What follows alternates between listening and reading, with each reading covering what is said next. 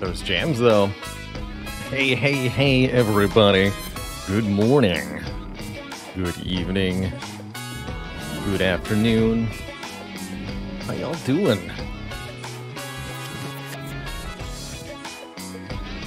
Let's fade out those sweet jams. Beautiful. Beautiful. That's the lovely Deadbolt OST we were just jamming to.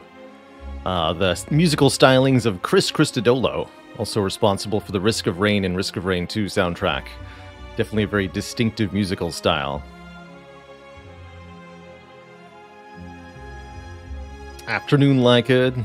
Hey there, Bram Hammer. Oh, viewer, my viewer. How's it going, Nanoha? NUO. Stilled Skin.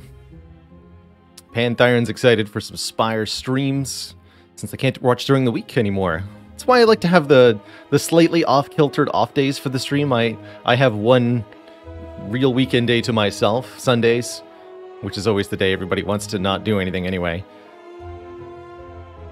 And then one day off during the actual week. So people who watch during the work week can watch the stream, people who are off on the weekend can see the stream in some way. And for anybody who can't tune in live all the time, which is literally nobody right now, but there is always YouTube with a lot of our content. And if you're looking for the kind of just full broadcast, non-edited content format, then there is the Archives YouTube channel. A full archive, well, almost completely full. Archive of the stream, going all the way back to 2018 or 2019.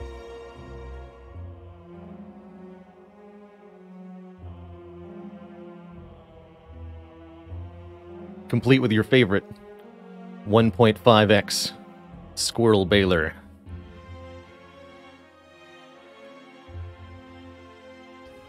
You should use the Baler against your players in D&D only if you want them to truly suffer. Should you do that? Or if they are OP, power-gamed, twinked characters, then it might be a fair fight, actually.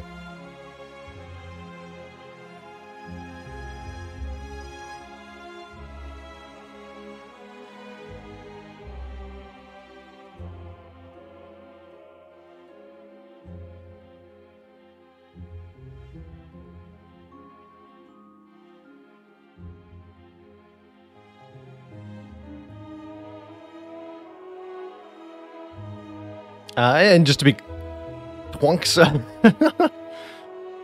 But what if they're twonked out? Oh dear. That's twice as much. Balthazar says, I see you streaming while at work and it's a constant struggle to not click on your button and get distracted. That's pretty much where I've ended up at. I took my work hours and made them into time where I just get distracted doing what I'm doing now.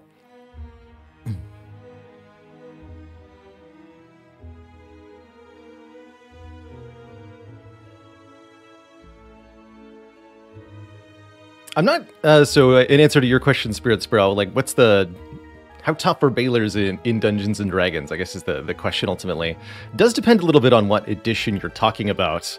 Good old 3rd edition is the D&D version that I'm most personally familiar with. Although I've played a fair bit of 2nd edition just by virtue of the video games. And it's definitely a challenge kind of on par with a dragon, a higher level Demon Lord. They come with a lot of magic resistance, terrifying flame aura that damages anybody who's in melee range. And depending on the edition of D&D, they may or may not have a bevy of really nasty spells to throw at your way. In particular, in 3rd edition, they could cast Implosion, which is an instant kill spell. So they have the ability to just instantly kill one of your party members if they fail something like a DC 27 save.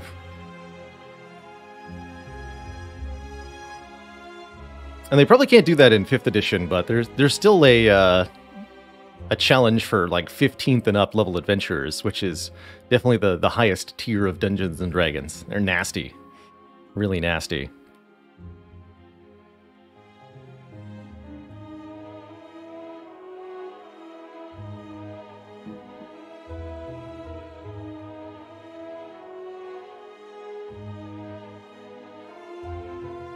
Which monster? The Baler.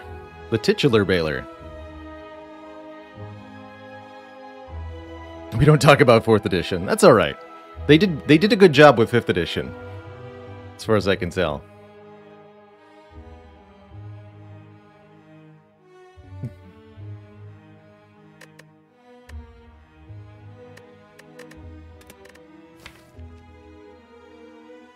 It took many attempts, but we finally got our silent victory. And what a victory it was, with Mark of the Bloom. Preventing 113 healing, apparently. But doing this...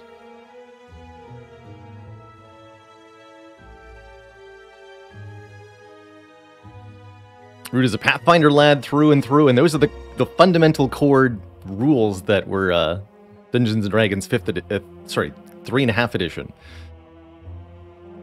And that I think that's a pretty good rule set all around.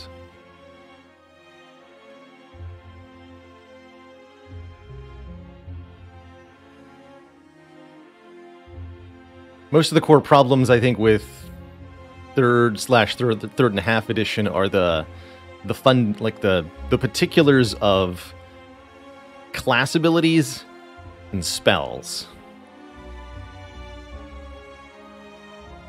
So the game was impossible to balance because certain spells existed with descriptions, or abilities for classes existed with descriptions that were too good. They were just too broadly useful or had unintended applications, and oh, it's extra complicated when you're talking about an in-person rule set where you have to, as a group, interpret the meaning or rules of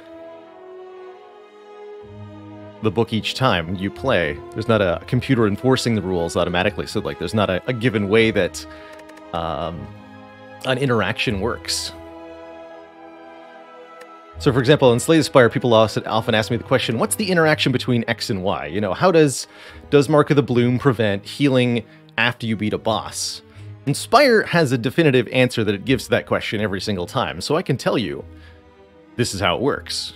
But imagine if every person playing the game had to interpret that wording themselves and play according to that. Everyone would have a slightly different experience depending on how they interpreted the words.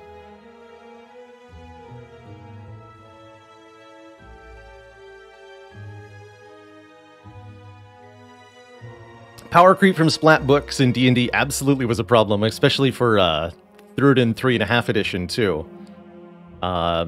If you've ever heard the name Pun, then I think that more than anything really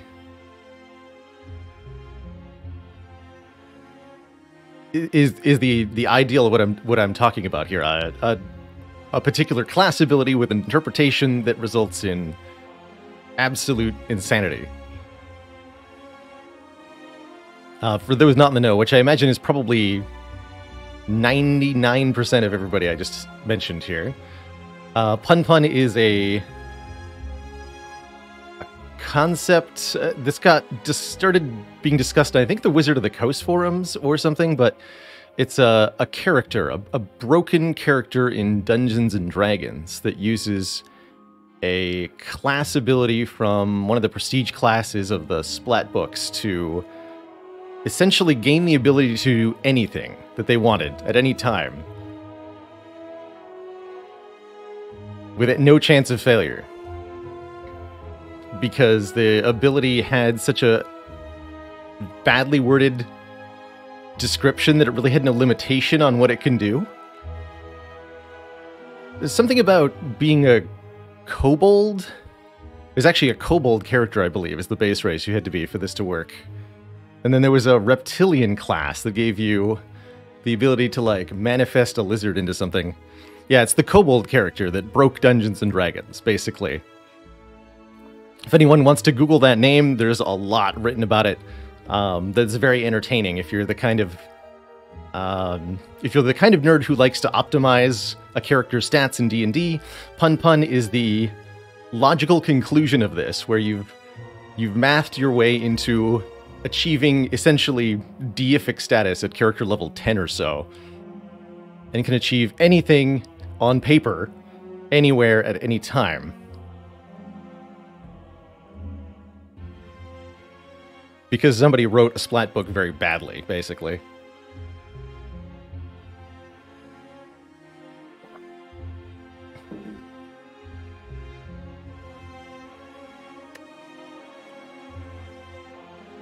And then the other ridiculous 3.5 build that I remember is, I think this one was called the Hulking Hurler. Essentially, the premise was that you took a very high-strength character specialized in throwing weapons and used a magic glove that can store a miniature version of an item in it, and then you, like, throw it, and the item obtains full size. And the premise was that this character would throw a boulder, a gigantic boulder, at insane speeds to deal, like, thousands d6 damage to something.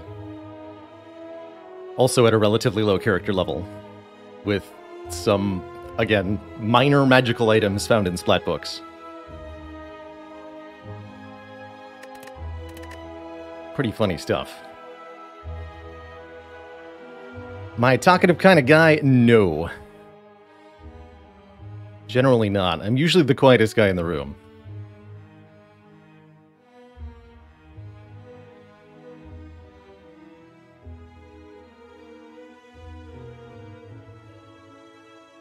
Right, Broken Ace, and it seems to vary from spell to spell, probably because the spell descriptions may indeed have had different writers in some cases, too. In some cases, extremely hyper-specific on what it can and cannot do, in other cases, vague and much more up to individual interpretation.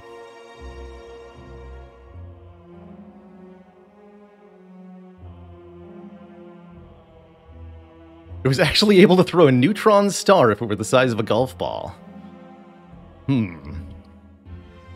So I just need to go on a quest where I can find a neutron star as loot. Got it.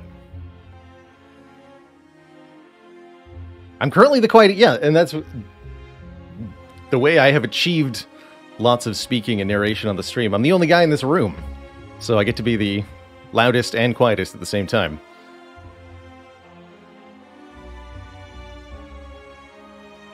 Hey there, Zuthis. Did I get to start to running this year? Yes! Yes, I have. There's been a couple of days where it's been comfortable enough for me to want to go running, and I think that's only going to get more and more true. So I've been able to get a kind of baseline of what my pace is for the very first run of the year, and now I have a number to improve on. And I think I'm starting at a better place than I did last spring, too, so feeling like overall progress is being made on the body project. I think I owe some of that to the standing desk.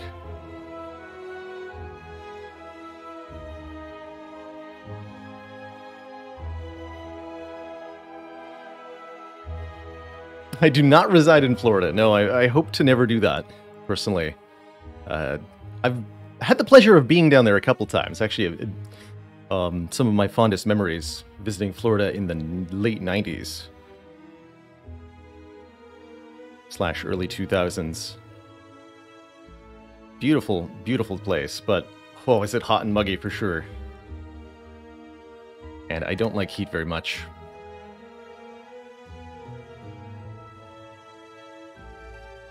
Seems like they find out new stuff every week about how good exercise is for so many things, both physically and mentally. Absolutely. Absolutely.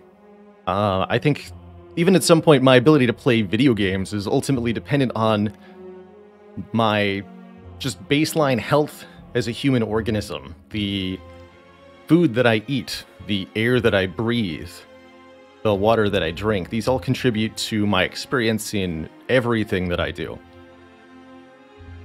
Just having everything that I experience ultimately has to be processed through the senses that live in this human organism.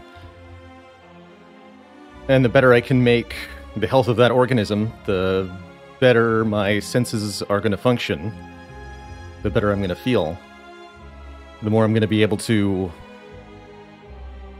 coherently put it all together into a deliberate action.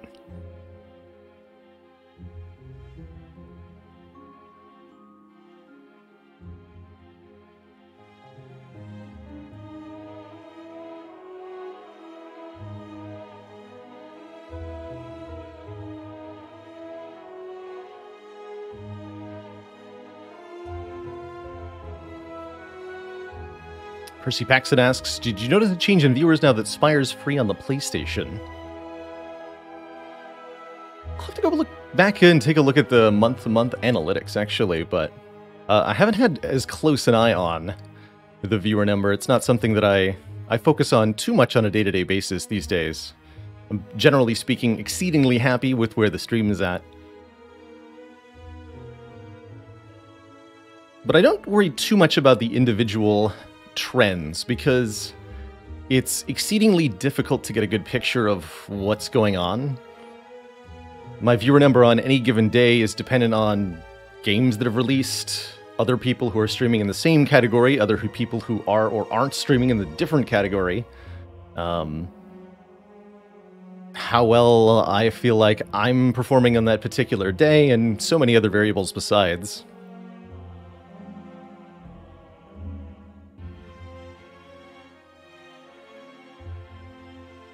I did take a sneak at, maybe not a sneak. I did watch a little bit of some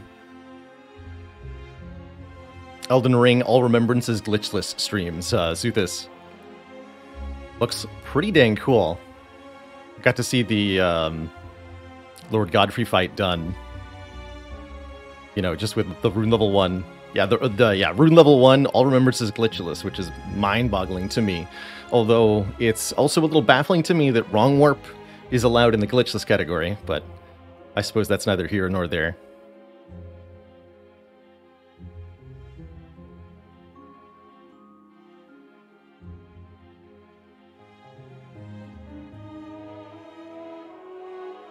How many of these decks have I already played this year? Between Searing Blow, Claw Deck, Pressure Points, and Grand Finale.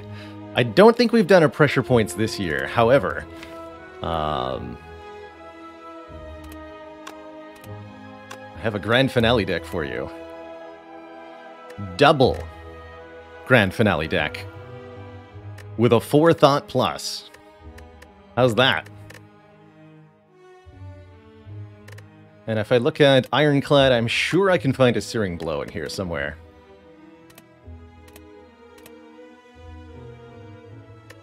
We definitely had a Searing Blow run this year.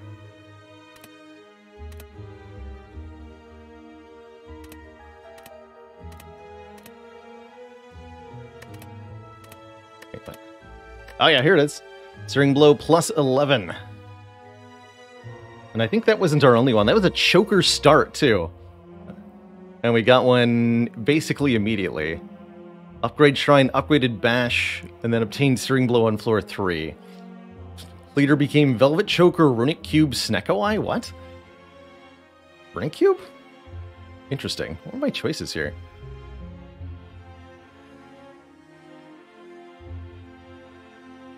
Over Cursed Key, Mark of Pain. That makes sense. Probably talking about how I didn't need the 5th energy that much. How much damage is a Searing Blow plus 11? 111 damage.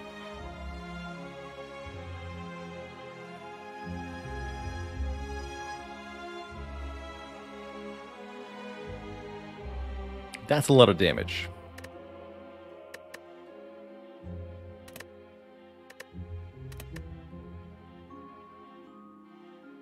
That's good damage. But right now it's robot time. We just won with a silent, and that means the defect. Currently my favorite character, has been for quite a while. And the more I play defect, the more I feel like defect just has so many ways to kind of break the energy game of Spire. Most of the other characters are trying to figure out Well, actually, most specifically, Ironclad and Silent are trying to figure out what you can do on 3 or 4, maybe 5 energy per turn. But Defect and Watcher both have ways to generate so much energy with their cards, often with little downside paired along with that, in a way that Silent and Ironclad can't really achieve. Ironclad's only reusable energy card costs him health to play, so unless you're also getting back infinite health, you don't have a way to break the energy game with Clad in that regard. And Silent's reusable energy card only works next turn, outmaneuver. So, well, unless you're doing Tactician, that's the main way for her to break the energy game too. But Defect just has so many more avenues. While the Ironclad and Silent might have, you know, 2 or 3 cards that they can really use to cheat the energy game in a major way, Defect has probably over a dozen. You've got double energy, you've got various sources of plasma orbs, turbo, aggregate, recycle.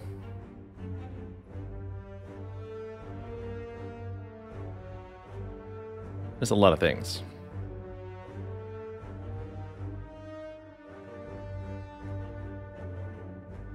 Definitely eyeing choose a rare colorless card as a starting option. Although I'll note that this almost forced early shop, not actually forced, does somewhat incentivize... Oh, I've already got my path in mind here.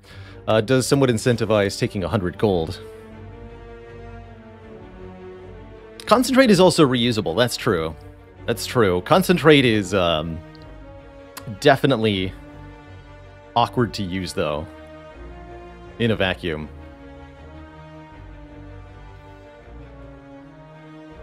But you can certainly break the energy game with Concentrate. And I agree, Krolisk in chat says, a Corruption alone breaks the energy game for Ironclad, and I agree 100%. Yes, Corruption is an energy cheat, absolutely, on Ironclad, and it might even be one of the best energy cheats in the whole game for any character. It's a ridiculously good card. Shepard says, what is one card that I feel like I overrate, but currently can't help myself? Flex, probably. I think Flex is a very good answer.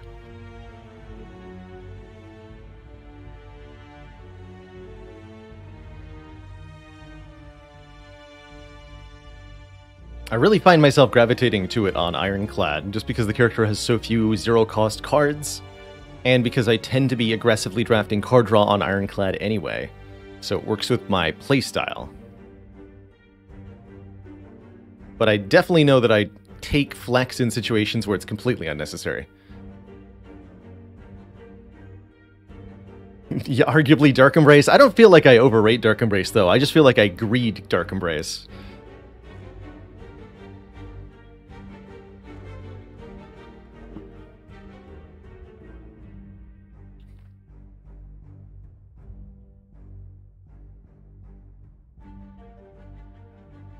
Hologram's a bit of a weird one. I was thinking about this a little bit before stream. Hologram belongs to what I would describe as a very broad category of cards in Slay the Spire, which are deck manipulation or card draw in general. Cards like Seek, cards like Hologram, cards like Runic Pyramid. Wait, that's not a card. Well, things like Runic Pyramid. Anything that gives you the ability to control when, what, and how for the other cards that you have. These cards, pretty much by definition, are powerful because they allow you to either get or duplicate or just otherwise play a different card than themselves. And therefore, their power is entirely dependent on what you're using them to achieve. And entirely dependent on what the things that you can achieve with them are. So Hologram added to the Defects starter deck does pretty much nothing. It's a block 3 and then you get back a starter card. Oh boy. Of course, Hologram in a 35 card Defect deck where you've got things like a Meteor Strike that you could play again, or a zero cost Madness to Sunder or something is so much more powerful because you have other cards now to take advantage of. These cards, of course, deck manipulation in general gets stronger the longer into your Spire run you are, because you're going to accumulate things to manipulate with the deck manipulation over time. And as Bana asks, do I have a feeling that I sometimes skip good cards like Ritual Dagger because it's too tiresome to play it? Yes, I absolutely occasionally make decisions for my own convenience rather than because it's the tactically correct choice.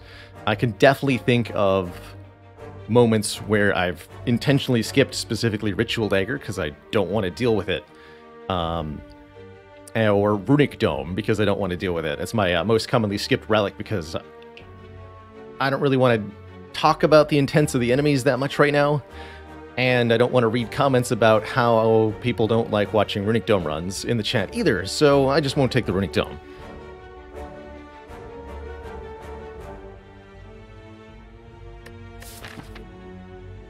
Unless I really, really see a lot of benefit in it, and I know that I'm much more likely to win with it than without it, then I'll happily take it.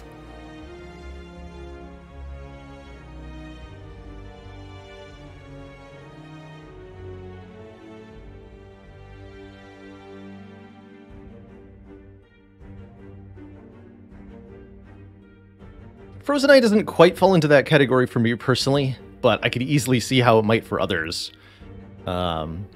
Especially if you're motivated to completely optimize, then you might find the Frozen Eye a little overwhelming with how far ahead you feel compelled to plan. So, I already said I knew what path I wanted. It's this one. Actually, I don't have to go to that shop. Ooh, even better. Good. Optional shop. Shoptional.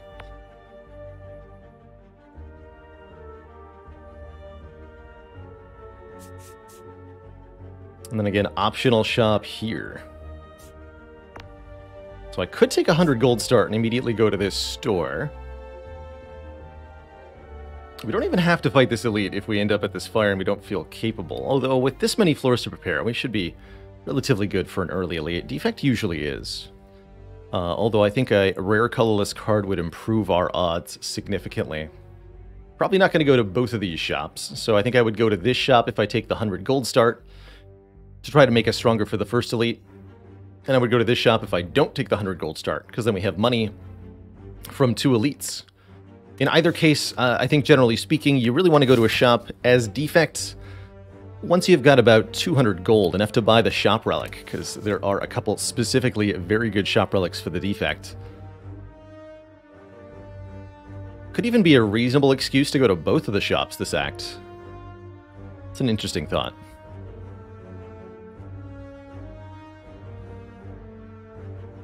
And yeah, if we got a colorless card, my ideal card for defect would definitely be Apotheosis. Even though it costs 2 to play, you immediately get a 1 energy discount on Zap and a 1 energy discount on Dual Cast. So 2 cost Apotheosis is basically free? That's kind of ridiculous.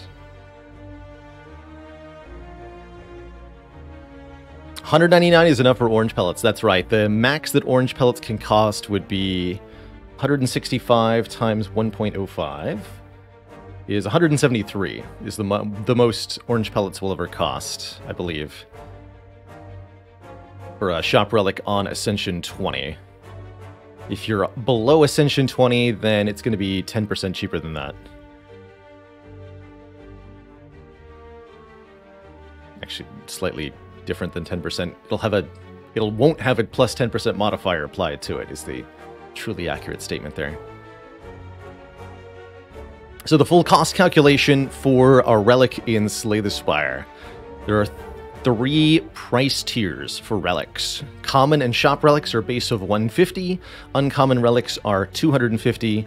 Rare relics are 300. There's an additional 5% variance on relic prices. Do not put me on pizza's got it correct in chat there. And then an additional 10% modifier added. So that can be 5% up or down. So 5% of 150 is 7.5? Question mark?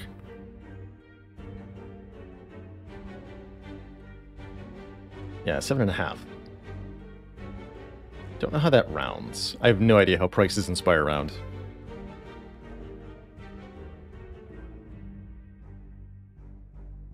So it could be potentially like 143 to 157 on base price. And then on Ascension 16 is when shops get 10% more expensive. Yeah, the sale is one of the 5 class cards on the top row of the shop. One of those 5 will be randomly chosen in every store. Every store has 1 sale card. This would be half price. I really like this mechanic because it enables some really weird picks. Like, oh, I can get Caltrops for 30 gold. All right.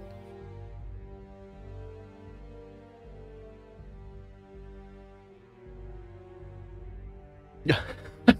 I appreciate the follow-up on that, Arc2 Tech. I had to leave because my own stream was starting. But I was wondering. Oh, wow. Just opted out of having to kill with a beam cell infinite. I respect the choice. Respect the choice. Hopefully this run won't have a beam cell infinite. Alright, I think I have to choose here. Do I want the money start or the colorless card start? I think I want to have a colorless card run. And we do not get a Apotheosis here. But we get a couple of interesting options. I like all of these a lot. Secret Technique lets us draw a skill from the draw pile, put it into our hands. Secret Technique currently doesn't have any good targets because it's literally floor 1. However, Defect has a lot of cool skills that we might want to seek. Violence puts 3 attacks on the draw pile into our hand. This would absolutely enable drafting a lot of zero-cost attacks, specifically early on this run. Maybe a Claw?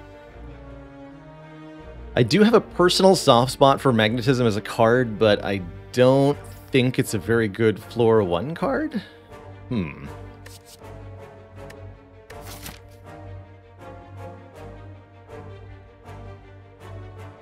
I could be convinced to try this Magnetism, but I'm pretty sure I will lose if I take it. And fight elites, anyway. I'll lose if I take it and take the green path. It's probably more accurate. Unless I get very, very lucky. So I'm thinking personally I will take either the Violence or the Secret Technique. Now, if this was Magnetism versus... what other rares? Versus... Chrysalis versus... the Thinking Ahead. I would probably take the Magnetism there. But we can probably do a bit better with Violence or Secret Technique. If Bomb was here, I'd actually take Bomb over Violence. I'm going to be really honest with you. Bomb's really cool on Defect. Very, very good with Echo Form.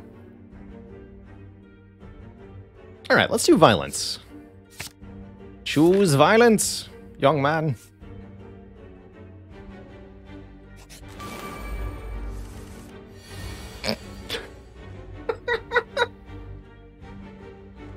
Really? Really?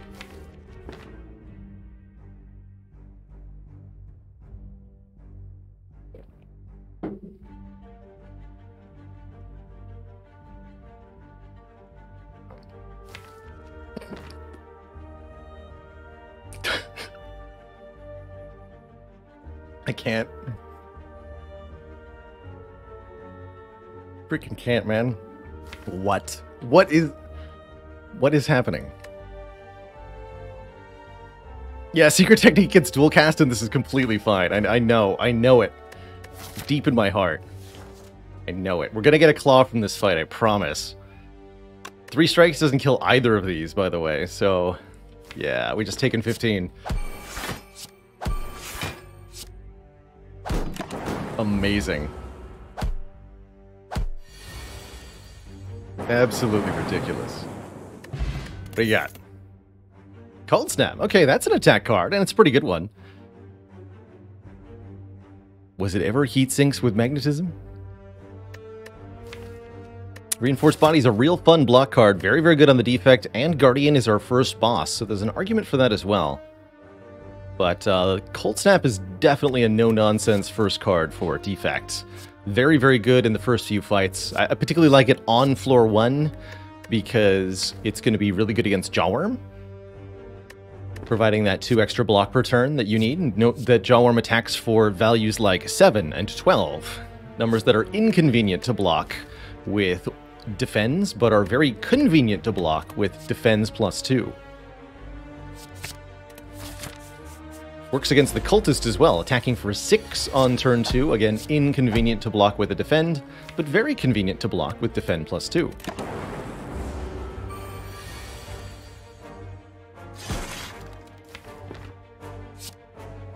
Get to Violence next turn for actual good stuff. Good. And that actually is going to get the 3 strikes that we needed. The return of Violence. The revilencing. Good job, Violence. Okay. So we might have lost 15 health on the first turn of the first fight of the first run of the day, but the second fight was 0, so it's not that bad, right? Pretty happy with the charged battery early. We are fighting Guardian later in this act, so I would appreciate a decent block card.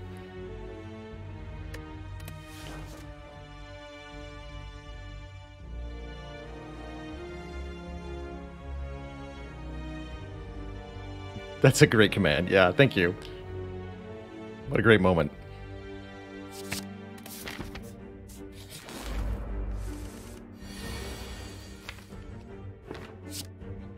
Can I get away with a triple defend here? I'm gonna do it. I think we have a good enough deck against Jawworm that I don't need to take 2 there. I choose Violence. Get him. We want to go dual cast Zap over either of these strikes. Get that extra damage in. Yeah, look at that.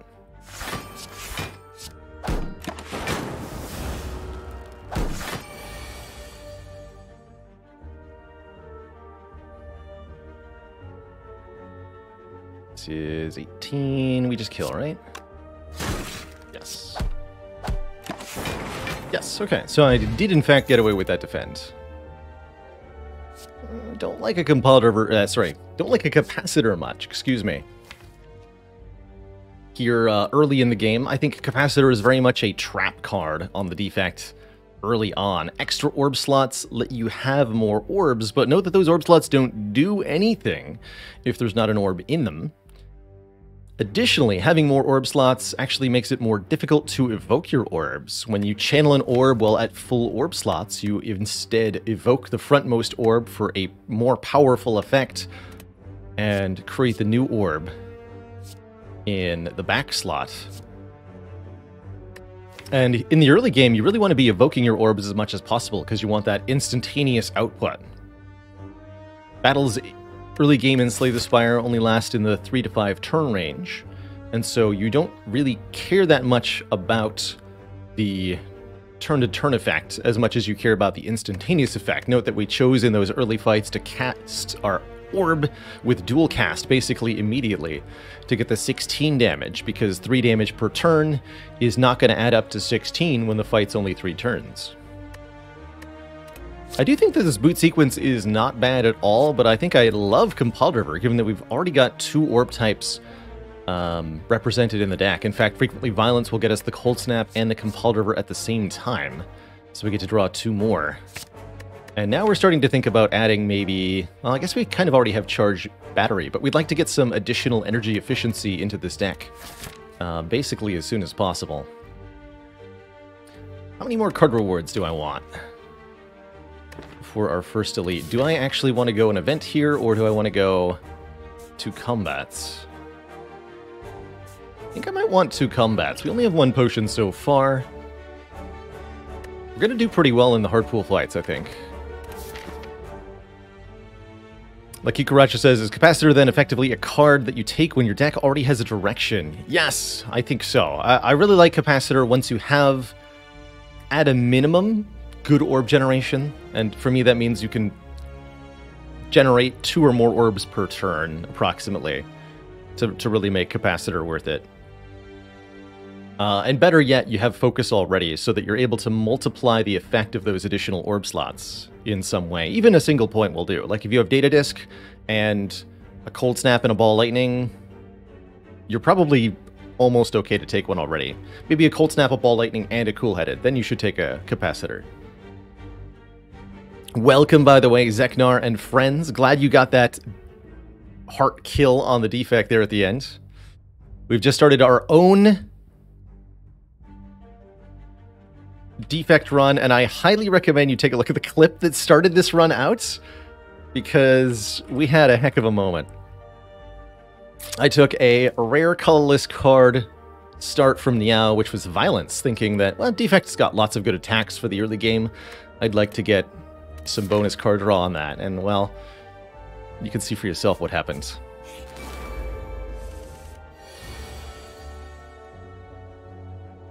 Greetings, Thiefman. Have a dual cast. And a block. So again, choosing to dual cast that orb rather than leave it, even though it was turn 1, because the fight won't last long enough. Otherwise, I'm actually very happy with this draw next turn, so I'm not going to play the Violence. We're going to go defend... Zap? Take a little bit of damage if he attacks me next turn. Only going to be 4, though. He attacks for 14. Take 2 if I play the Cold Snap. Cold Snap's also basically more damage. Let's just play the Cold Snap.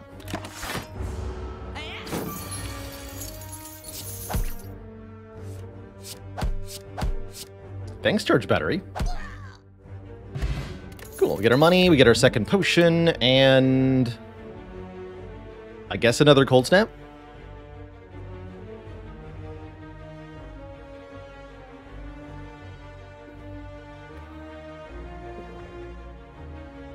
Yeah, what can you do but laugh, right?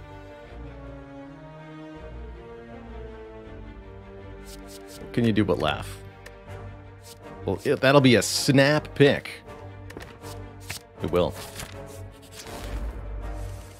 Greetings, Slimermans. I don't like that none of the gray slimes have 12 or 11 health here. They're all chunky ones, but at least double Cold Snap will make this fight a comparative breeze. Still, feels like my best line is just attack one of them 3 times, block for 4, take 8. It's a little uncomfortable. I could use the speed potion to full block this turn. But does that actually get me anywhere?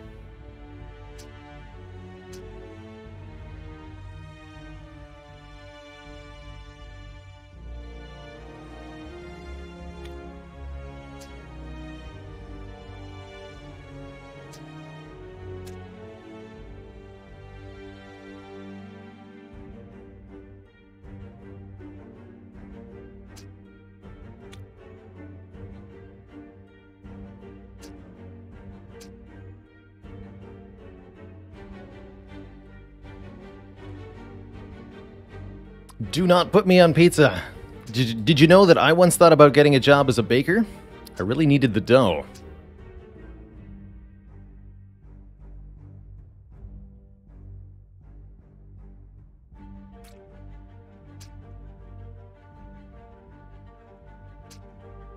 Right, exactly. If we block now, they'll just all be attacking me again next turn, and I don't draw a whole lot better next turn. Doesn't feel like a good use of the potion, and our odds of finding a potion after this fight aren't that great, so heck it.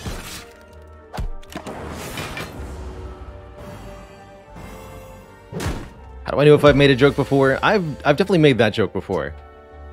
I can remember most of the time if I've said one, or at least if I've said it recently.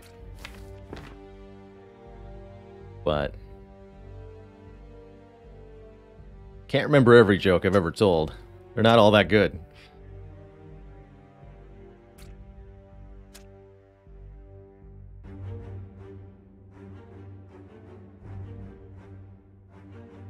Oh, great question, Lilimplum. Says, if a newish player is wanting to get to 820 on all 4 characters, which method would I say is better? Getting 1 win at a time, switching from one character to the other after each win, or getting 1 up to 820 and then switching?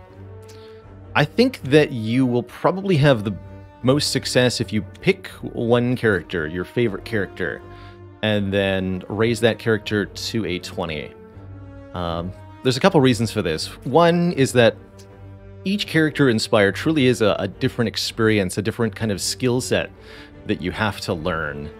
And so each different character is going to be ultimately a different learning experience. At least on the character side. The other half of learning Spire is knowing the enemies of the Spire, the possibilities of the items that you can find, the possibilities of who you can face, and what tactics are going to be required to defeat them. For example, knowing when you look at your Act 1 boss and see that it's this diamond shape, you know that that means you're fighting the Guardian, and you know that that means you're going to need at least a few block cards in order to get through the fight with any reasonable amount of success. Unlike the other Act 1 bosses. But the other reason I think that going to A20 on one character first might be a good idea is that it'll give you an idea of the game's overall difficulty and the particular challenges that you'll have to account for on Ascension 20. And so as you start climbing the ladder with the other characters, you'll have a little bit of experience of what's coming and how to deal with it.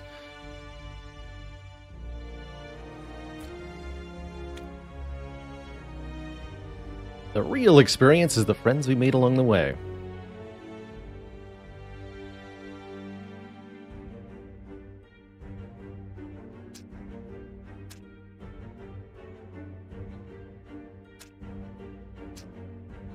I think that's doubly true if you're planning to do A20 heart runs. Because just getting A20 heart on one character is going to be such a challenge. Trying to progress towards that on all four at the same time, very difficult, but if you feel inclined to do so, it's a good time. So, question is, do I dual cast here? 8 damage twice means I'm almost guaranteed to be able to kill one afterwards, right? Almost. Could easily hit them once each. Suppose it might be better to... Yeah, problem is now I can't actually quite kill, but I can kill this one with Strike and then just play Charged Battery. We block for 11, and to take 5 more? I could cash this in for the 5 health, which is not a terrible idea at the moment. We might be able to get more than 5 health out of this speed potion, but I do tend to find that if I hoard these potions specifically in the early game, I usually end up discarding them. So I might want to just take the 5 health. And then next turn we have a completely fine draw. We'll be able to kill 1, and I'll guarantee draw 1, defend. I'm going to do this.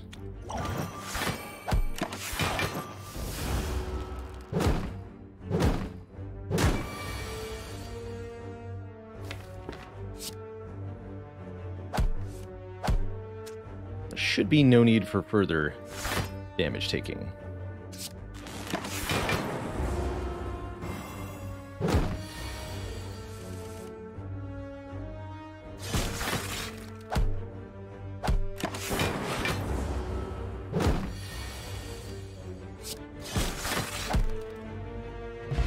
And that's why we use the speed potion for 5 health.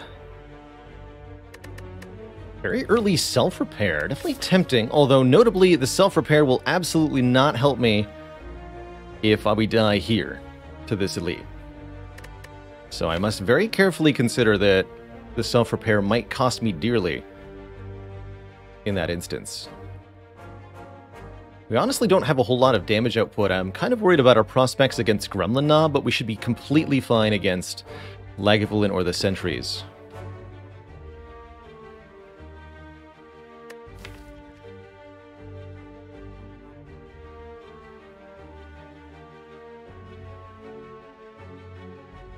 I have a ton of card draw against Gremlin Knob, though. We might be able to make it work.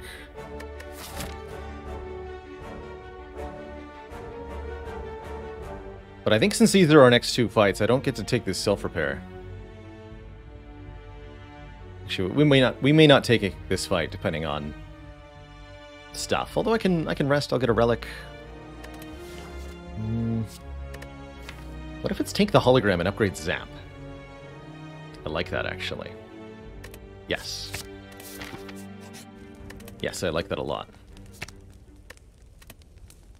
Especially with how much card draw we currently have. So we really want this to not be Gremlin Knob, ideally. It's not, thankfully. Okay, I feel like we're going to have a good time in this fight. Easily have a good time in this fight. Please give me a Cold Snap. 2 is even better. Cold Snap, defend, zap. Easy. Note these guys did all roll fairly high health, but that's not going to be a problem either. That first, because I don't want to lose the Frost Orbs.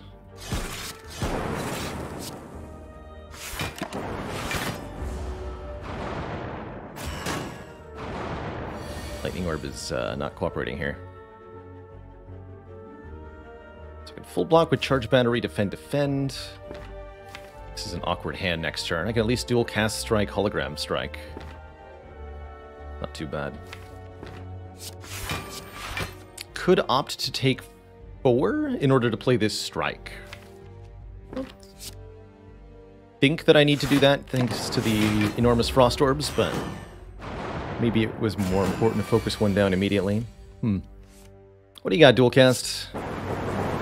Good. Actual help. This case, I will use the hologram, play the Strike again, rather than just full blocking with the defend. And we may need to Swift Potion next turn. We'll see.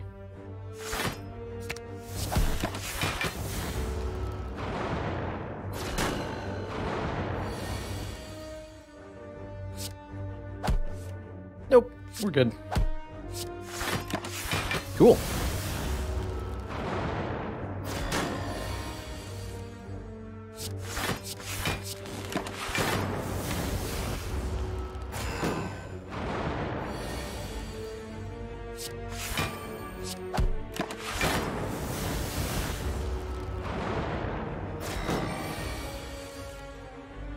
It's a very long Sentries fight.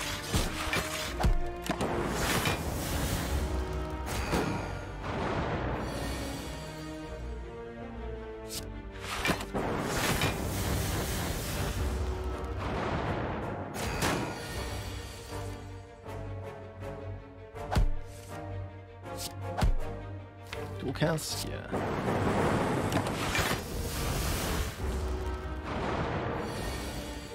Wow, draws have been just perfect this fight. There was never an opportunity to use the potion for more than a health point or 2. Now we have a Lantern for more energy on turn 1. And I love to see Beam Cell. I also love to see Turbo, but I think we need more damage first and foremost, and a card that cooperates with violence. And Beam Cell is absolutely that. I think what I would like to do is upgrade Beam Cell here, get a relic here, and then rest here. Unless the relic is like a really good damage relic. Bronze Scales or Vajra or something. Let's take that Beam Cell absolutely and upgrade it. If I have an upgraded Beam Cell, I'm not nearly as afraid of Gremlin Knob. Also a great card with the hologram. Please cooperate with violence. And I don't mind you asking, Lilimp. I do, generally speaking, when it comes to the games that I'm going to play, kind of seat of my pants it, play whatever strikes me on a given day, rather than trying to set out some form of schedule ahead of time.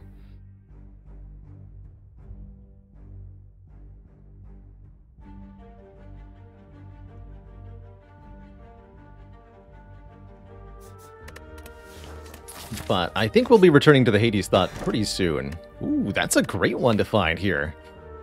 I don't think that convinces me not to rest. However, Letter Opener is amazing, given that we have already a couple of zero-cost skills in this deck. Now, if we play 3 skills in 1 turn, all enemies will take some damage. It'll be very helpful against Guardian, very helpful in Act 2. Just good all around.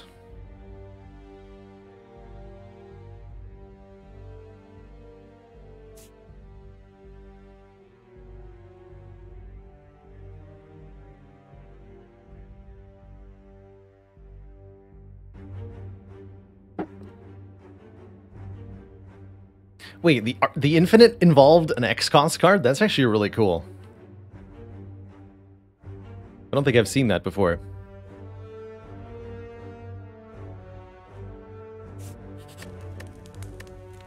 We only get 19 health for resting. That's kind of sad, but so would dying to Gremlin Knob be.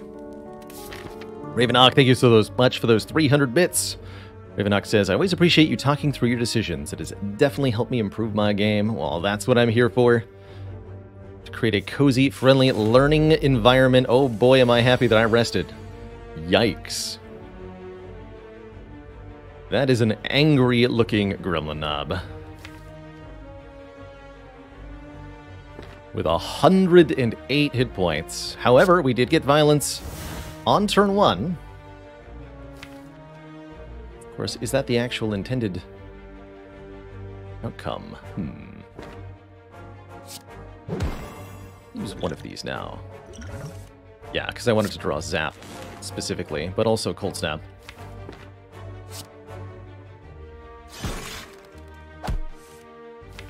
Okay, that's not a great hand next turn. So I can either hologram Compile Driver to try to change that. I think I'll just use the other Swift Potion next turn, actually, to forcibly reshuffle without these cards. Actually, this is a great draw. We play Cold Snap and then I Swift Potion. Yes, that's going to be great.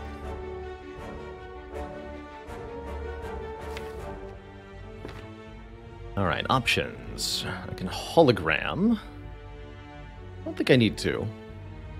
Although it would get rid of the hologram, which is nice. Hologram the Zap is, also gets a letter opener activation. I think at minimum I play one additional skill here. Dual Cast is excellent here. We get 2 evokes and the letter opener, so that'd be 23 damage. And then maybe a strike. Or the other option is hologram Zap. Actually, that might be better, because then I don't draw the hologram again. I do 3 more damage. Well, compared to strike, I do 3 less damage this turn, 3 more damage next turn. We're not killing next turn, so at a minimum, hologramming the Zap breaks neutral, and that means we should get hologram out of the draw pile. So I'm thinking dual cast hologram Zap. Yeah, I can't dual cast hologram dual cast, unfortunately. If only we'd upgraded the dual cast instead of the Zap. But also hologram Beam Cell, but I think we'll draw it again with a Swift Potion before it matters.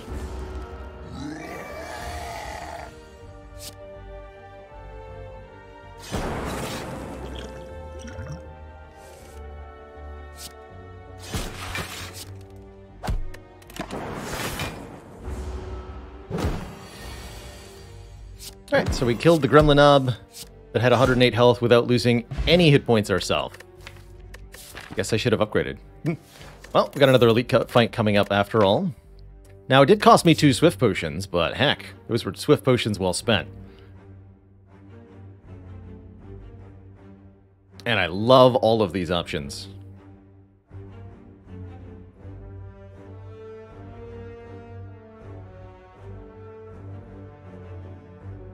Well, I don't like FTL that much now that we have an Art of War, actually. Art of War definitely is a little weird with violence. We ended up in this situation last time I started with violence too, right? We found an Art of War, and then it was weird. I do like machine learning, letting us draw more cards per turn. That would make using the Art of War a lot more viable, actually, and will be a very good card overall for the Guardian as well for whenever this elite is. So I like machine learning in our immediate future quite a lot. Hey Zizzy, I woke up and chose violence. I sure did. Did you see the clip? Because you should.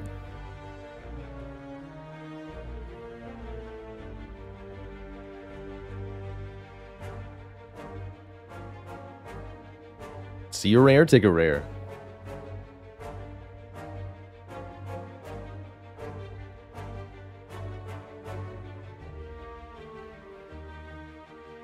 Fusion's an interesting option here as well. Combos with Compile Driver in a fun way. And can be an energy generator, or ultimately Plasma Orbs can be an energy cheat for a defect.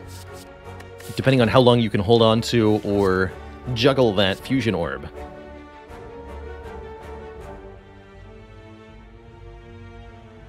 But I want this machine learning. I think it's going to be very good for us overall. Not even afraid. Lantern is here to save the day. No prob. Taking what, 2? No, not a problem.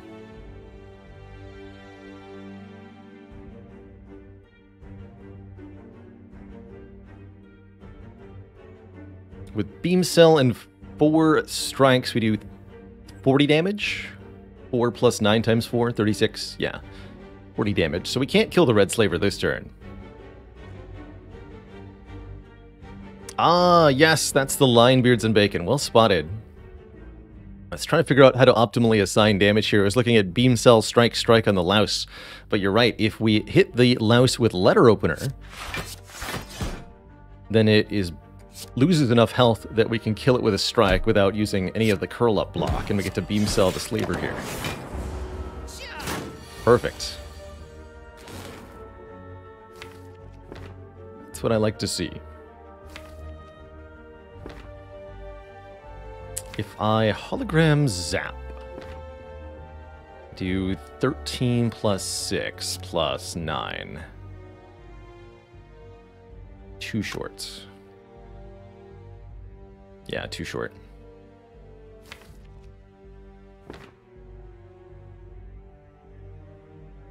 So I think I just hologram a defend. Don't overcomplicate this. And play machine learning so that Art of War is a thing. Next turn, dual cast. Yeah, that'll kill.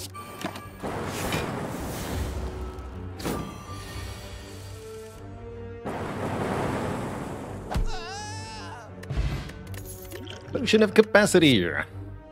And another Compeller. I could also see Streamline actually being pretty decent here as a card that we strive to play repeatedly.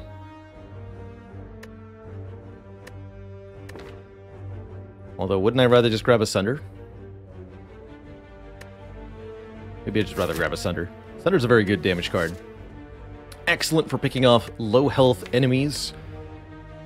Essentially for free. Very beautiful with Violence and Hologram at times, especially if you can generate more than 4 energy at the start of your turn, which we totally can.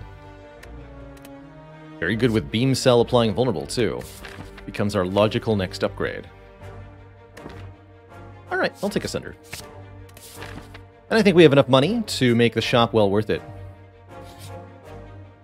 Shining Shadow says, am I crazier with Hologram 5 block? That's what you get from the upgraded version, which also does not exhaust. Therefore, Hologram's one of the better upgrades I tend to find. You remove the exhaust and improve the block. It's pretty beautiful.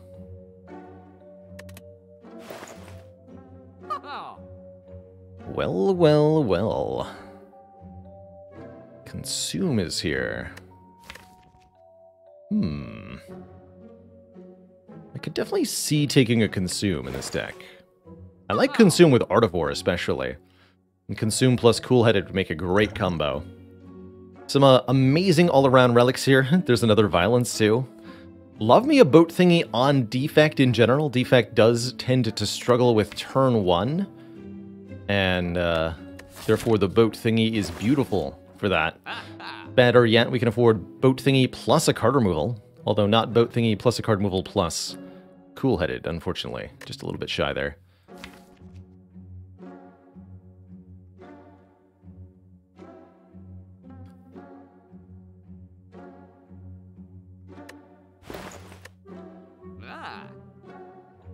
I think Ori is very good in general. I like it less in Act 1 when it's not offering any chance of upgraded cards. But it's definitely good all around, all the time. Is this a Blizzard deck? You really need a lot more Frost Orbs, I think, to make a Blizzard deck, but we have the beginning pieces to make a Blizzard good. Really think of this as more of an Act 2, Act 3 card. If you've got a deck that is very, very slow and frost heavy, particularly with focus, then Blizzard can be a great kind of slow, inevitable.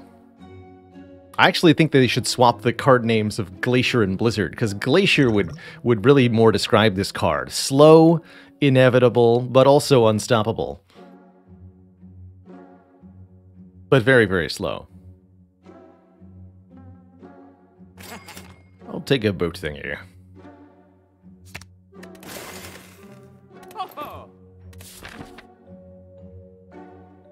I absolutely agree with that, Kinfus.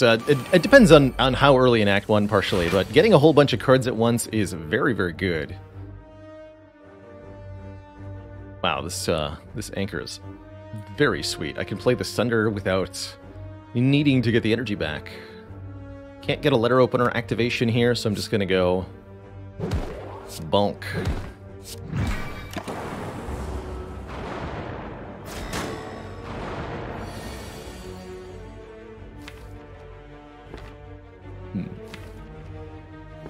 Can't meaningfully hologram Sunder because the energy price.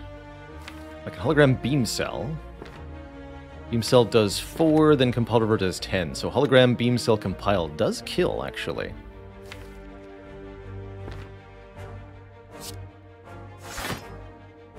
Sold on that. Although, what about letter opener? I am playing this, yeah? Definitely. So if I play defend, I would need to do 9 more. Still requires the Beam Cell. But that lets me play the Cold Snap instead of the Compile River. Beam Cell, Cold Snap, defend. This is a great draw next turn. Okay, cool.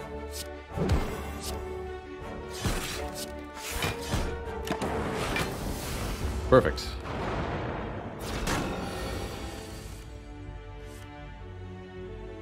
Not as great a draw as I thought, actually, because of the machine learning. That's okay.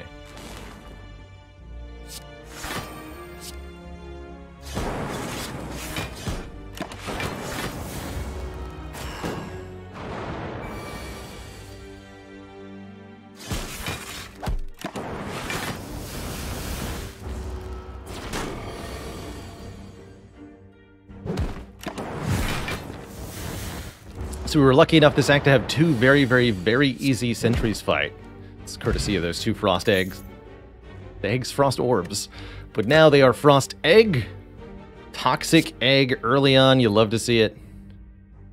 Anytime we add a skill to the deck, upgrade it. You know, this is almost a deck I could actually see taking Creative AI on. Almost. I'm actually very happy with Elite Plus at the moment. I know it's a boring card, but it's a good card when it's blocking 12 for 1. Still nice and efficient while frail, too, giving 9 block. 3 times as much as a defend does. Boot sequences block 13 for 0, it's true, but I have a lantern and a boat thingy, both of which disincentivize adding a 0-cost block card to my opening hand. I don't think that's a good idea. I'd much rather have the block card I can draw on later turns.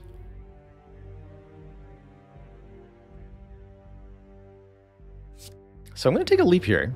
I think Creative AI with Art of War is tempting, but it's a little slow when you have to pay for those powers each time. Tempting actually to upgrade the hologram first over the Sunder, but any other holograms we see will be upgraded. Let's get the Sunder upgraded too. Oh, that total is off by 1. Obviously, 32 times 4 does not equal 127. There we go. Now it's correct. Bonk. Wait, this first. Beam Cell. Ha! Easy every time. You miss 100% of the shots you don't call, chat.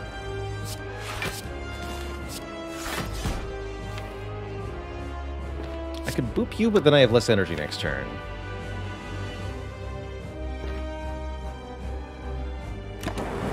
Okay. Yeah, I want to play both of these. I was hoping I could dual cast Frost Orb. That doesn't seem like it's viable. So I take 2 this turn. Because I get 2 block, but I take 4 Thorns damage. But then I block for 2 more next turn, so... kind of evens out, doesn't it?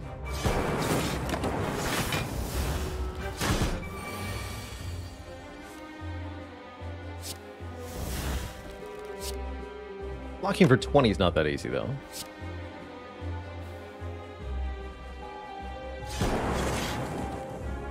So if I dual cast this, I have 14, 16, 20. Can't play the machine learning? Or I could take one and get the machine learning plate. Let's do that. Rather than playing the third cold snap.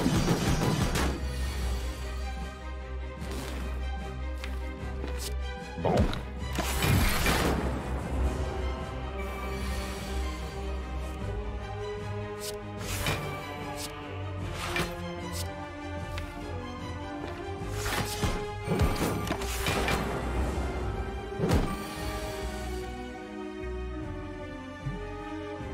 No, Beads of Bacon. The proper attribution of that quote is Wayne Gretzky, Michael Scott, Baylor Lord.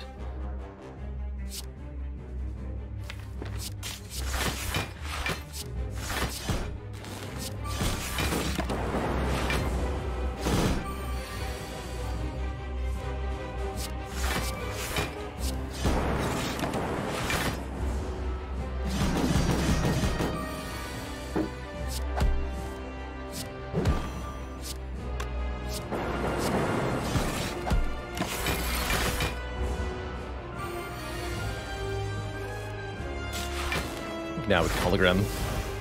Get him. Alright, that went seamlessly. Not even one upgraded rare skill. Lame. Guess I have to take Bias Cog. No, I'm just kidding. This is a great find. Adding lots and lots of focus to this deck is going to be excellent. And if we can find any way at all to negate that debuff, we're going to be in amazing land. Town. Village. Berg. Oh, man. 7 card to transform with a Toxic Egg means any skills we get are going to be upgraded via Toxic Egg. This is going to be a glorious P-Box, probably. Clear battery is a reasonable option. We do have one Compiled River.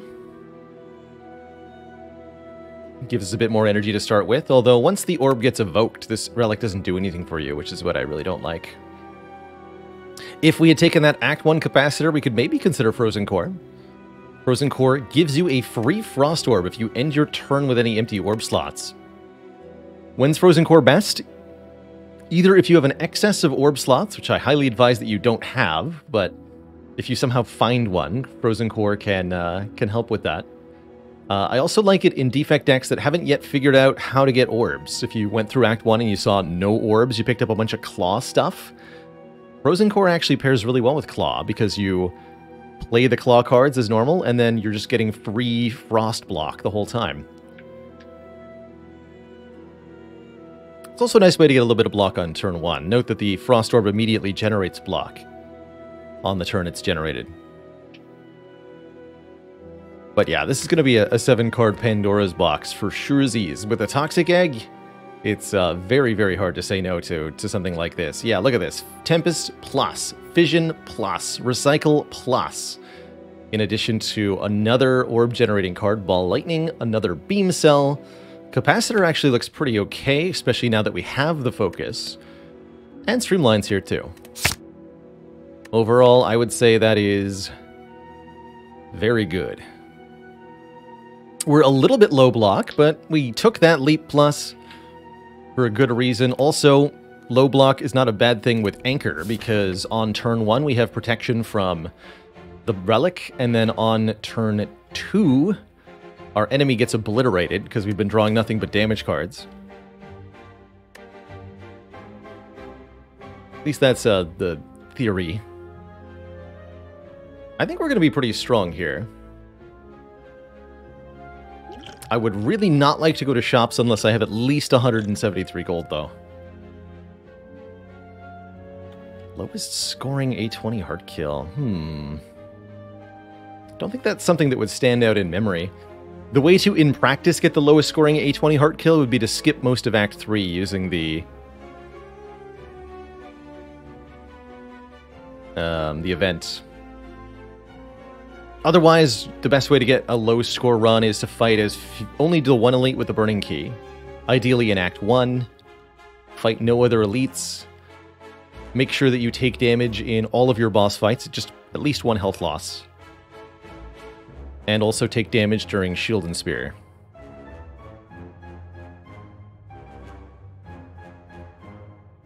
But I think I've seen winning A20 runs that are around 2,000 points.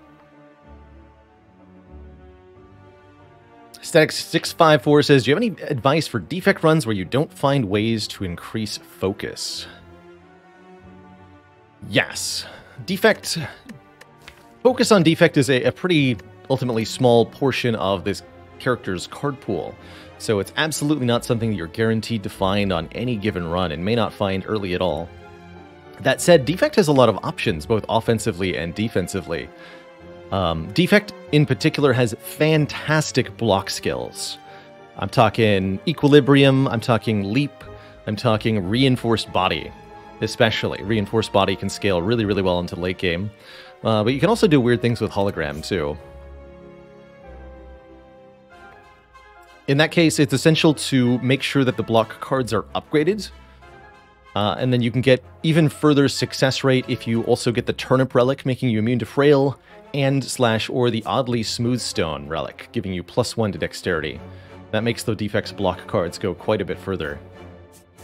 Thinking something like this, by the way. Hopefully we make it through this fight. And then we could explore one of these shops, maybe. A couple chances at the Coliseum here and here. Get a late elite. We'd even do 2 more elites, depending on how we're feeling. There is a way to not fight an early elite, but it requires waltzing through a shop with low money, which I don't really like doing. So I think I'll just fight this elite. We can rest before it if we need to. We've got the boat thingy. We should be mostly okay. Draw me some cards. Yay.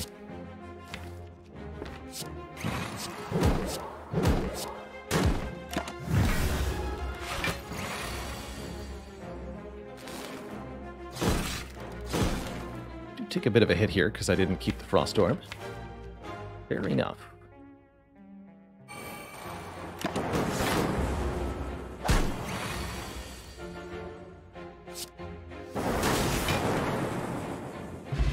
Not a terrible fight overall. An upgraded Cold Snap. Yet more Frost Orbs. Coming in the form of upgraded attacks is tempting too. Also wouldn't mind a Doom and Gloom, letting us do area damage. Although that's a little bit less necessary thanks to the combination of Letter Opener and the Sunder, giving us decisive answers to multi-enemy fights already. I feel like another Cold Snap is just fine, actually. If it says blues.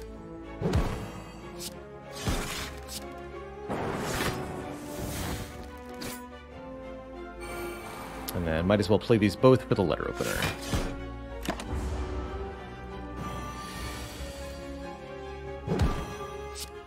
Bonk. So, currently going pretty well, just thanks to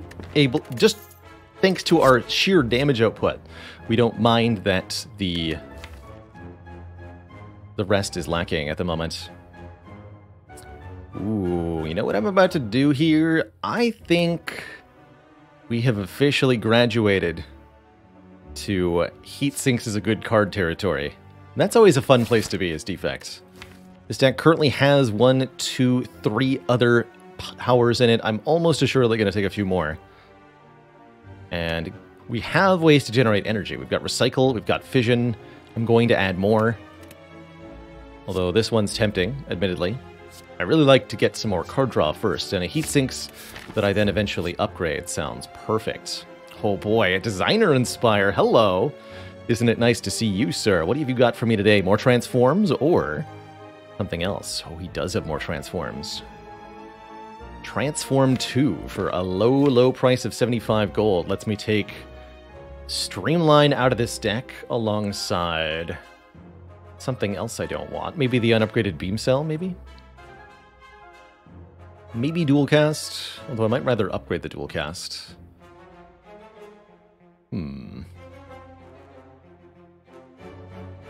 And roll for some more upgraded skills that way.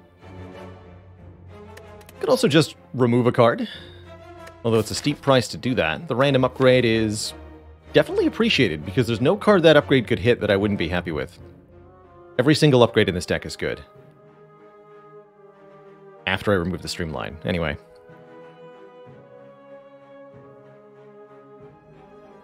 But what we're saying is that the Transform 2 might also be a random upgrade. You know? Or 2 random upgrades.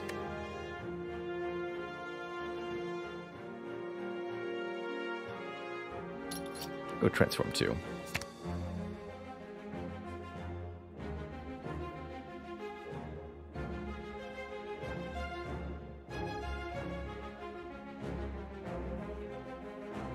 Could end up with 2 streamlines? That'd be funny. Actually, no, I can't. I can get a new one, but I can't get a streamline from this. You can't transform a card into itself. But you could transform 2 cards and have them transform into one another, I'm pretty sure. So I could transform Streamline Capacitor and get Streamline and get Capacitor Streamline. And that would be very, very funny.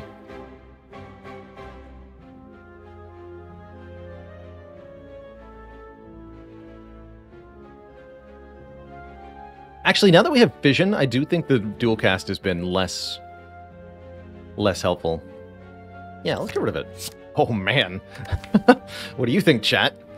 Was the heat sinks a good choice? B, was the transform a good choice?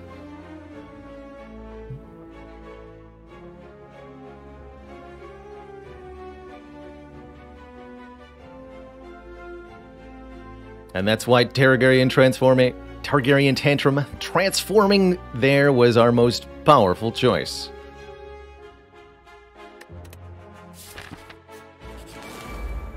And then we died to Snake Plant. Oh no, actually.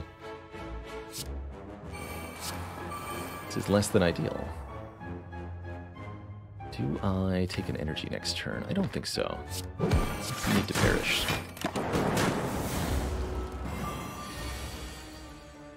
Good.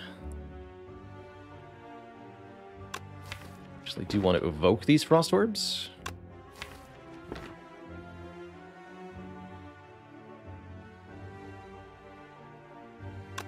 Actually, no, let's go Zap Fission. Maybe we draw a Tempest or something. Ooh, Sunder. 36.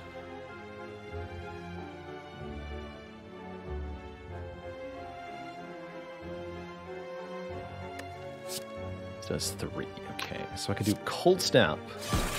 Bring it to 38. Deal 3. Don't have any other skills to play.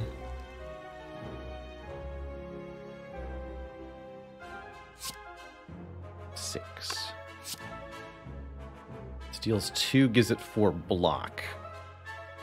No, sorry, deals 6, gives it 4 block. So brings it to 32 plus 4, which is 36.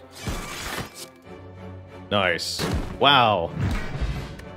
I'm so glad that perfectly worked out. There's the energy generating card that I'm now going to take. Welcome to the deck, Turbo Plus. Sunder Electrodynamics would have also killed there. Would it? Because it gets block from the Sunder, and then that block then applies to the Lightning Orbs. I guess it was 6 damage as well, right? Either way. Either way, we both found a way to get to the winning line, sounds like. Good. I like this turn. Can I kill the Shelled Parasite on turn 1? That's my question.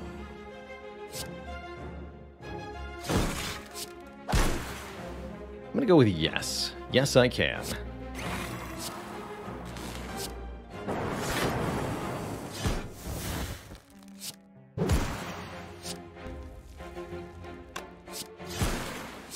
Bonk. Wow, got them both on turn 1. That is a good sign that our deck is starting to break the energy game.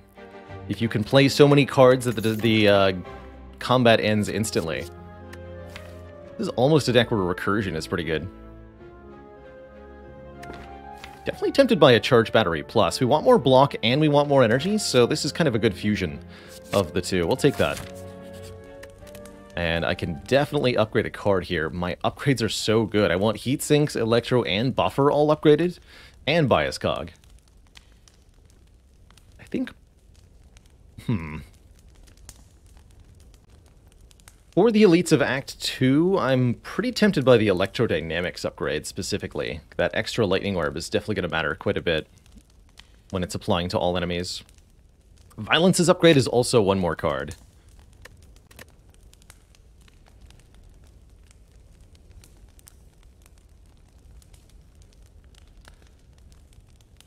The buffer blocks another instance of damage. That could be very, very valuable.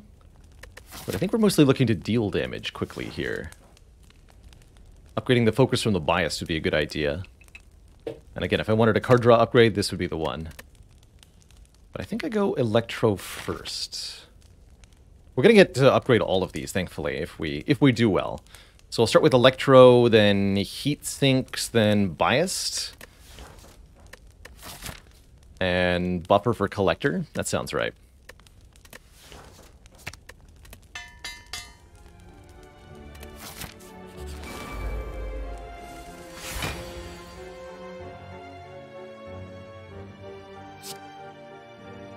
I'm going to hologram the Cold Snap because I'm playing the Fission anyway.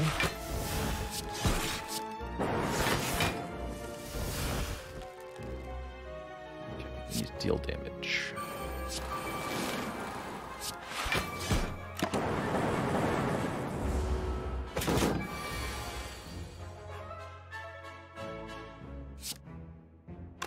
This looks like a pretty good turn for the Colorless Potion. Card draw would be useful because I don't have the ability to spend all of my energy. And any kind of immediate impact stuff would be good too. These are all essentially the same thing, and they're all terrible. Give me the one that exhausts, then. There's 3 ways to deal damage in low amounts.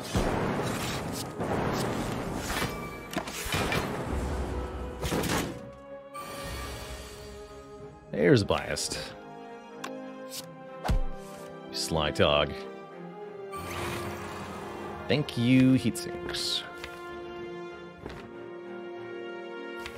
Play the Violence to draw the Beam Cell. Capacitor draws one more card. Tempest. I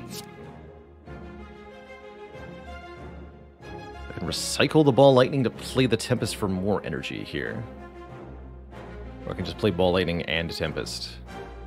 Because the Ball Lightning also channels a... I think it's just better to play the Ball Lightning, right? Because it does the 10 damage, and I get the 1 Lightning Orb. And I get 4 plus 4. Or if I recycle... Or sorry, 1 plus 4. Whereas if I recycle, I'm going to get 6? No, it's 2 more, right? Yeah, it's 2 more, because I'm...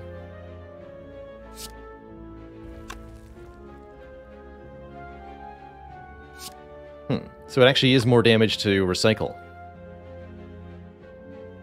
Right, let's actually do all the math here.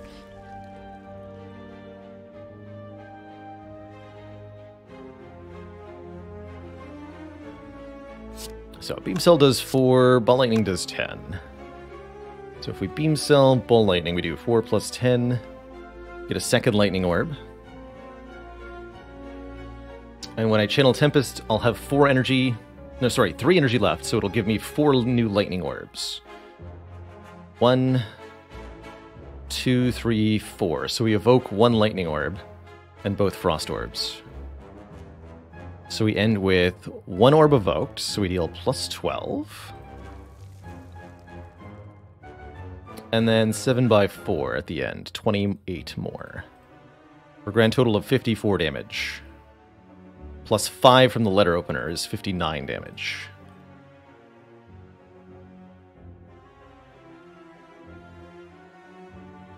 So that doesn't kill. 35? Oh yeah, because I have 5 Lightning Orbs. Sorry, yes. 5 Lightning Orbs. That's right. So that is a kill. But I am deeply compelled to know, what about recycle the Ball Lightning, just play the Tempest? In that case, we deal 4 from the Beam Cell. And we have 5 energy when we play Tempest, so it creates 6 orbs. So we go...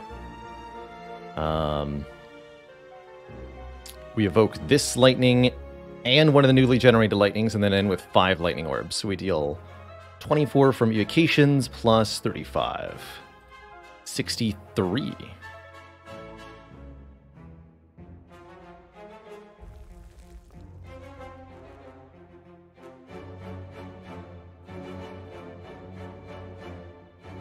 Which is less than the other way, right?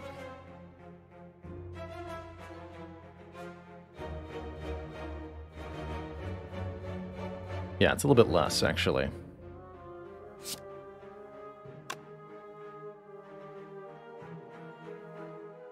G-Manly says, isn't it always better to play Ball Lightning to channel the same number plus attack damage? That's true if you're just considering playing Ball Lightning or playing Ball Lightning and then or just playing Tempest versus playing Ball Lightning and Tempest. But when you're recycling the Ball Lightning, then you're getting 2 more orbs from the Tempest versus the 1 from the Ball Lightning. Because you have to account for 1 energy that you would have spent on the Ball Lightning, plus the 1 energy that you gain by recycling the Ball Lightning. Let me just quickly recalculate, because final result seems to be in dispute. So this was 4 plus 10 plus 12. Oh, I see it, because I forgot the letter opener the second time, didn't I? That's right.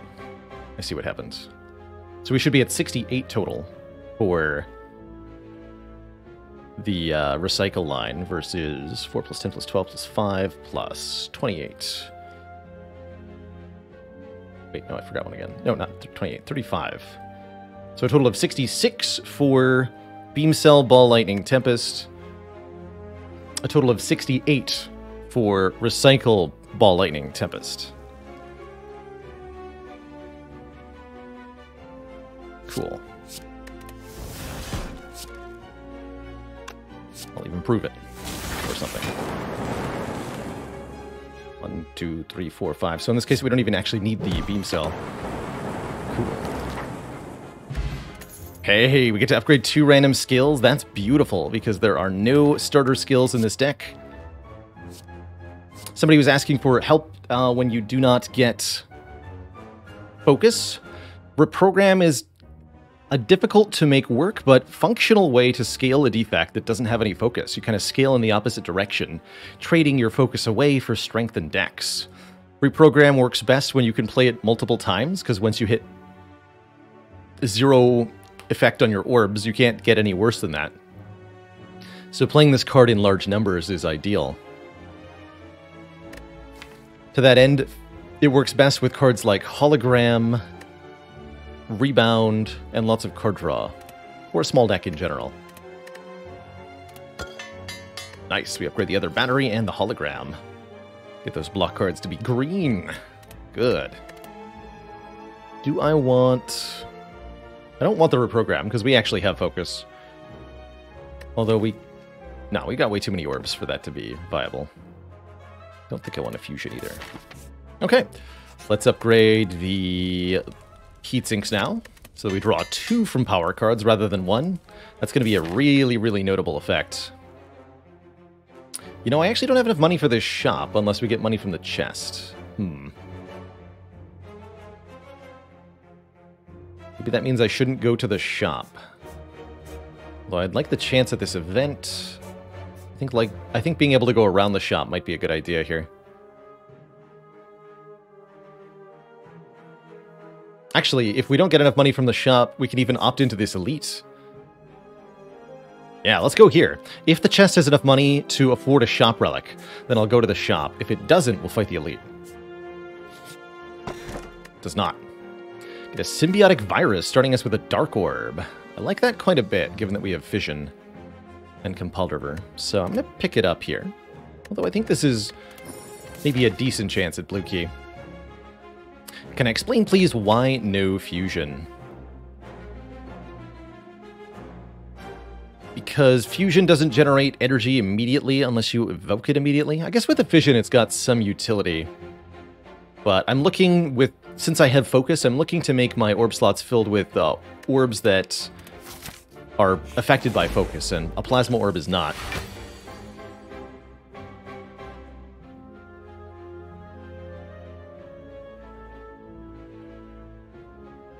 I really like fusion more in smaller, draw-heavier decks that can abuse the fact that it's giving per-turn energy or abuse playing it over and over again. That's right, if we hit a shop, we want to have enough for orange pellets. Exactly. I'm going to choose not to play this Cold Snap. We'll just take a little bit of damage here. Only 9 damage. That's not too bad. All the orbs agree. This guy dies first, apparently.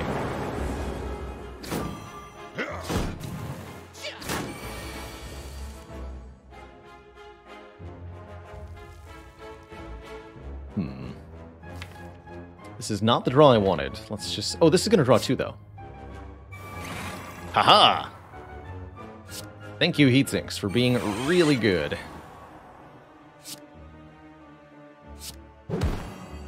It's 36, yeah. Bonk.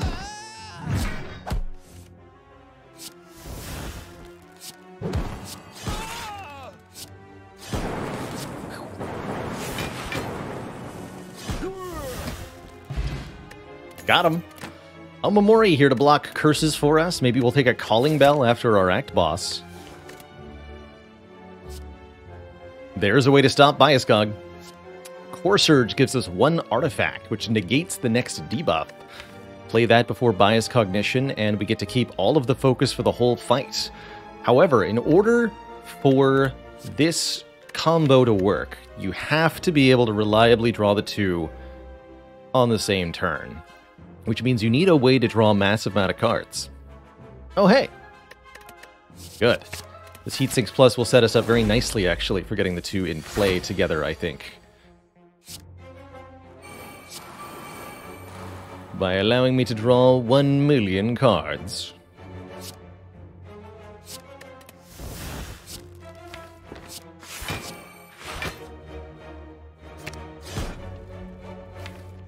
You too, buddy. So we have lots of extra energy on this turn. 5 energy here.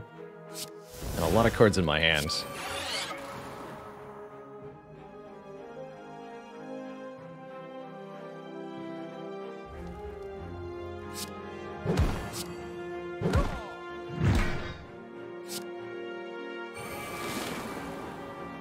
Beautiful. Well, got bad news for you kids. It's dying time.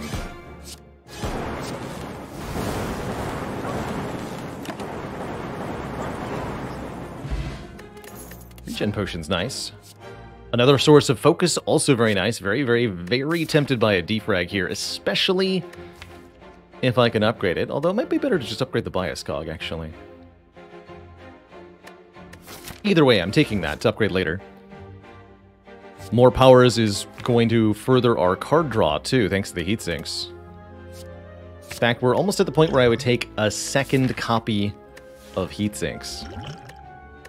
I just slaughtered the 3 slavers, right? I don't need this fire potion anymore.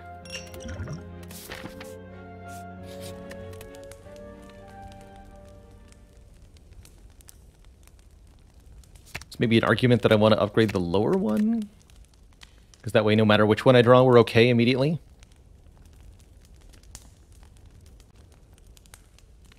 Ultimately, they're both the same thing, right? They both give 1 more focus when played.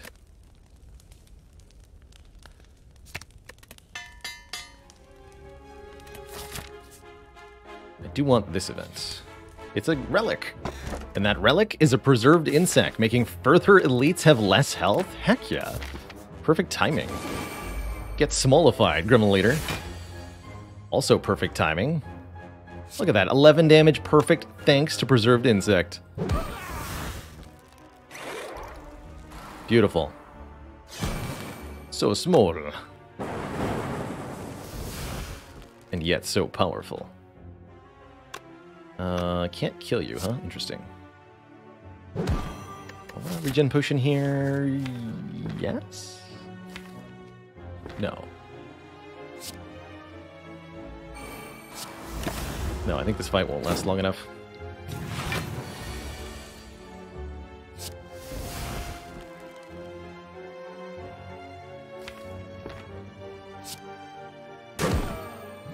I might have been wrong about that.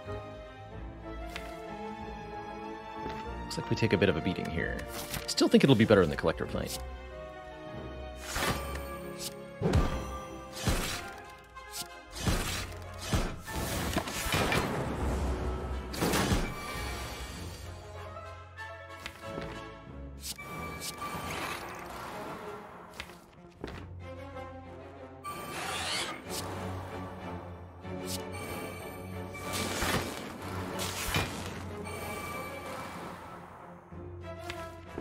good turn. You get a potion, but I'll swap out the capacity potion, I think. So Claw Discharge is interesting. I think I'd rather take a Storm. Dang it! How do I forget to deactivate that every time? I gotta make that part of my shutting down the stream thingamajig.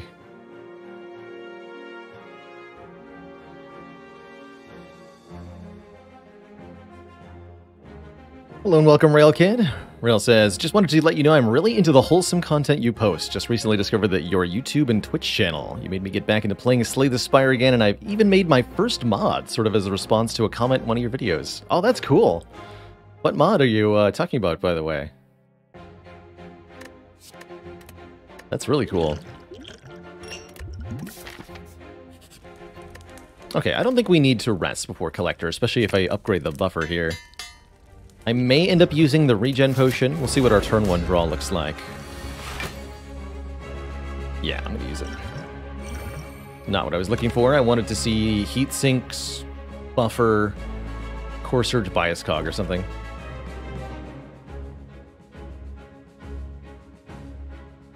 Could do a bunch of damage with a Sunder. We could do equally much with a Tempest and then have Art of War though.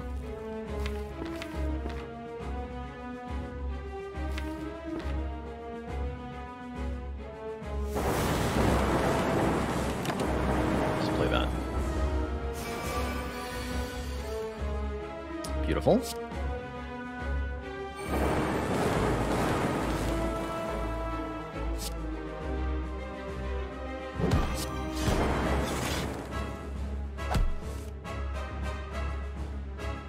Sure.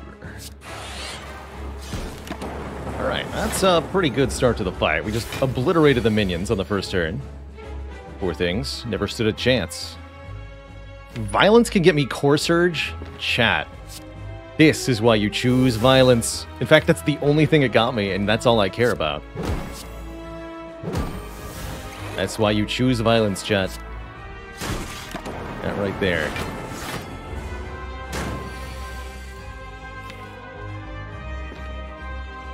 I think this is a pretty good fission, because these are going to draw me 4 more cards. Get all these orbs back.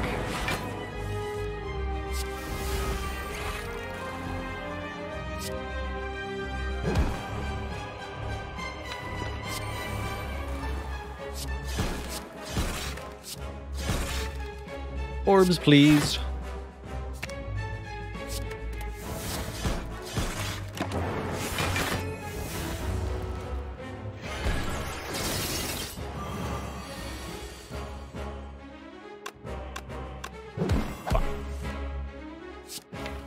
Hey, draw the turbo, yes. Turbo means I can actually finish with the Sunder this turn. A solid kabonk. Alright, turns out we didn't need the regen potion, but we could have if this had gone a little differently. So I definitely don't regret my choice. GG. Get collected. Ooh, another fission. Fascinating. If you've got a lot of focus, Rainbow is a really good card, honestly. Rainbow is one of each of the 3 types of orb that scale with focus, Lightning, Frost, and Dark, all at once. It's never exactly the card you want for a given situation, but it always gives you something that you need, whether it be damage, block, or just orb variety. And so it's pretty good at that. That said, taking another fission here, or even this reboot, honestly, could be a tremendous source of acceleration and draw, although we'd have to regenerate the orbs that we expend each time. I still think it would be very powerful. I'm going to take a second fission here. I think double fission plus actually sounds like a hilariously good... Oh, we do get a calling bell! Yes, dude! Sounds like a very good thing. Since we're breaking the energy game, sure, I can take a coffee dripper and it's probably fine. But what if I take calling bell here and get 3 additional relics with absolutely no downside? Kind of like that quite a bit, actually. I would never take the dome over the dripper. Dripper's definitely not bad. We're healing a little bit with the blood vial. Don't actually have another way to heal at the moment. What's in the bell? Money. And another egg. Now all attacks will also be upgraded. We're also loaded. AF. With 300 gold. Golden riches, chat. Except all the merchants are hiding. Interesting. Molten egg for Claw Plus. Well, we're definitely not going the far left here. Looks like this is a reasonable option. If we need a lot of upgrades, we can still get them. This dodges this shop, but gets 2 more rest sites. So depending on whether I want more upgrades or more shops, it's also this path. Getting more elites. This is 1, 2 elites. That's actually not more elites. What am I talking about?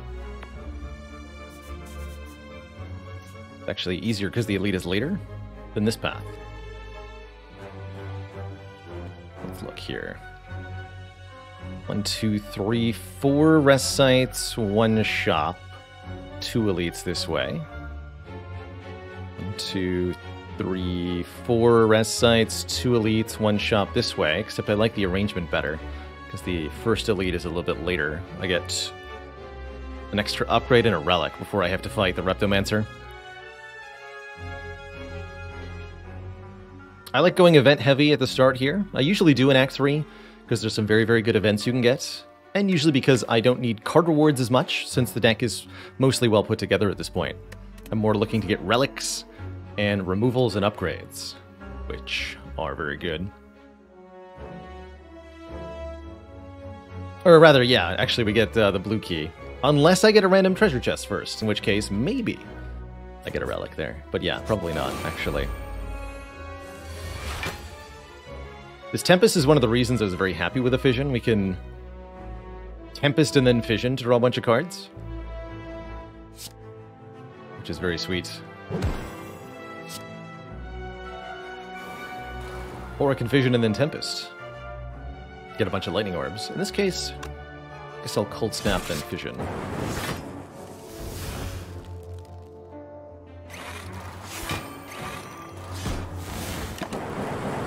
Get him.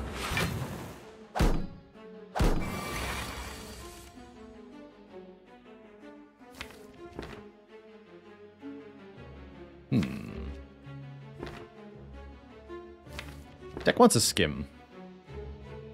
How do I know that I'm going to get the Reptomancer? I'm just predicting a worst case scenario. I don't know for sure, but I fear that I will.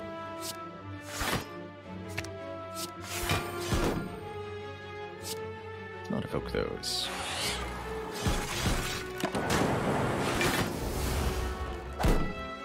And Electro should be enough to finish if I can find it. Hello? This works too, actually.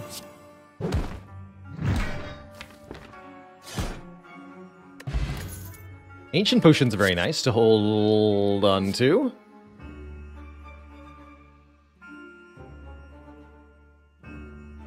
This is the first floor of the act? What?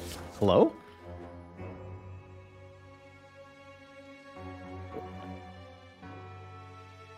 How'd that happen?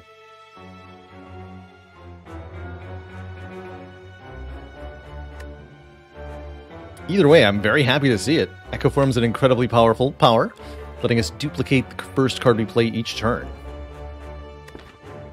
Does Calling Bell improve your rare chance? Interesting if so.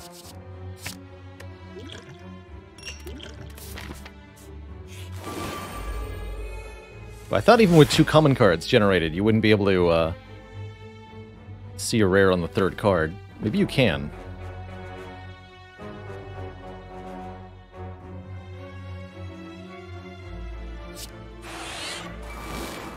Zippy zappy.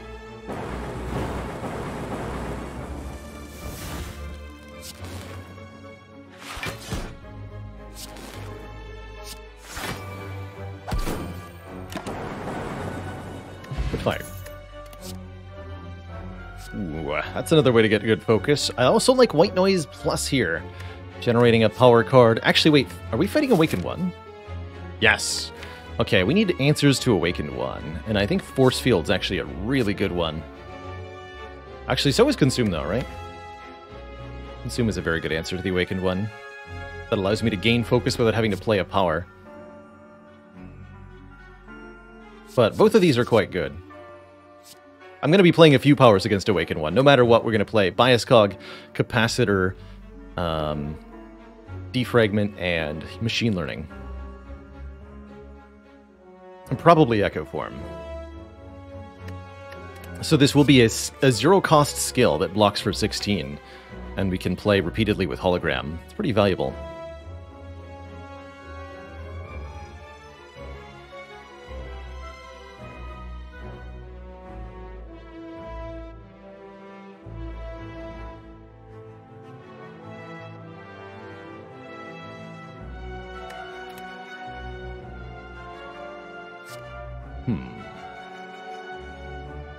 Does it keep the gain strength in the second phase? Yes.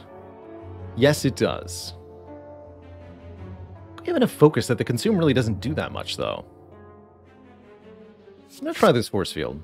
I think it's going to be good. Nice.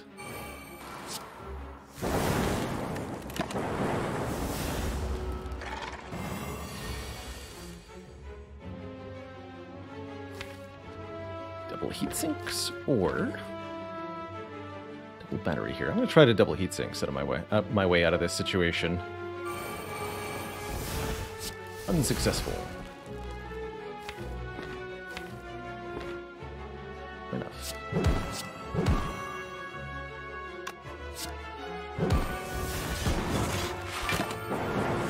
Ouch.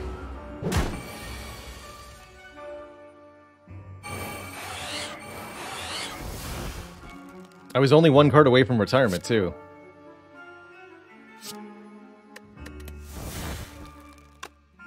That's a shame.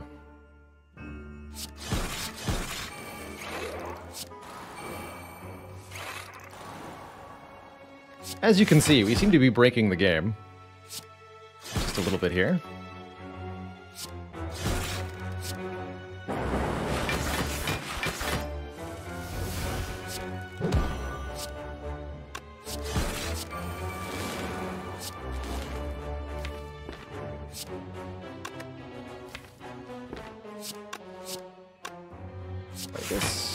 This. Cycle this. Play Ball Lightning. Hologram Zap. Oops, I played Fission again.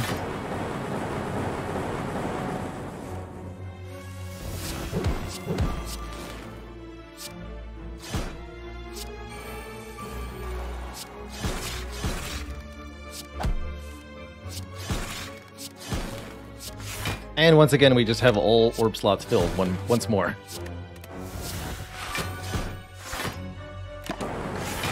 Well, that's absurd. Oh, it's here. Probably better to take Cool-Headed. But that storm looks mighty fine.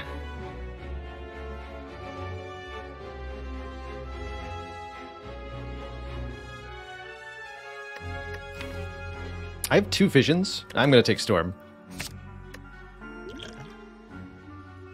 Gambler's Brew, huh? Lose the Ancient Potion for now.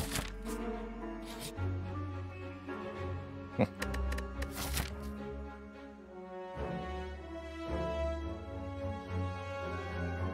had a feeling this might happen. That's what I get for taking the Culling Bell. I mean, I can still take 999 gold and gain 1 normality. That's a pretty good deal.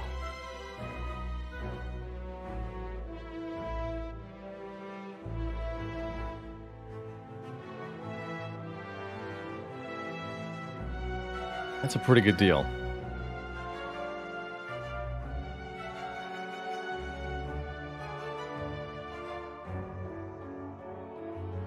Also, a dad joke for No Ducks in chat. No Ducks. What game did you play in a circle with other kids as a child? Goose.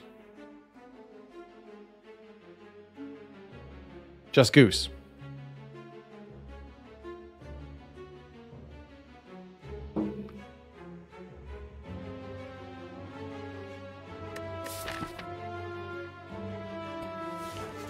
No refunds. All right, I'm going to do it. We can adjust our path here. I really don't want to fight an elite with the normality, but we can go to 2 stores now. We do this. Here. Take our 999 gold here. So we'll get less upgrades and less elites, but we'll have filthy amounts of cash in 2 shops. And I think that's going to be well worth it. I'm rich.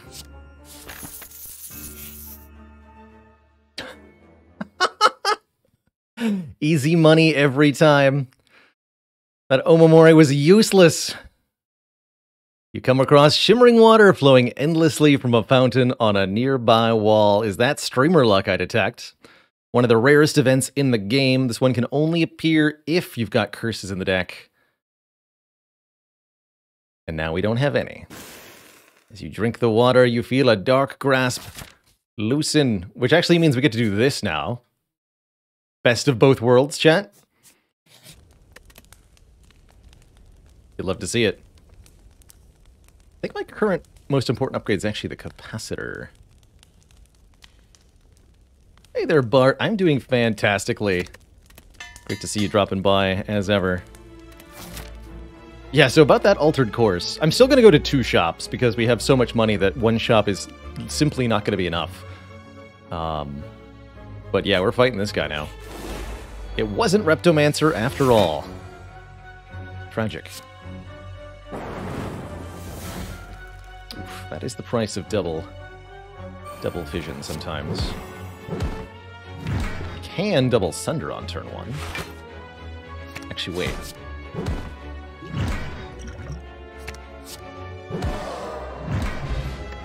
Satisfactory. Self-repair. Lets me get some sustain going. A little late, but not bad.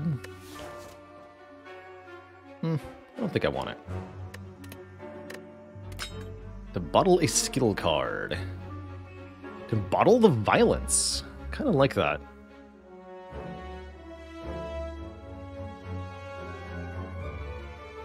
Yeah, let's bottle violence. Letting us get attacks on turn 1 with some reliability here.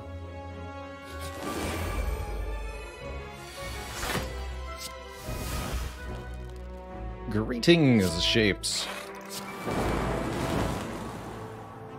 Prepare to perish.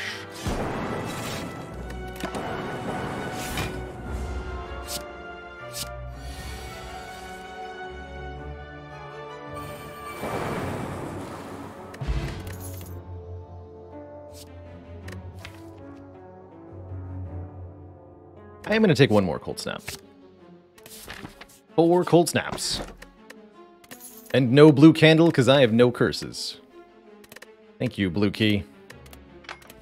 Alright, shop number 1 has a Seek Plus, a Panacea Plus, although you're 1 floor late Seek Plus, and a Lee's Waffle, and a card removal. And another violence, actually. The Panacea. Given that we have Echo Form and a Bias Cog, I really like another source of artifact for this deck. Quite a lot, actually. Yes to this, yes to this. Yes to this. Yes to removing...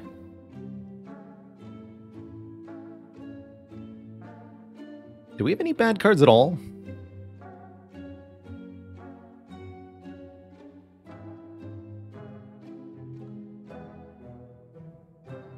Maybe 1 Beam Cell. I don't have any other statuses that I care about inflicting.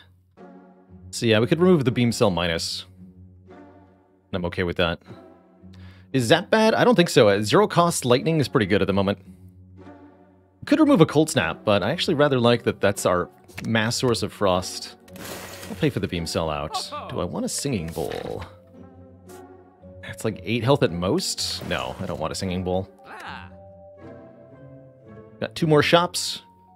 Could do a lot with the money. Let's stop there for now. We'll be getting quite a bit more. Have fun, nerd. For Echo Form Panacea.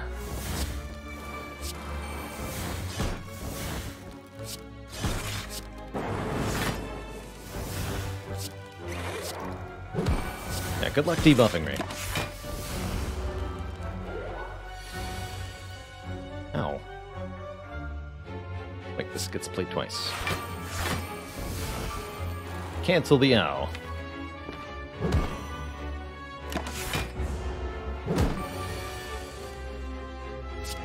Trying again, huh? Well, guess what? Blocked again.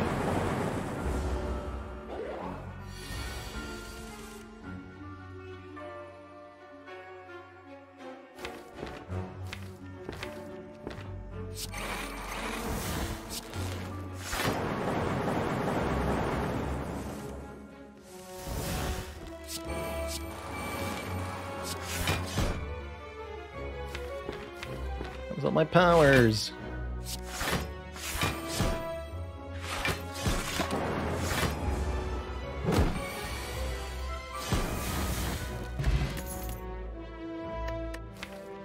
Incursion's looking a little bit better and better the more I think about it. It's free. Kind of blocks. Doesn't draw though. It's great. Grip is horrible. I think. It's turbo, recycle, force field, and zap. That's it? Nah. I'll take 1 recursion then. Give that a try. With enough focus, the recursion ends up being a pretty solid source of damage or block output. Depending, of course. That first.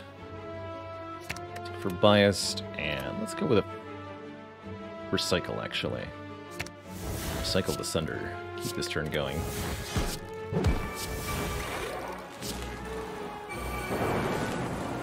Here we go. Now this is the turn you want to see.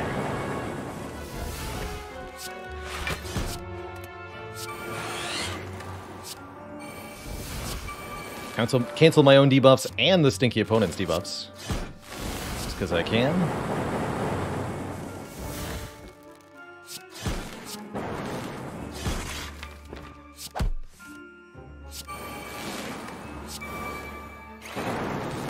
Still not done my turn.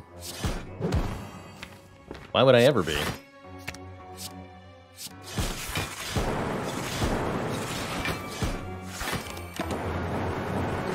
Turn 1 killed the Maw. Wow. Holy crap. This Reboot Plus looks actually fantastic, too. Give me that. Another upgraded rare. Essentially draw 6, although requires that there be nothing left in my hand. Sometimes we can make that happen, sometimes we can't. Let's spend another 1,000 gold, because we're not strong enough. How about a gambling chip? Letting me discard any number of cards on turn 1. How about an oddly smooth stone, making these blocks block for more? And do we add the prismatic shard at the very end? We should. Just for fun. Is it going to contribute anything? Who knows? Do I need it to? Absolutely not. It's also the dreaded 4th Hot Plus. I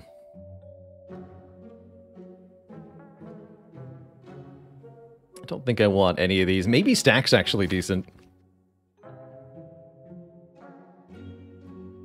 Don't like Loop without an upgrade that much. Can't give it one at the moment either. Thinking Ahead is okay, but I don't think it's worth the money, given that we do have one more shop coming up where we could probably spend at least 500 gold pretty effectively. Any Infinite with Forethought? Not without a couple of skims in this deck, which we do not have. Ultimately, our draw runs out once we've played all the powers, so we'll have to be rather mindful of that.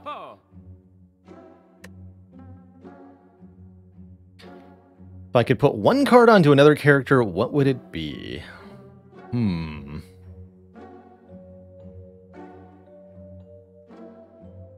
I would like to give Silent a way to exhaust cards. Because I think that could be very fun. So I would give maybe True Grit or Recycle or Burning Pact to Silent.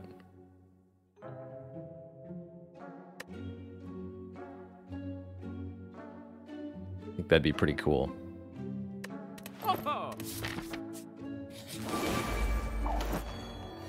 Here's the Reptomancer. Should really like this opening hand.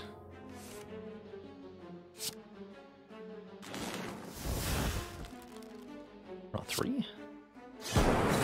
Got it, buddy.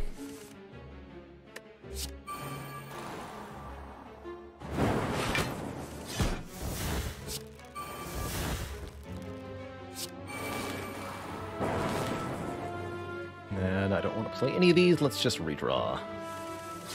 Yeah, here we go.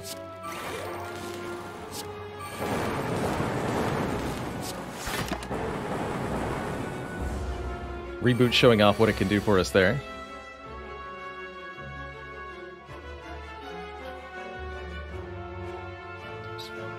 Not quite enough, huh?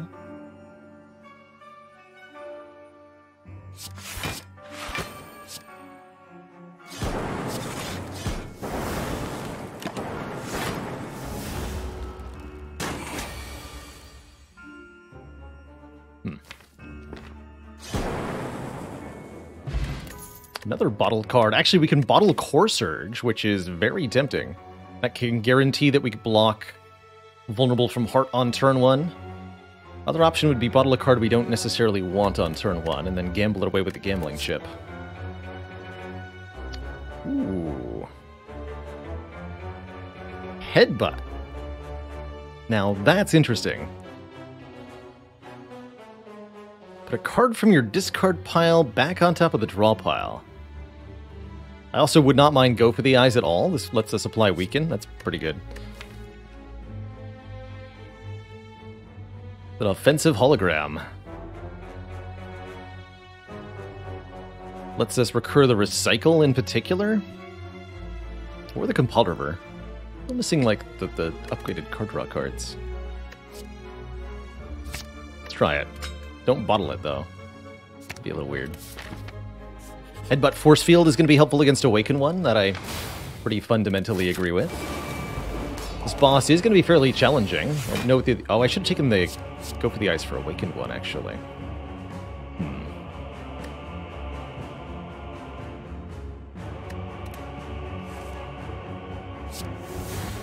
Alright, I'll do it. I'll play Echo Form on turn 1 against the Awakened one. What's the worst that could happen?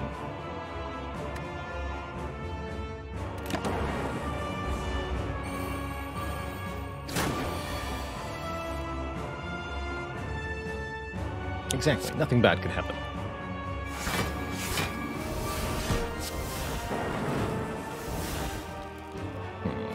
Headbutting a card doesn't do anything for me, right? I don't think so.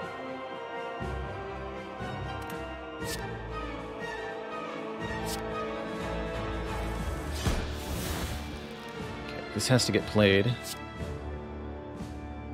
I realize we're giving the Awakened one quite a bit of strength for next turn. That is a little scary.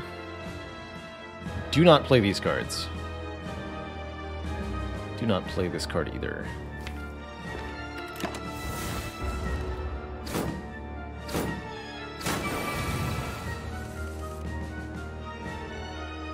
Dang it.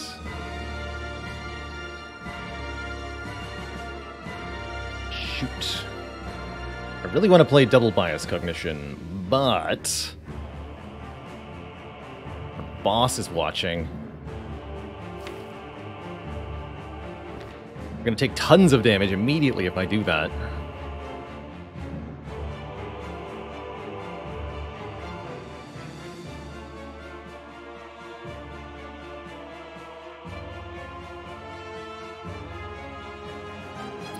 Do we gamble here? What would I discard? Tempest, Defragment, maybe the Compiled River? Draw 3? Definitely keep Bias, definitely keep Cold Snap, definitely keep Force Field.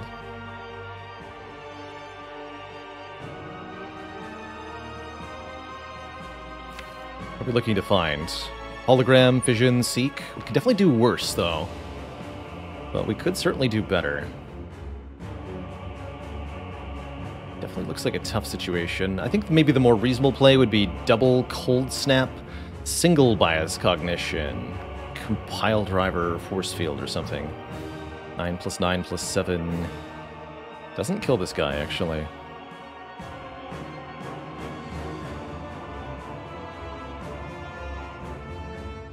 I mean, yes, we can double Bias Force Field, but let's do the math here. If I play Bias twice, Awaken 1 goes up to 10 points of strength, attacks for 16 times 4.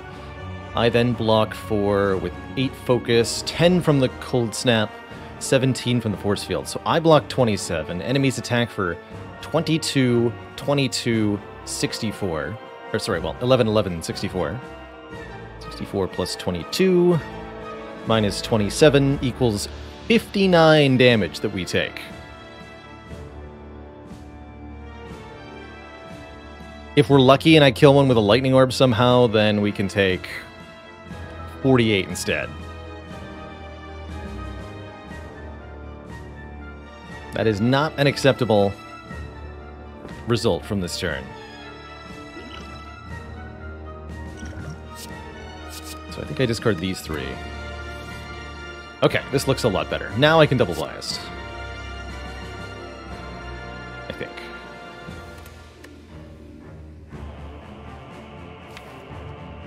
I'm only gonna get to draw 2 more, actually. Maybe I want to double the Cold Snap, so I'm drawing a 3rd card off the Fission. That actually seems more reasonable. Okay.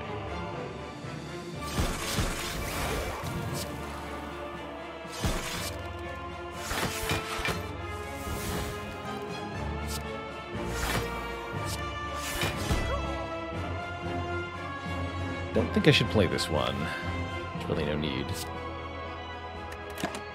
Okay, that was a lot less painful. We don't have any Frost Orbs for this turn, but we can get some.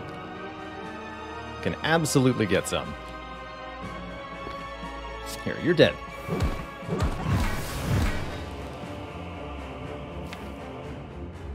Turbo's in the discard. I can't actually do the thing. Recursion's in the discard. That feels more correct. Thank you, Recursion. Oh, jeez, is that time again already? Oh, no. Ouch. Hollow Force Field also would have been okay there.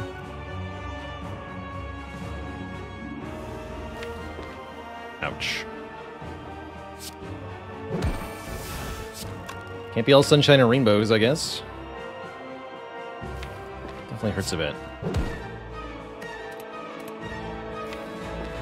We have Seek coming up next turn. I can double that. And recycle, too. Okay, so let's put cards I want to destroy on top of the deck.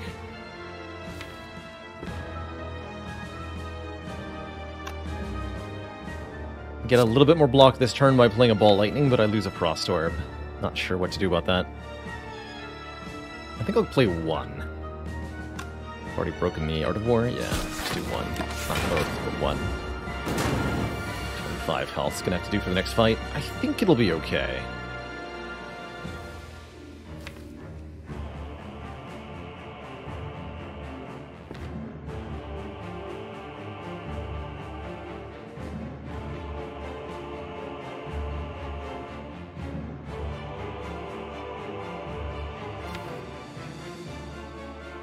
It's gonna be double Seek, not double Recycle.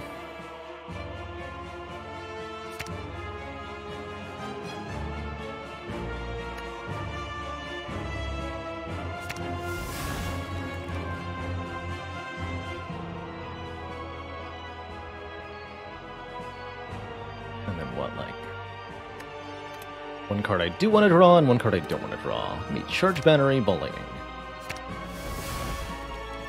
Get rid of this.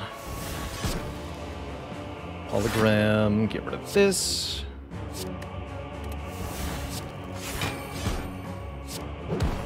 Headbutt the hologram. It's enough block.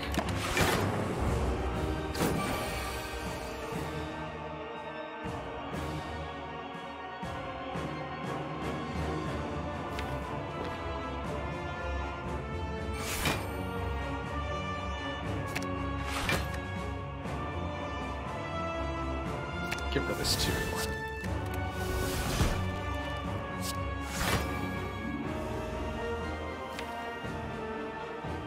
Timing's gonna be awkward again. Force field's actually at 1? Okay.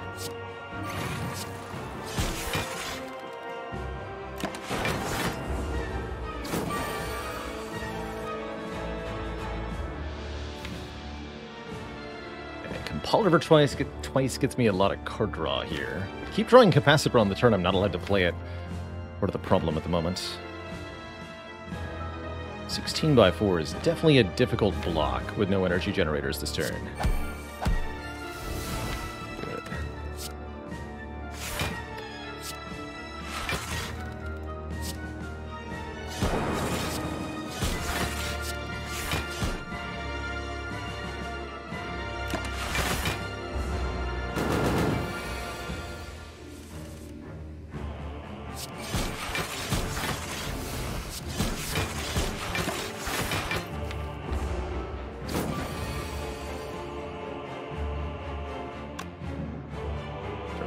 Each, so this is all equivalent.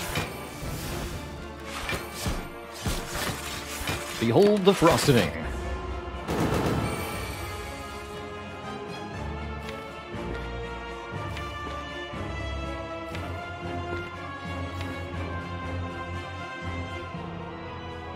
Let's see what I'd like to get rid of.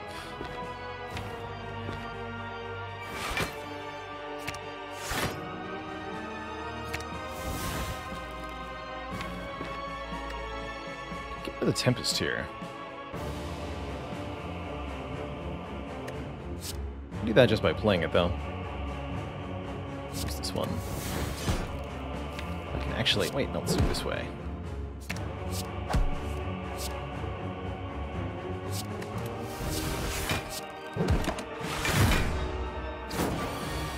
Again. Every time I draw a Capacitor, it's 16x4. Interesting.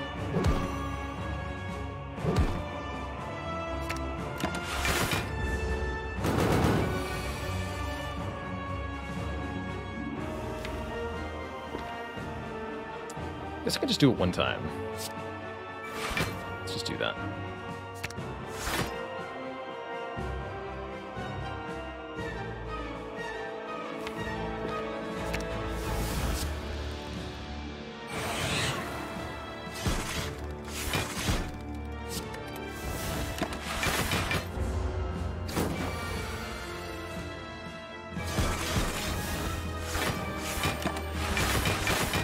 So our passive block now 48. 18x4 still requires a lot of additional blocking to get through, though. I can get rid of buffer.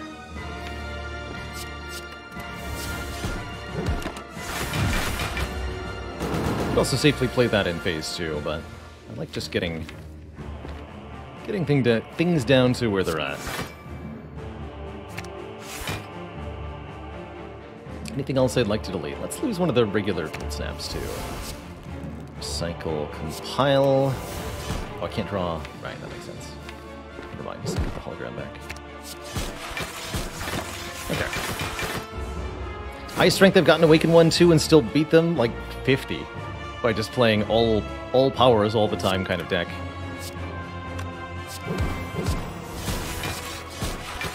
Big number.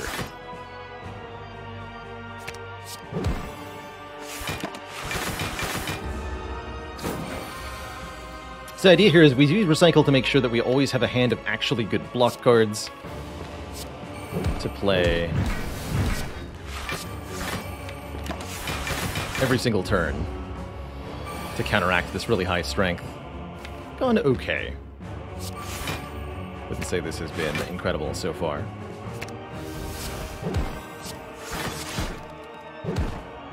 Two, huh?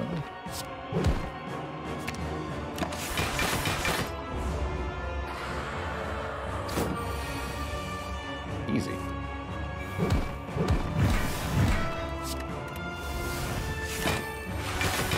Just want to make sure if we draw the void, I have real energy here. Yeah.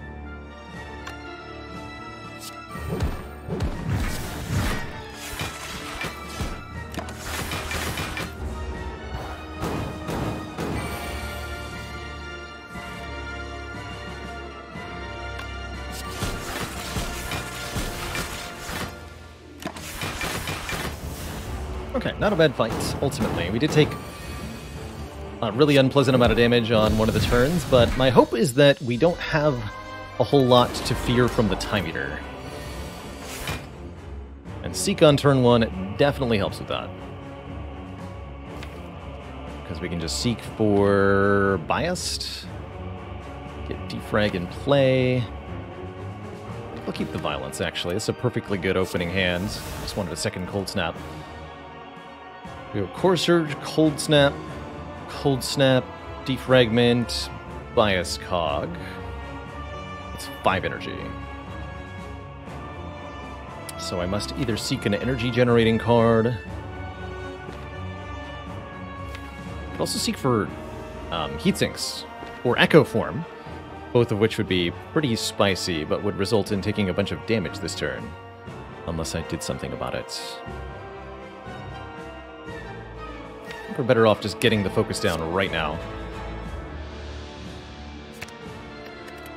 Oh, I can seek for Fission. Let's do that.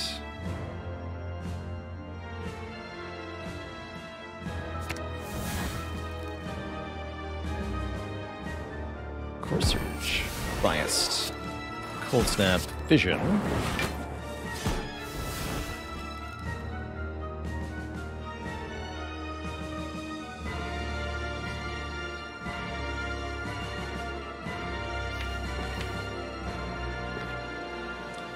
Play the Echo Form? That's the question.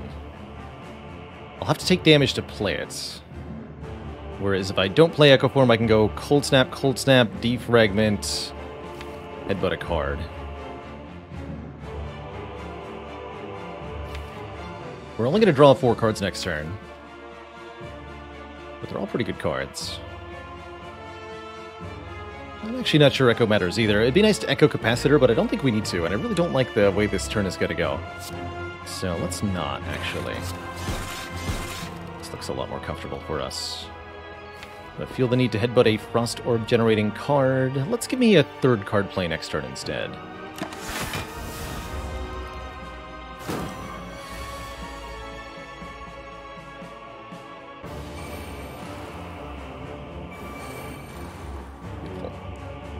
Versus 11. Takes 13.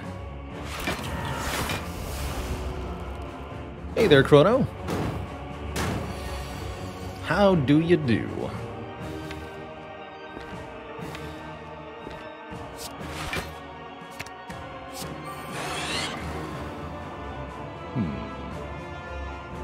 Tempest Zap Vision sounds pretty good, actually.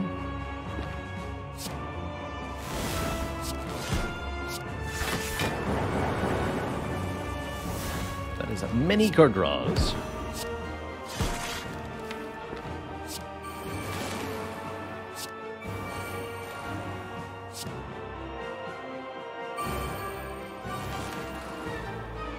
This is going to go to 12 by 3, which we're already full blocking. Good.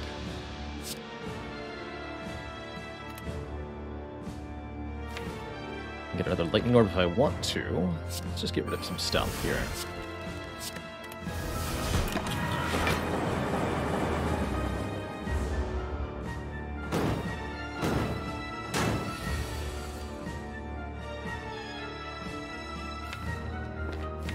So we don't really have any more card draw other than just our base per turn, and I guess the Compiled River puts us into slightly awkward territory.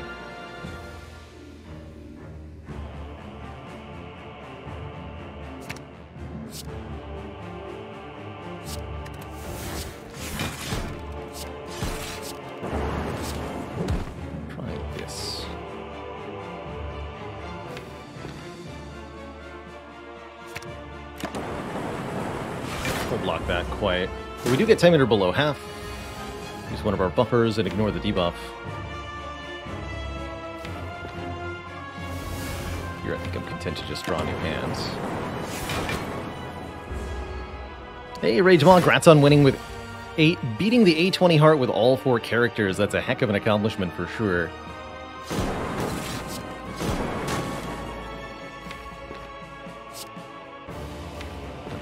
Cold Snap.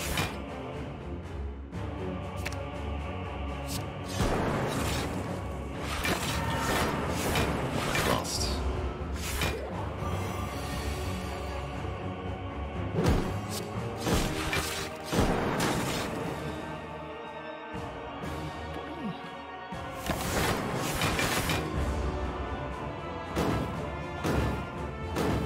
Alright, looks like we're doing pretty well overall here.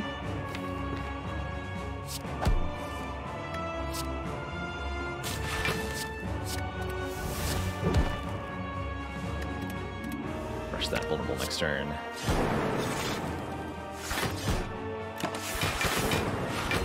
Should have played that. Okay.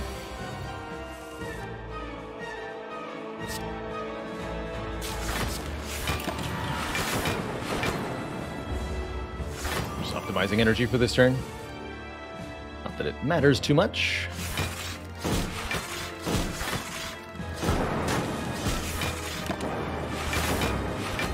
We're easily blocking for tons. We're going to need the Echo Form and the Heart Fight, because this is not quite enough scaling for Heart, but if we can double some of the focus, some of the orb slots, life will be very, very good.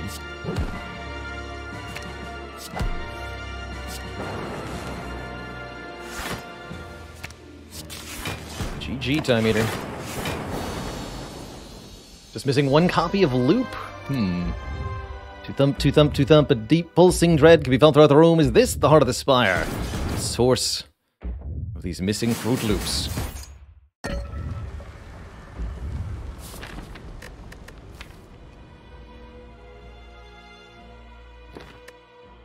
Missing quite a bit of health here. We could upgrade one of these cards. Actually, this one's pretty good. Yeah, this one feels important.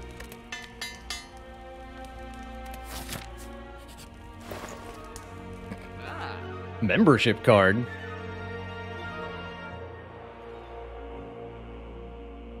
Well, heck. Better late than never, right? Yes to membership card. Yes to another heatsinks. Yes to a glacier. Yes to a hologram. Yes to bronze scales. Yes to a gambler's brew and a liquid memories. And I think now I can remove a regular cold snap because I have a glacier here. Yeah, timely bronze scales. No kidding, huh? Could even take panache for heatsink straw. I guess I'll remove 1 artifact off shield and spear. That doesn't seem like it matters much either. Maybe I just want it for damage? Heck it. Let's give it a try. 0 cost power with 2 heatsinks in the deck seems like it might be pretty good, actually. I don't need this. I would love Reboot, though.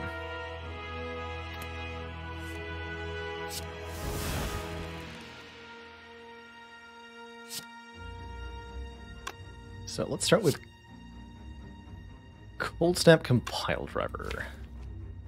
I'd like to try to kill this spear first. We can pretty reasonably do 135 damage in 1 turn. Like it ain't no thing.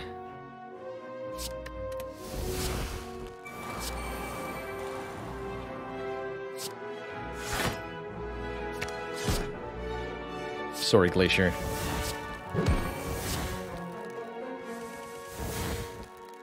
I'm not sorry. I'm not sorry at all.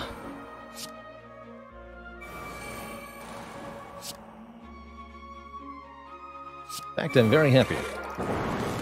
Also, I'm pretty sure I just won the entire run.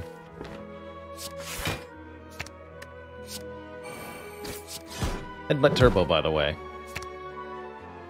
Seek for Turbo and Electro. The power. Recycle the Echo Form. Because there won't be a next turn. Hell, there's barely a this turn. GG, you stinky nerds. Sundial. Ooh, that could be interesting. Holy crap.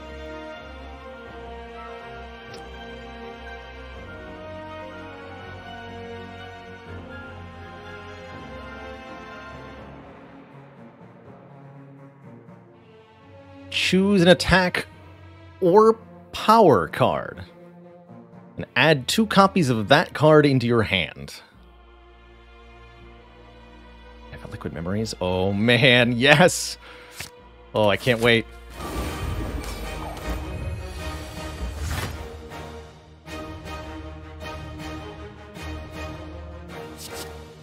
Keep these 3? Definitely want to play Core Surge on turn 1 here.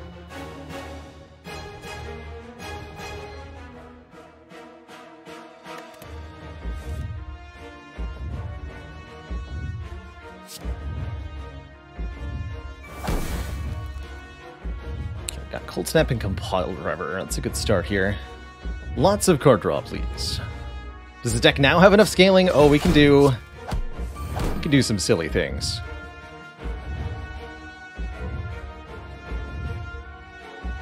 We can do some really silly things, actually. Which I'm really excited about.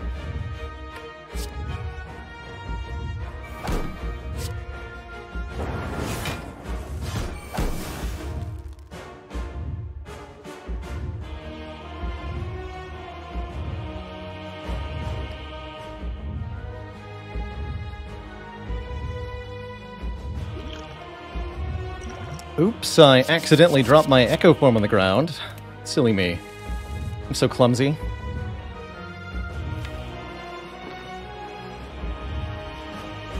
Not quite what I wanted to get, actually. No Seek yet, huh? Could reboot, but I don't think that's a good idea. Also, hologram the Panache, hilariously.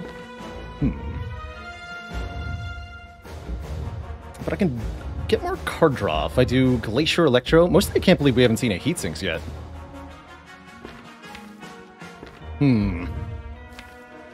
I don't like it.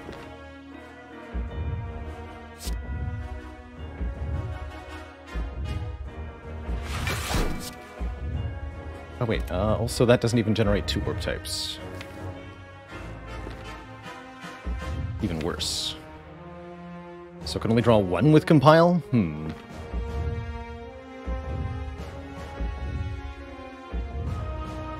I think that means I do play Reboot. It's gonna put all these cards back into the draw pile, though. I don't think I want that. No, I don't. I really don't. Okay, so we're not gonna play Reboot.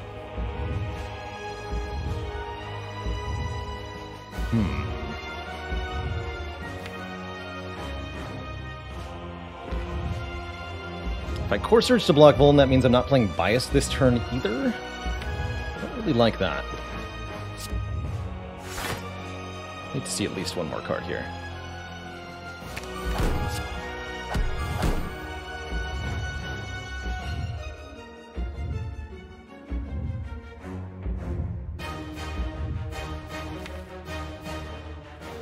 How am I gonna block?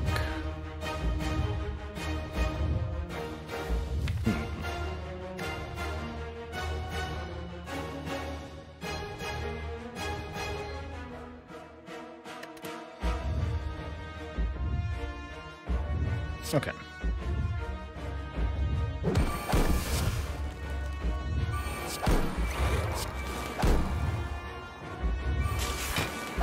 Shouldn't have evoked that frost, though.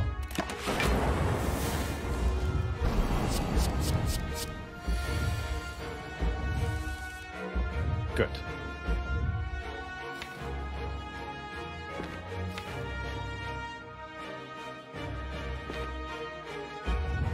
And capacitor's even here.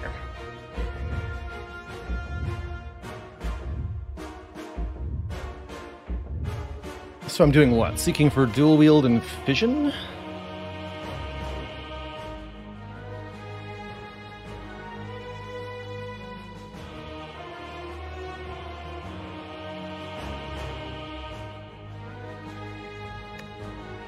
Or do I need the more power now?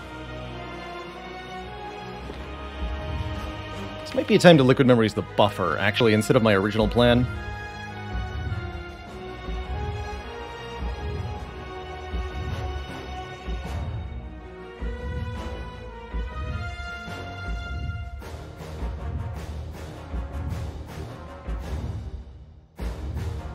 Dual than a hologram. Problem is, I can't afford that.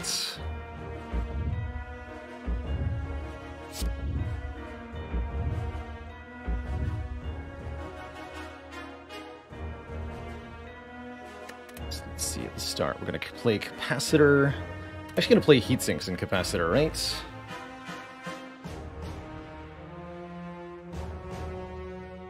I don't need to dual wield first.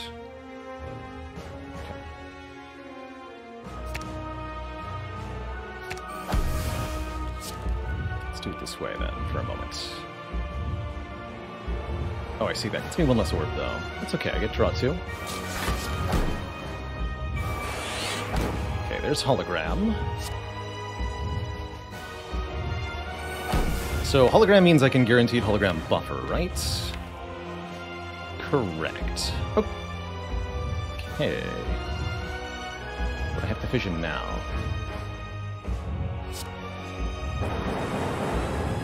Play more cards otherwise. So hologram gets 4, take 2, beat of death, take 2. Card's gonna hold. Burn is in the draw pile. Okay, that's a real problem. So I have to end with a frost orb then. Cold snap.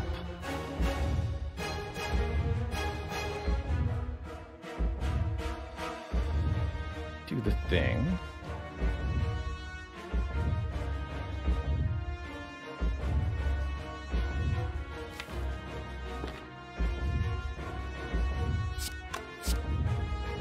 What's that first?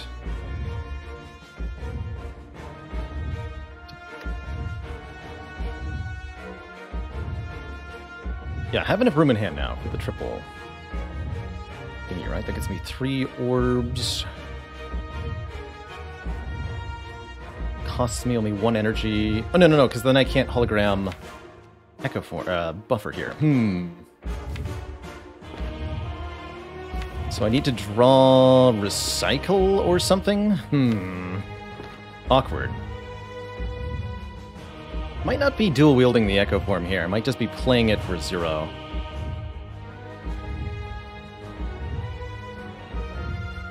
Because we're 1 energy short of doing what I needed to do otherwise. And I needed to play the cold snap because of the burn in the draw pile. But if I can draw the recycle, everything will be fine. So I think I start by playing the heat sinks here. No. That prevents me from hologram buffer. I could just hologram buffer now.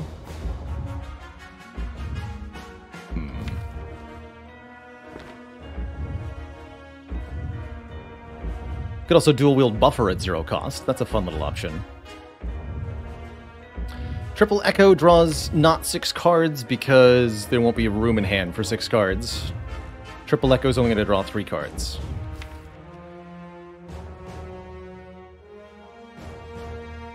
And only one of the cards is recycle.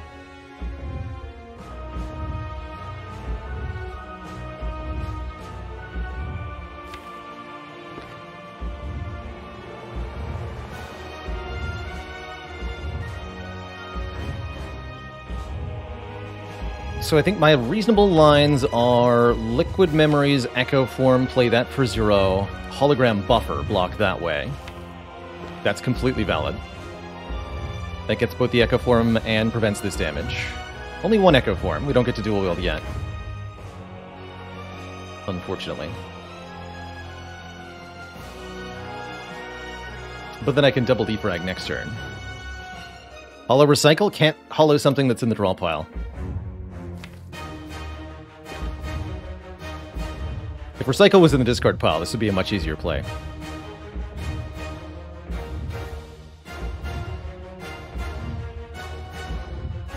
But yeah, I think that's the line I'm going to take. Okay.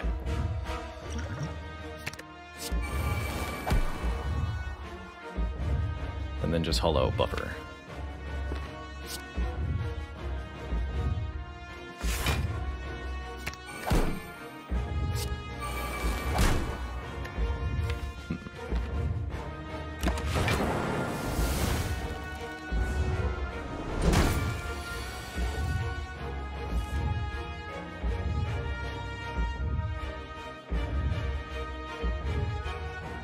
This turn hurts a bit. Probably best to double Cold Snap, Recursion, recycle the burn, headbutt a Cold Snap, and play Tempest. Feels right. Take a bunch of health loss, but overall pretty fine with this. Also headbutt the recycle. Actually a more reasonable option. Or headbutt nothing. Headbutt nothing.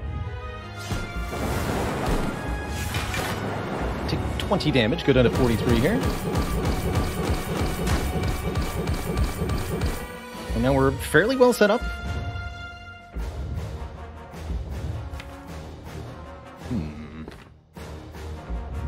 Let's try this. Yes, here we go. Turbo. Dual wield defragment. I need to hologram the turbo. Actually, I wanted to hologram the dual wield, but I think I get to do that right now. Actually, hologram recycle of Sunder.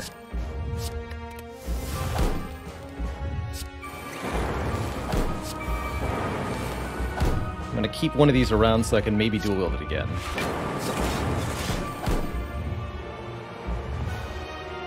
Played an attack yet, so don't want to play View Cell. Let's not use the reboot yet. Really good damage to Heart that turn. Double Force Field. The Force Fielding.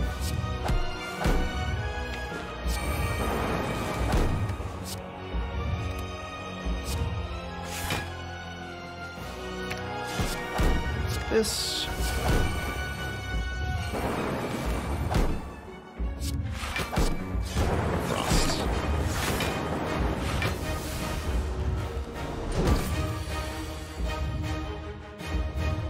Yeah. Make all the defragments. The perfect hand of cards.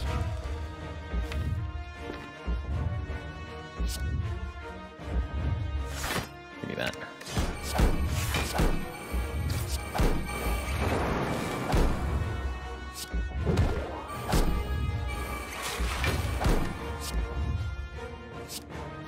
Are we scaling yet? I don't know. I feel like we could maybe have more copies of Defragment in this deck.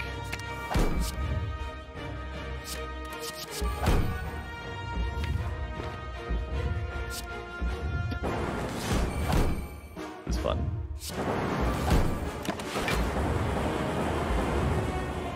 Blippity blappity. Give him the zappity. GG Twitch chat. Chi-chi. What a fun way to get there. Infinite defragments. 20 focus. All thanks to the dual wield. GG. GG. EFBI, thanks for 30 months of support. GG.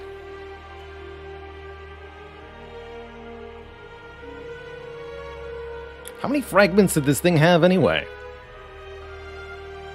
Good lord. Oh, that was a long run, 2.5 hours, but I'm glad we spent the time on it. It was a fun one for sure. Holy moly.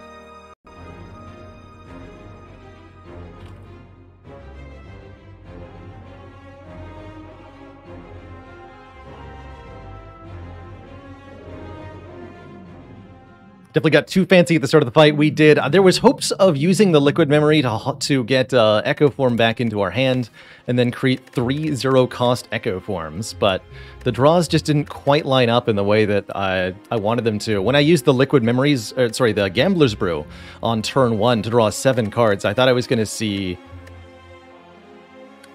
either the Seek or at least one of the 2 Heatsinks, but we got none of the 3, and that really slowed me down in that fight. With a better draw order, we could have set up all of our orbs and had like a million focus on turn 1 with the right draw order. But that is some of the risk in a 40-card enormous deck. That's a lot of cards, but man, was it fun. GG. That means, of course, that the Watcher is up next. Actually, let's hang out on the run history screen here.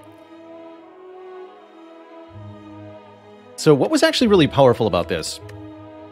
Double Fission was definitely a very, very significant part. Of course, that was partially because of heckin'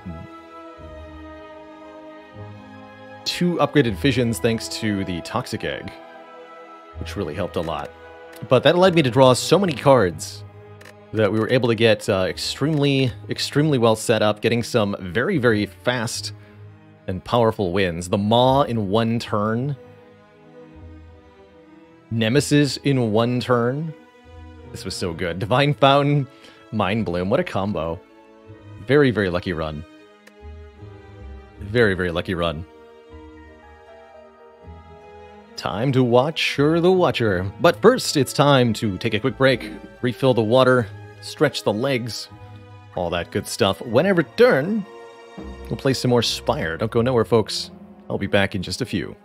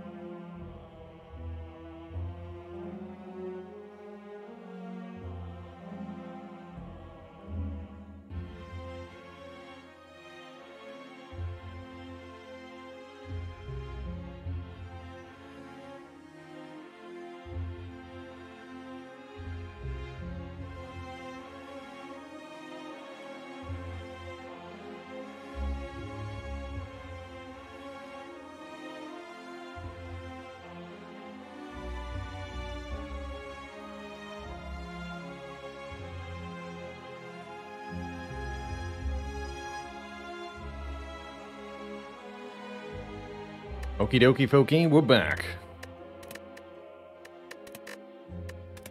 It's Watcher time. Let's go. Ooh, Transform 2 on Watcher is pretty intriguing. There's a lot of ways that can go really well. Definitely lets you get rid of 2 defends at the start, and depending on what we get, look at these early elites that are otherwise very dangerous. We would need some good cards to be able to tackle these. I think a Transform 2 could help. Common Relic could also help defeat one of these too. Looks like I'll probably gear up at a shop along the way as well. And there is a... well, this is the latest elite. We have to fight one of these. Difficult. Oh, and we lose all of our gold if we transform too. That actually makes the early shops non-viable. This is a little bit sketchy. I'm still going to go with the Transform 2 here. I'm thinking probably we go this way. This way we can at least upgrade Eruption before we fight our first elite. And we'll get at least a second elite too. This is less than great, but there's some risk of upfront death going this way. And if we get a decent transform, then I can just... I can do this. That'd be something like Tantrum Flurry of Blows as a start, in place of 2 defends.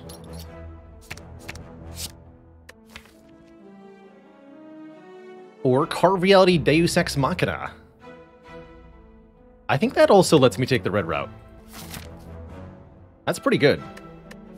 The Deus Ex gives us 2 miracles in exchange for 1 card draw, so letting us have a lot more energy to play with here in Act 1.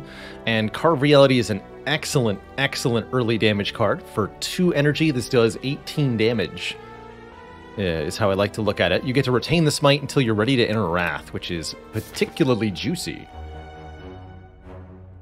If we get even vaguely decent card rewards and potions, we should be able to handle this. Let's do it. How worth would I say Bag of Marbles on Silent is? One of the best relics for her. Silent really, really likes Bag of Marbles. Especially if you've got any decent number of attacks. So if you're a poison deck, of course, it's not going to do a lot for you. 9 plus 24 equals 33. A good number to remember. Eruption, strike, strike is 33 damage.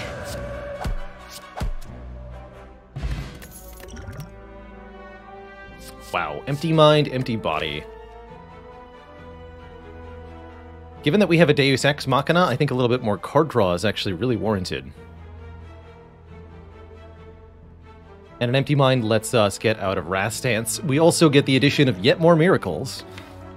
These bottled miracles. It's a lot of miracles. Normally would never take an empty mind as a first pick. Oh heck, you're kidding me.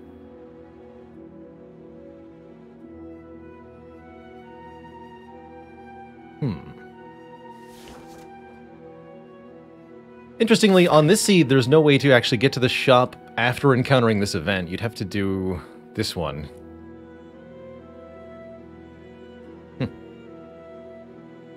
You'd have to, like, go this path.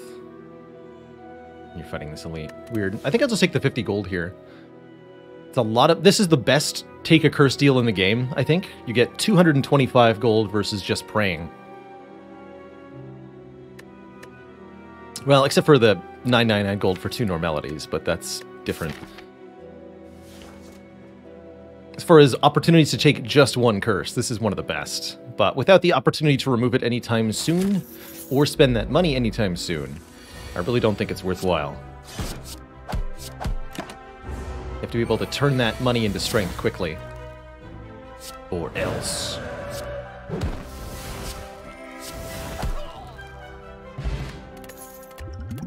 Got another good potion and some good cards. Wallop is beautiful, in particular with our vast reserves of energy at the moment.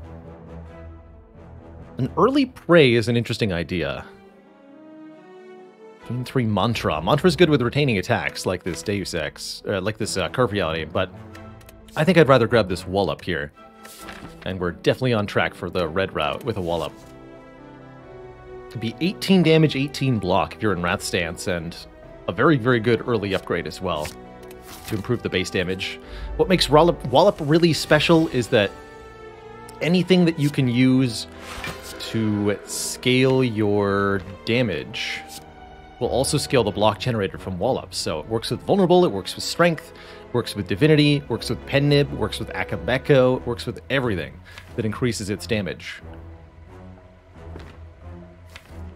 I'll go with Empty Mind here. I only kind of regret that. Actually, I think that was perfect.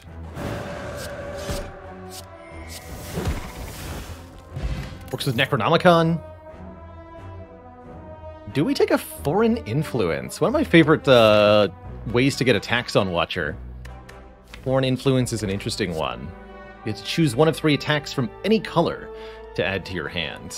And if you upgrade the Foreign Influence, it'll be a zero-cost version, at least temporarily, allowing for things like free Meteor Strikes or free Bludgeons to occasionally appear. Pretty powerful.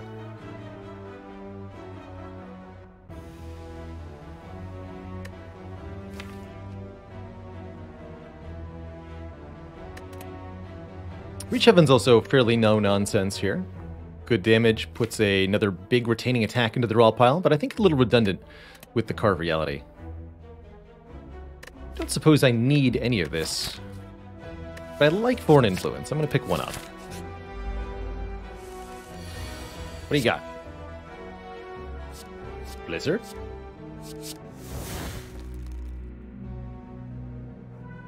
One, 2, 3, 4, 5. 35 is perfect.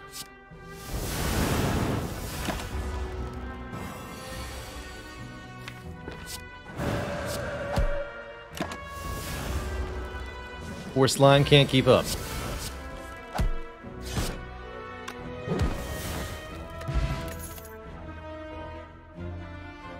Pressure Points is here. As is Wreath of Flame, yet another way to scale the Wallop, actually. But I don't think it's otherwise that good.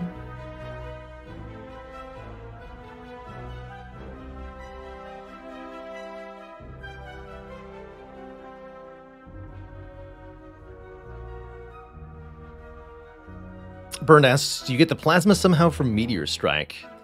If you are playing unmodded Slay the Spire, you will not get orbs from cards generated by Foreign Influence. Base mod fixes that, so if you're playing any kind of modded Spire on PC, on Steam PC, you'll have a different answer. We use a lot of cosmetic mods, so we'll also be able to generate orbs from Foreign Influence in this run.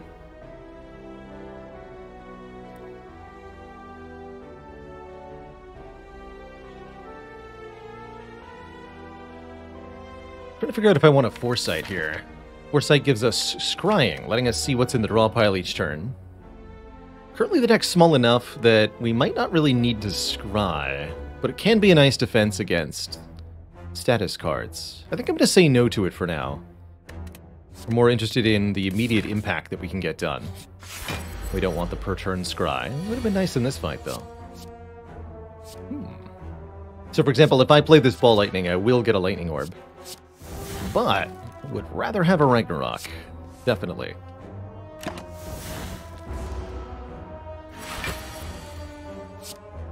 What a great set of turns, actually. They set up perfectly here.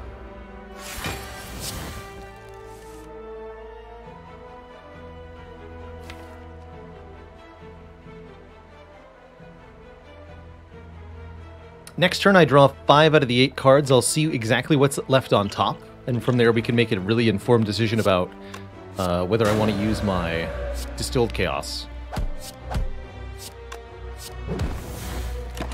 But I might just have a kill without even using the potion. Yeah, I do. Bang, bang. And then a bunch of energy. And then more banging. Success! We get a Dreamcatcher, a relic we'll probably never use. And I really do like a Cut-Through Fade. That's the scry I want. Scry that's instantaneous, not at end of turn.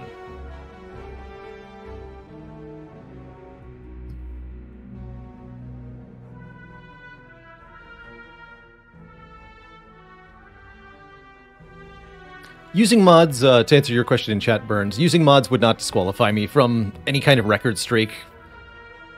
Pretty much everybody who competes or shows their gameplay on Twitch, all the big Spire streamers use modded Spire, so everybody's playing with that change.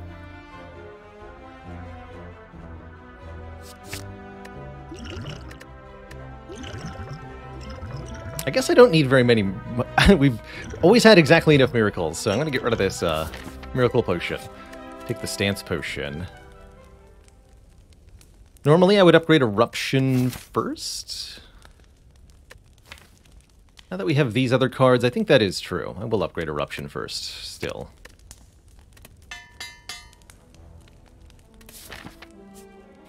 Next elite is plus Strength Gremlin Knob. And we drew truly terribly. Go ahead and distill Chaos.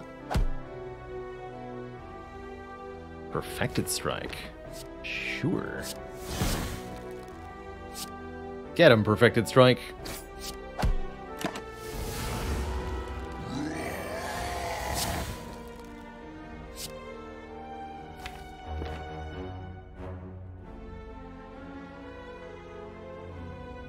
That time. Hit 53. 9 plus 24 plus 14.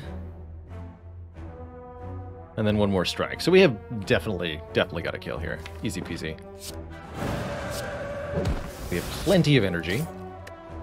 I could even play the wallop after this strike. And we get ourselves... Oh, man. Oh, man. Oh, man. We got ourselves a very, very silly run. It's a branch run. Whenever we exhaust a card, add a random card into our hand. And we already have Deus Ex Machina in the deck, which just became our best upgrade now. Which is one of the best combos ever. This card itself exhausts when played, and so do the miracle. Well, exhausts when you draw it, generating a card from Dead Branch, and then each of the miracles also generate a new card.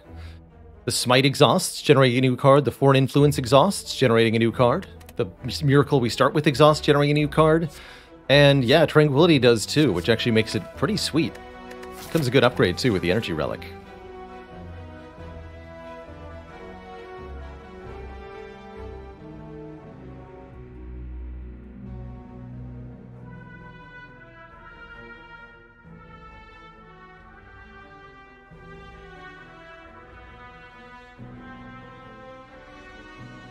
Dear chat, what do you call a man in his birthday suit frying up some breakfast?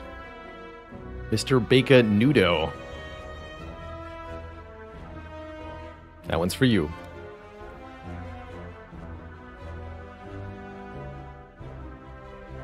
And I got you covered there, Alki. The exclamation point PB in chat has my best streaks. My best rotating streak is 11 in a row. And we've done a 21 streak on Watcher, which I'm very proud of. I think there's only one name with a bigger score than that. Or is it two, actually? Somebody else got like a 23 or 4.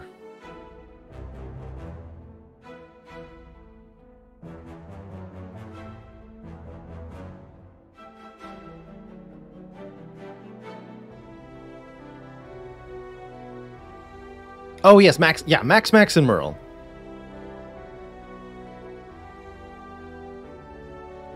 Are the only two. With Merle having a 30-plus streak. Max was the 24, I think. 24-ish. I think Life Coach's record for Watcher was 17 or 18, and I know Jorb's got a 20. So there's a couple other names very, very close there. But I'm pretty happy with that score, regardless. I'm taking this Tranquility. Oh man, early Strike Dummy? 80 gold in that chest, by the way. Holy crap. Early Strike Dummy is such a huge boost to Watcher's DPS. DPT.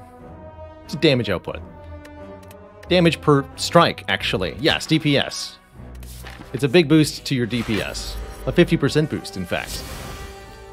Ooh, nice lake water.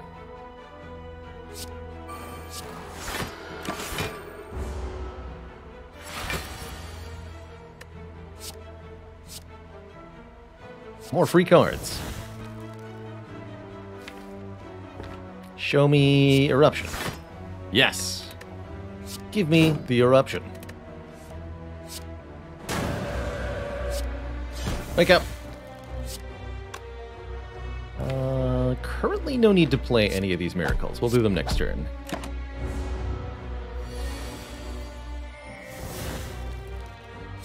Should we just have a kill, right? Didn't even need to use the miracles. How sad. The boot is here. Now it's a blessed run. What the heck? What a fun set of relics. Now we just need Darkstone Periapt and Fossilized Helix to join us. Hey, Durin Krull, grats on beating A15 with Ironclad last night. Double tack plus bonk equals win. Captain Planet asks, can you get lesson learned from Dead Ranch? No. As a general rule, Spire does its best to avoid creating any kind of card that would give you a permanent bonus randomly, but there's a notable exception there, which is that I can make Hand of Greed from Foreign Influence and use that to gain gold. Have to get lucky, though.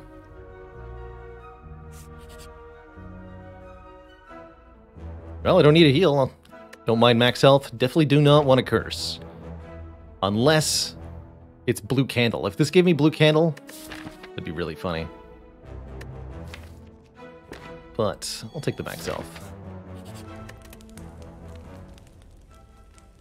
And yeah, this is probably the best upgrade now. One more miracle, please. I'd love to upgrade our Wallop, but I really don't think that's going to be allowed anytime soon. 14 damage headed my way, huh?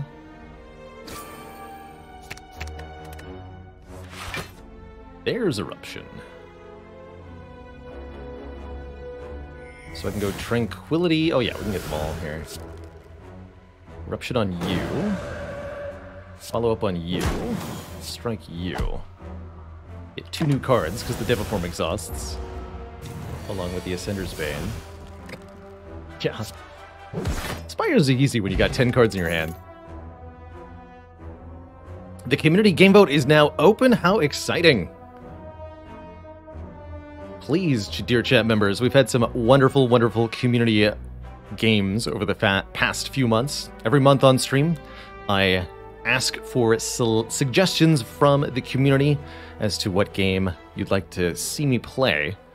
And then we take the most popular of those suggestions, put them onto a poll, and that becomes our monthly game vote. Last month we played Battle Brothers, and that has been an ongoing segment because I've gotten addicted to it. Other past games have been true delights, including things like Keep Talking and Nobody Explodes, a bridge simulator of some sort. We played Dead Cells a long time ago. That was one of the first.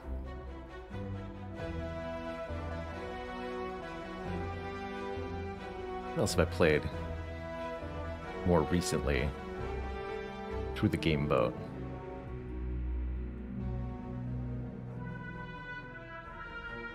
Chrono Trigger, that's right. Chrono Trigger was also a delight.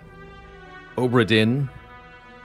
We did play Rogue Legacy 1. I would be amenable to being forced to play Rogue Legacy 2.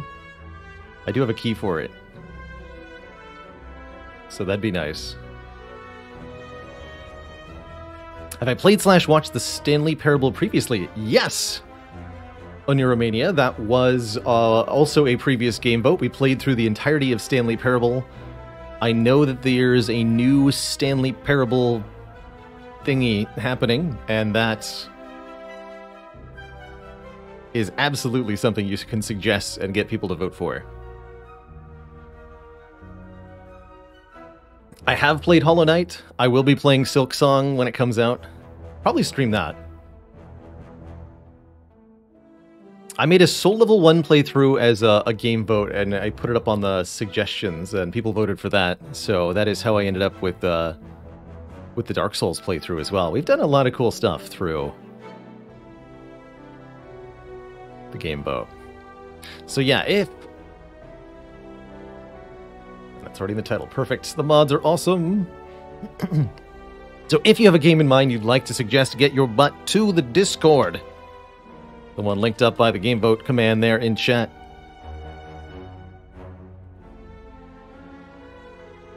Because that's where you can see the community voting channel. For recommendations, you can message Bailey or myself via Discord or DM. There Is No Game was also one of our favorites. And that is, oh, that is right. Did we make that? Is that still a sub perk? I think we made that a sub perk, or did we cancel that? I can't remember what the official status is there.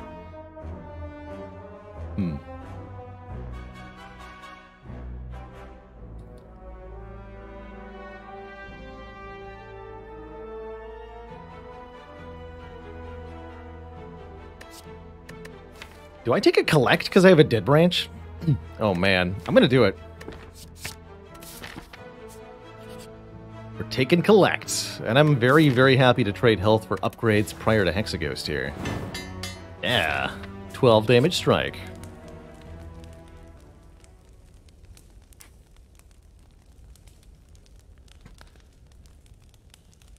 Okay, so officially nominating games is a benefit of being subscribed to the channel. You can still offer a suggestion and have somebody else nominate it for you. You have to have a sub sponsor your suggestion. When the actual game vote launches next week, everybody is allowed to vote in that. That one's not a sub-restricted perk.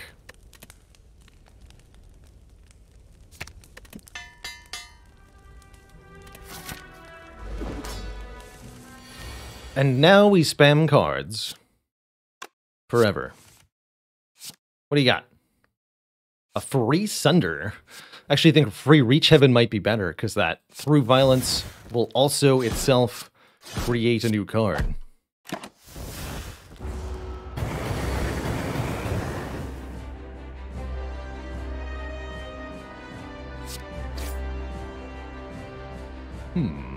I can Eruption and then apply Vulnerable and then exit Wrath.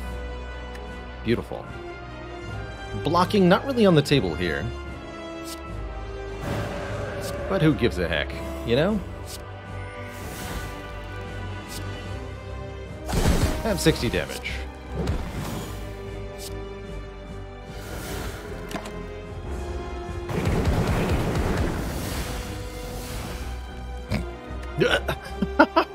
Sure, I can play all of that. Welcome.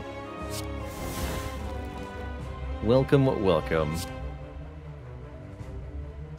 Alright, give me 2 Miracle Pluses.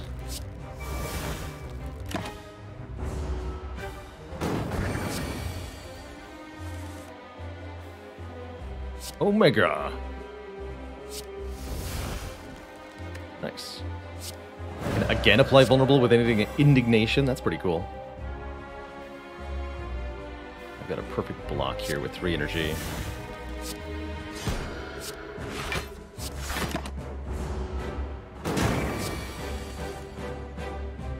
Another alpha.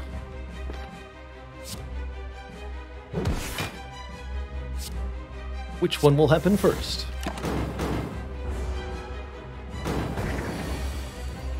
There it is. At the end of your turn, deal 50 damage to all enemies. See you later, Hexaghost. You are Hexatos. Kerblam. Well, that was fun. You know what else is fun? Deviform is fun. This is Energy Gain the card in a deck that is Card Draw the deck. Put those together. Unlimited card plays. Yeah, unfortunately none of these say Master Reality, which is actually the best card we could have seen. That's really funny. Hopefully we'll find one later. Or we'll just generate one at random from Dead Branch at a a suitably appropriate moment. But yeah, I'll take this Deviform. Since we have so many miracles, we can pretty easily get it into play. The 3 cost is not bad. And even if I choose not to play it, it turns into a new card.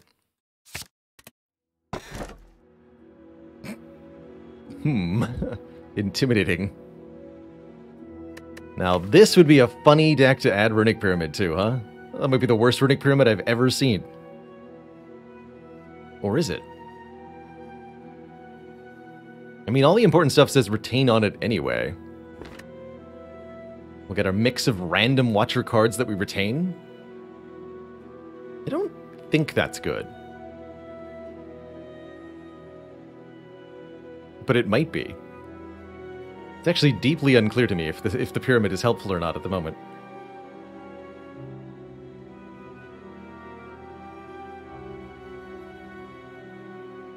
Definitely do not mind Ectoplasm.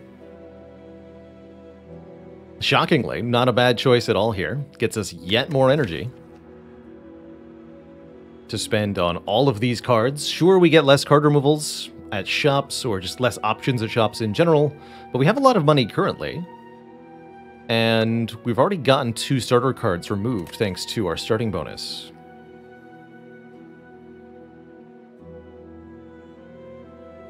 I think Sacred Bark is also vaguely reasonable here. It's a no downside pick that doubles the effectiveness of potions, and that certainly could be useful. I'll take the Ecto here. Pretty sure we're mostly fine regardless. Definitely have an opportunity to go to a very early store here. Or a suitably late one.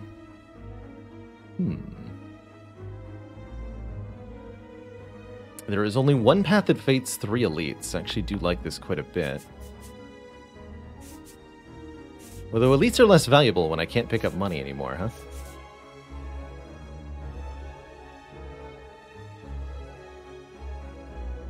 Shop earlier makes more sense than later, though, doesn't it? Because we're going to have the same money either way. If I'm going to go to a shop this act, it should be this one. Not this one. In which case, I could even go... No, this is still the only way to fight 3 elites. What about upgrades? That gets me 1 singular upgrade. Am I okay with that?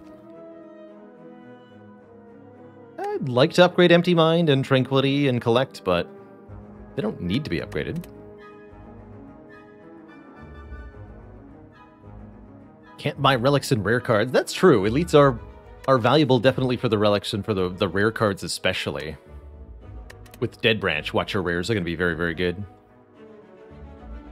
So is there a 2 elite path that gets sizably more upgrades? Like if I can get 2 more fires, I'll consider it. Can only get 1 more fire. 3 elites it is then.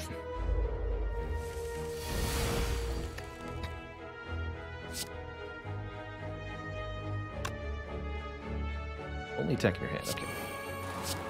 See if the miracles allow it. They say yes. Have 30 damage to the face.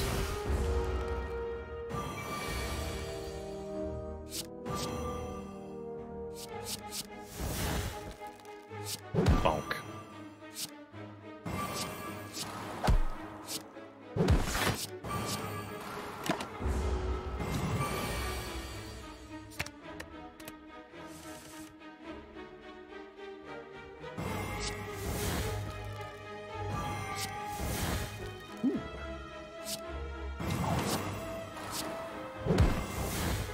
There it is. Although you're a little late, Master Reality.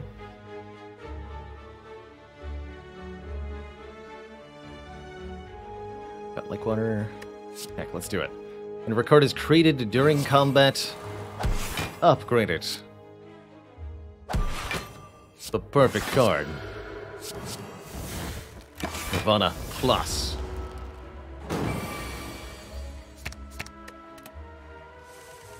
Upgraded Dazed. Yeah, that didn't actually do anything. But it was fun. Could take another Foreign Influence. Could take a Wave of the Hand. Wave of the Hand applying Weaken in large numbers. I don't have enough instances of block for this to feel hugely useful. I'll skip the unupgraded cards here. Ooh, choose one of 20. Definitely many, many good things that we could find, particularly things to synergize with Dead Branch here. Library always offers you 20 different cards, so it's pretty easy to find something that you want. Talk to the Hand, for example, is pretty good here. Yet another card that says Exhaust on it. Would I take another Deus Ex? Yes. Yes, I would, but there's none here. You can get rares in the library event, it's just exceedingly unlikely. Dead Branch does not give cards from the other characters, but Foreign Influence does. That's where the clothesline came from, was Foreign Influence plus here. This card can generate attacks from the other characters. I think we're going to take this Talk to the Hand.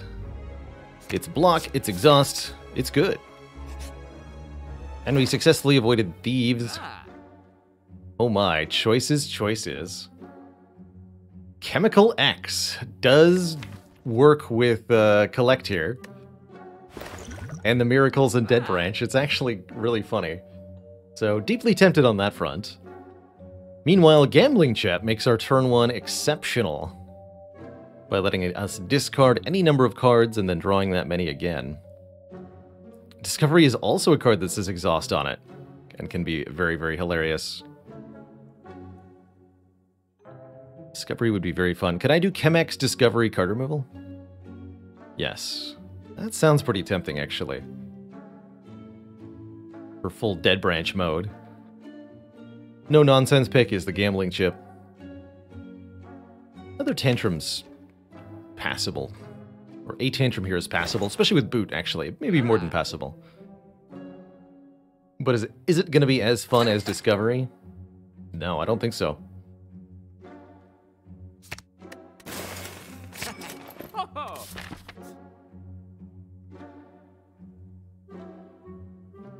Could also take Combat instead of Event here.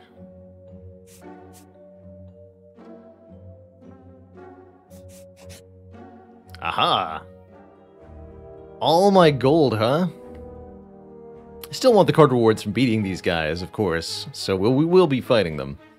Plus, if you give them your money, they will call you a loser.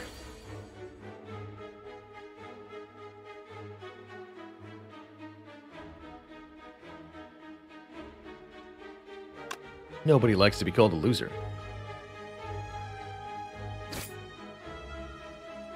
Don't think this is a fight for Devaform.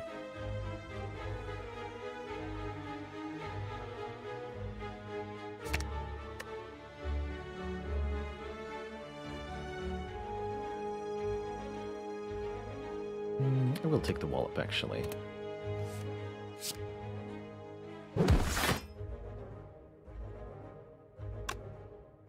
I deliberately want to play Collect for nothing.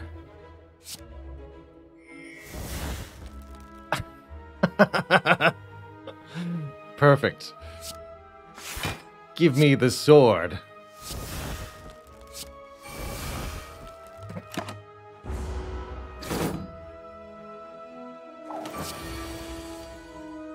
What a beautiful hand.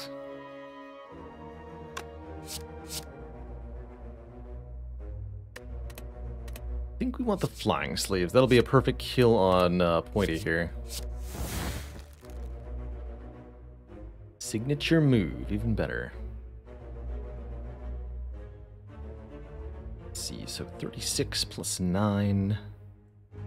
Okay, so we hit Bear with Eruption. That's what I've learned.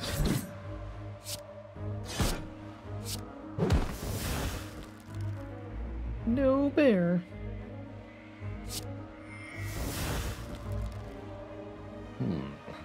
Can't quite finish Romeo here, but I could use the attack potion to do it.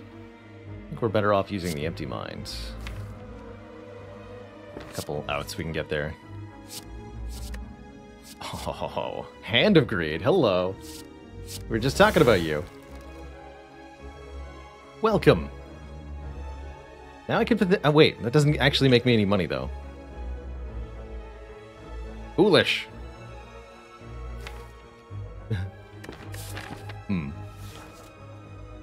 Alright, take 12 or use the attack potion to try to get a kill here.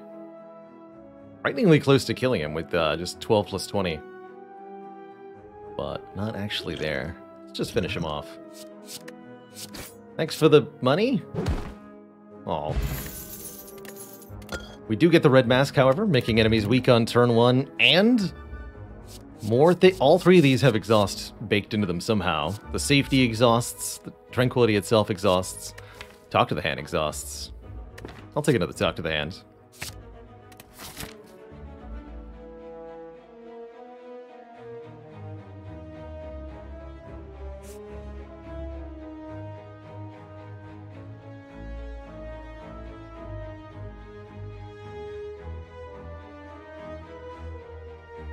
Is 3 leads. Okay, yeah.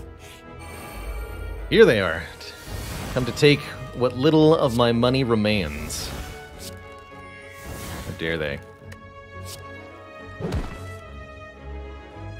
How dare they?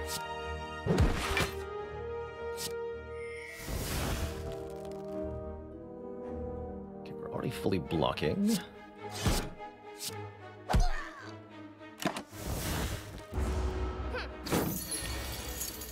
Block this with Protect if we need to. But I don't think that we need to. No, we definitely don't. Bang.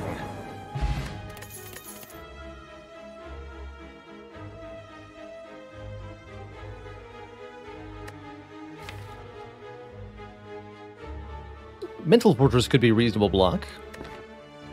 Evaluate also kind of works with Dead Branch, creating a card that exhausts. Mental Fortress definitely part of my late game block strategy on many Watcher runs. Don't think I should turn this one down. We're not doing a whole lot of stance switching, but Dead Branch could say that we do very easily, and we'd like to piggyback off that a little bit if we could. Another fight where Deviform is not helpful.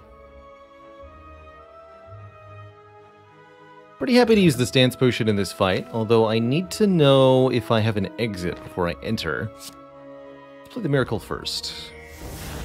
Oh. Well, never mind. I'll just do that.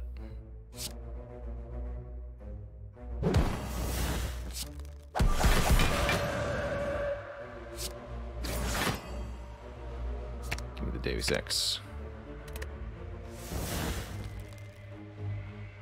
So, yeah. You guys are hecked.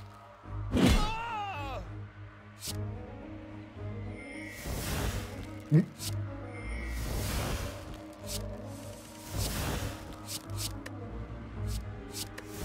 too, buddy. And I didn't even use a potion. What? Well, that's Dead Branch for you. Halt Plus. Tungsten Rod here will help us reduce our hit point loss, but that's not a big deal. Not at the moment. We're not losing health in the first place, so reducing something that's 0 is not going to help.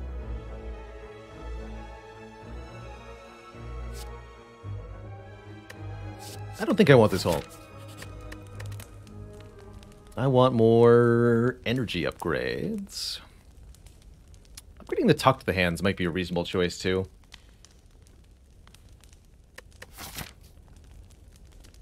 I'm going to start with this Tranquility, though. Make that free.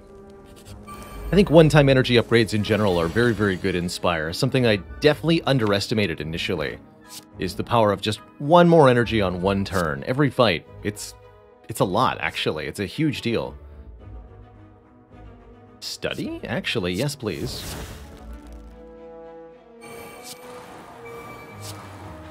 Ooh, like this. It returns!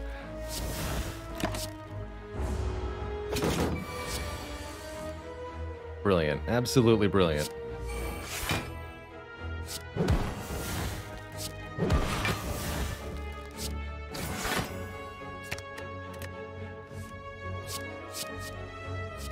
All for one gets back literally nothing. Okay.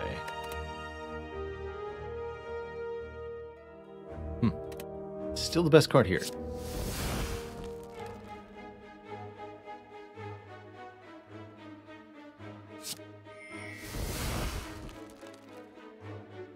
Um,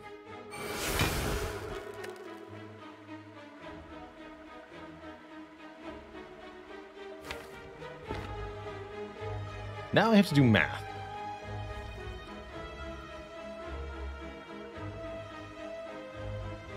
So if I were to play this Blasphemy, we would do triple damage this turn. Doesn't count as gaining Mantra, so the Brilliance is only going to be base 12.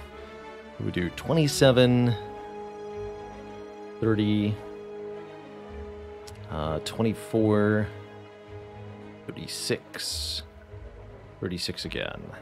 153.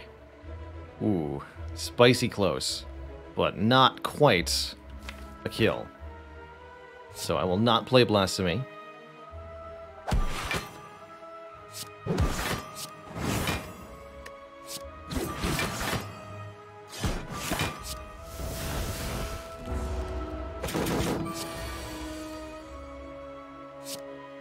Prepare to be expunged.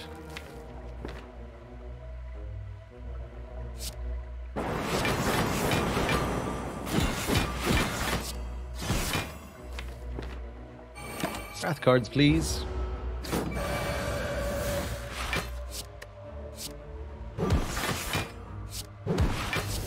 Bonk. Alright, that went well. Get the Centennial Puzzle. The first time we lose health. We can get some card draw. And I'm actually exceedingly happy with a Crescendo here.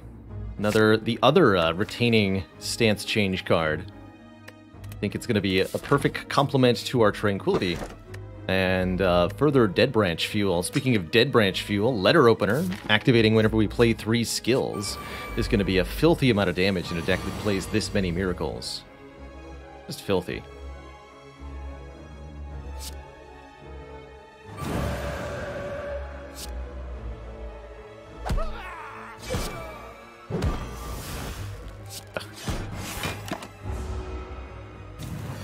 After I optimize my damage like that, you go and make an AoE card.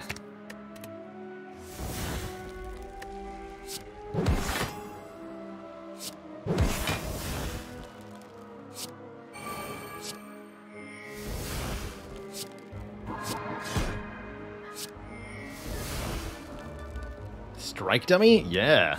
Boop.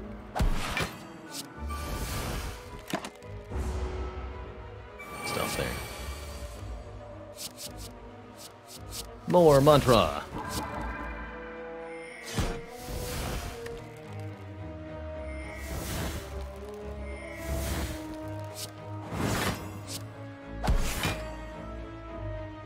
We're just having fun now.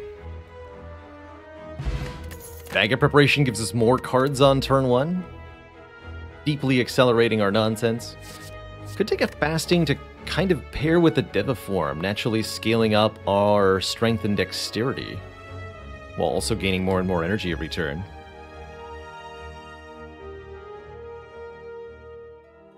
Problem is, it wants an upgrade, and I don't have any upgrades to give to it. We've got a lot of what we often call upgrade debt. Cards that I intend on upgrading, but we do not yet have enough upgrades available to give to all of them. Which means that any new cards added to the deck have little prospect of managing to get upgraded. That's bad.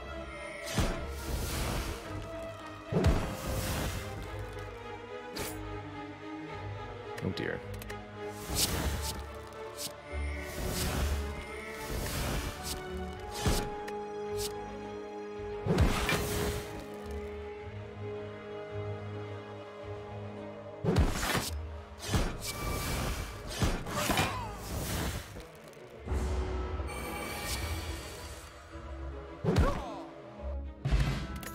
Poor guys.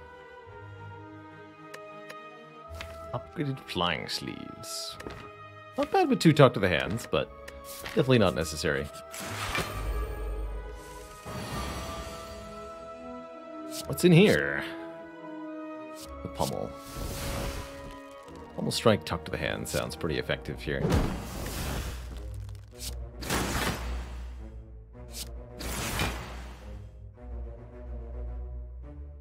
Give me the other talk.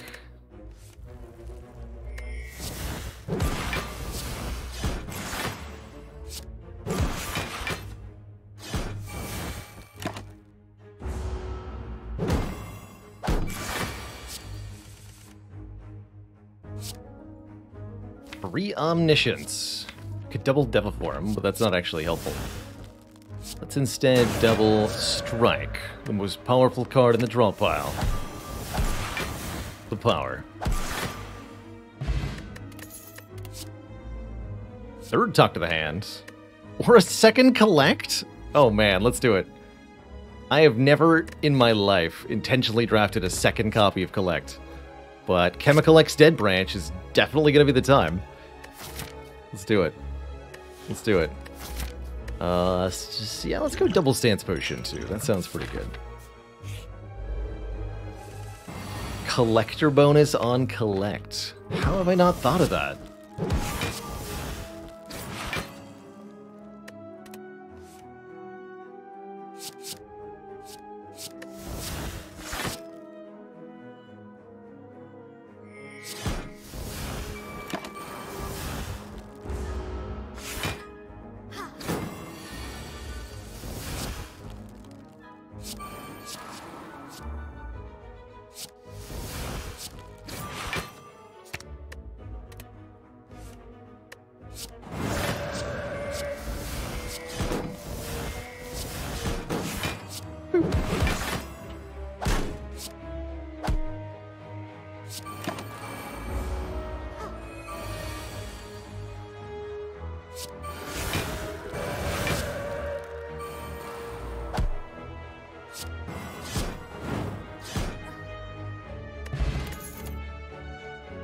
Here's a lesson learned. That can well, we talked about upgrade debt, actually. Lesson learned can fix that by letting us upgrade our cards if we get a kill.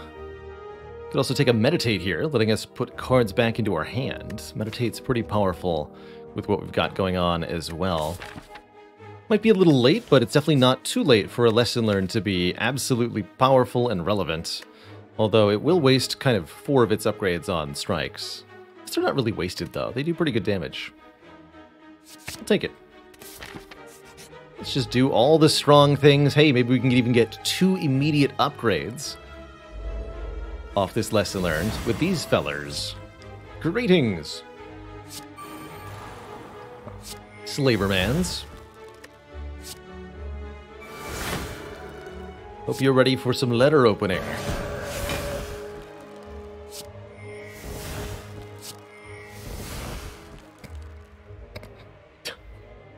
Wait a minute.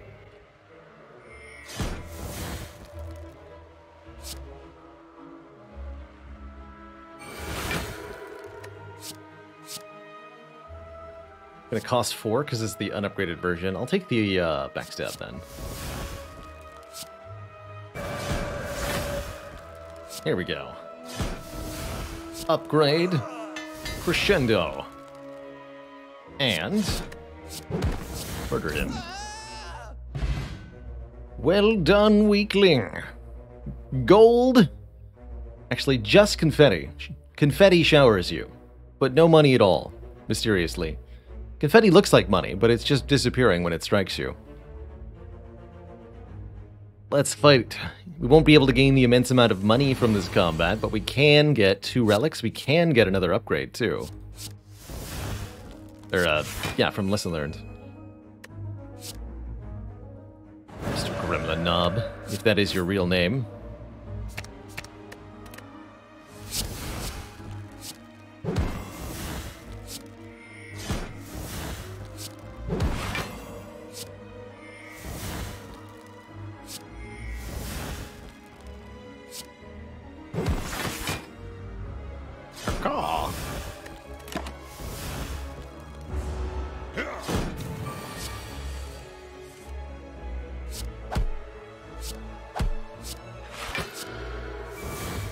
Interestingly, when you play multiple collects, you simply add to the number of turns you're going to be getting Miracle Pluses. You do not get more Miracle Pluses per turn. It's kind of a lame way for the card to stack.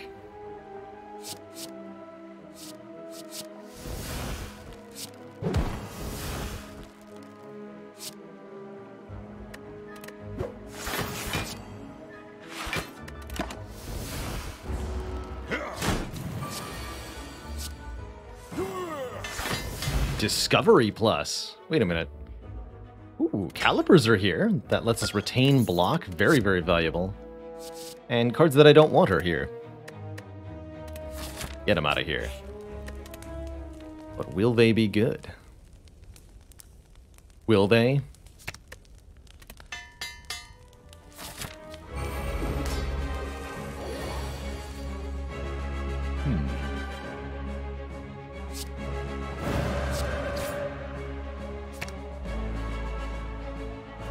Actually, I want to draw the Vigilance next turn, just in case I need to go into calm stance here.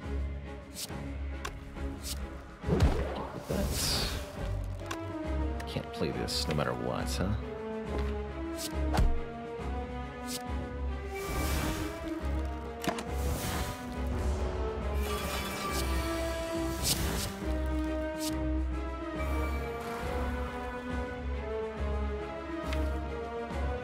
So, orbs are going to steal our rare cards, the Lesson Learned and the Deviform. Guess that means I want to put the orbs on low health so that I can steal my Deviform back. So I need to make a room in hand here. Oh. Or I can Omniscience the Deviform. That sounds great. Give me unlimited energy. Thanks.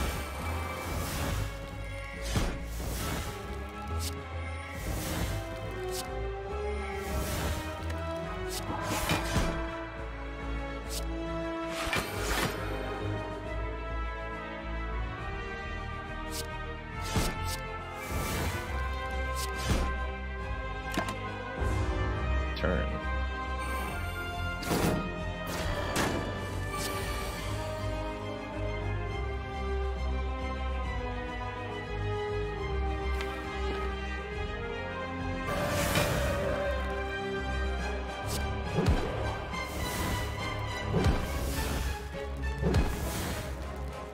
Warship.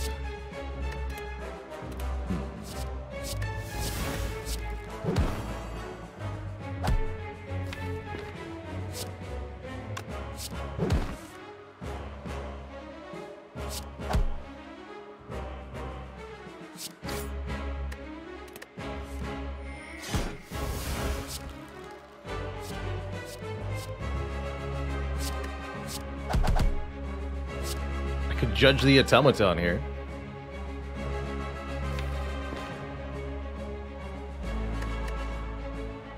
Judge this one.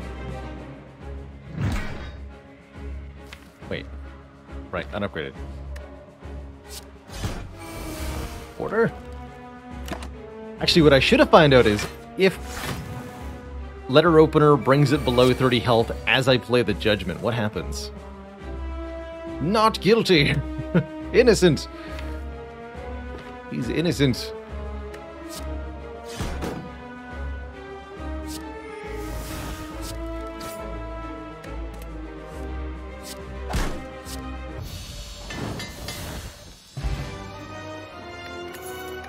Needs a blessing of the forge. You could wish for money? Scrawl might be unhelpful. I mean, what does Scrawl even do if my hand is already full? Nothing.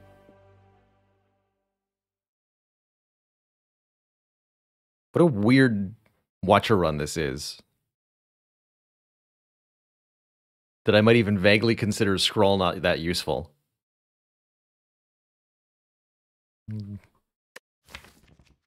How bizarre. I'm gonna skip it just on principle. All of you, get out of here. Could get rid of our strikes once and for all with a Pandora's box, but then what if we're stuck with something worse? I think a Violet Lotus is very good. We're generating calm a lot thanks to the Dead Branch. We have 2 stance potions. 1 more energy on each of those stance, which sounds fantastic. So I'm going to take it. It's so violent. So Lotusy. Does Ectoplasm cancel the heal from Bloody Idol? Yes. If you don't gain money, you don't get to heal. 3 elites. Can I do 4? No. Okay.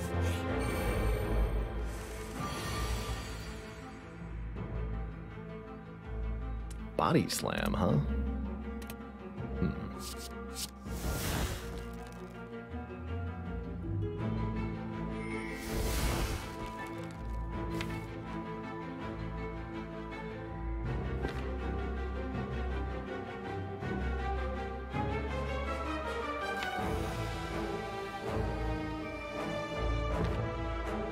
Trying to figure out if there's any way I can lesson learned on this turn.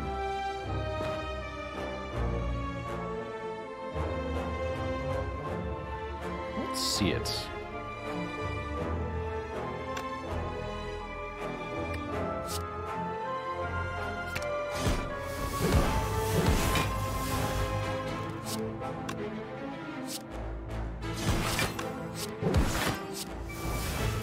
Do that for you.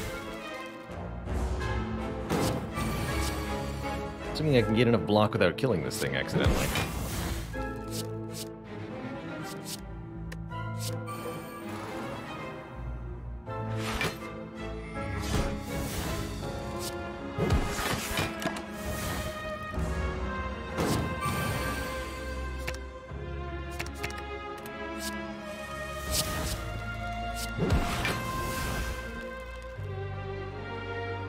Yeah, problems.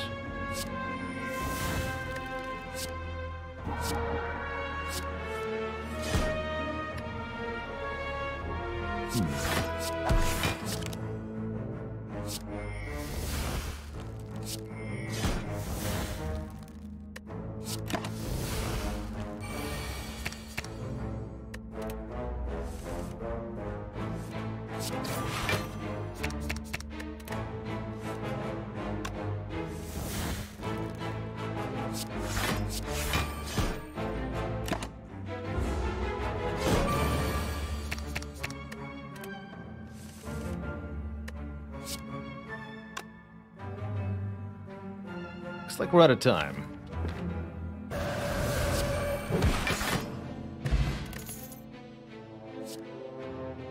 Let's grab a meditate. Another way to get into calm is perfect with the boss relic we just picked up.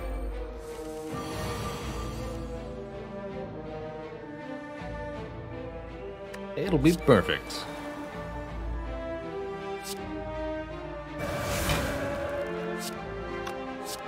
Let's block. Big block.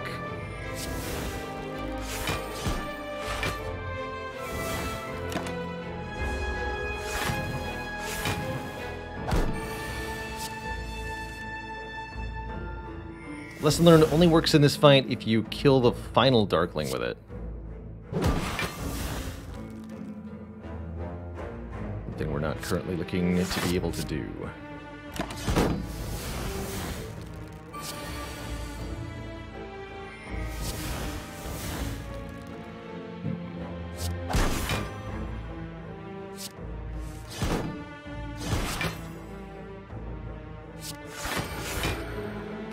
Blocked.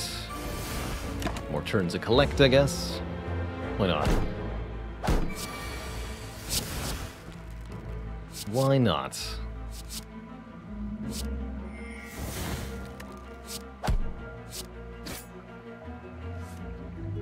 now I can omniscience for any card I want.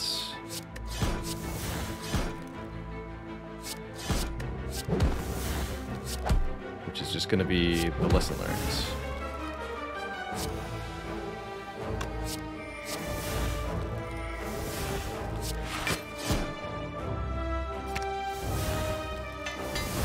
So nice, it upgraded itself. Good.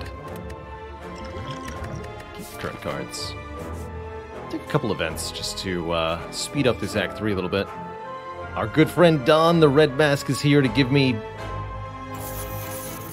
money? Yay. And... I can take Warped Tongs, upgrading a random card every turn. The downside? Literally none. I mean, I'm stuck with the Pain Curse forever, but it doesn't do any damage to me because we have Tungsten Rod. So I could take this, actually. Notably, the Warped Tongs could upgrade the cards from the Dead Branch. Let's do it. Sounds like a fun interaction, too. Checking the nooks and crannies, you find a dust-colored relic. Taking the relic, you can't shake a sudden feeling of sharp pain as you exited the hut. Spooky stuff, man. Get stabbed by a ghost. Tough way to go.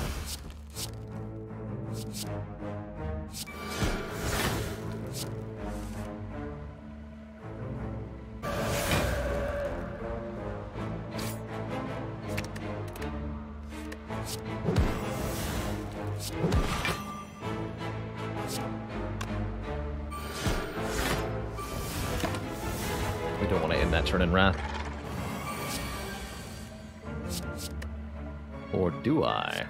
There's that free Meteor Strike. I'm gonna play it, though. Don't want to generate an orb slot right now.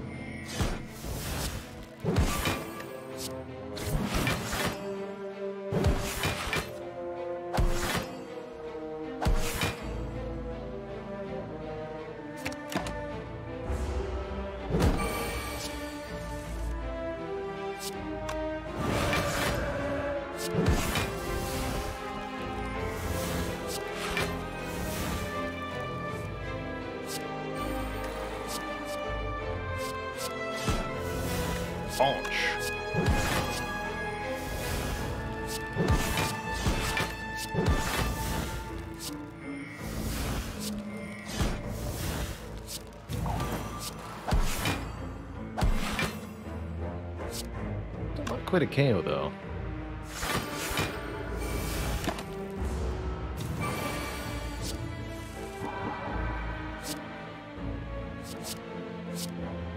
Why do we need to take a real scroll when Discovery can make scroll for us? We've got scroll at home.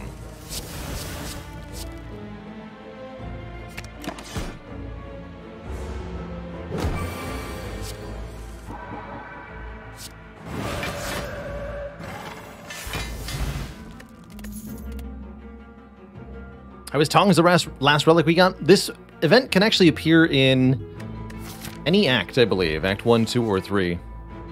It's rare to encounter it in the third act, but you totally can.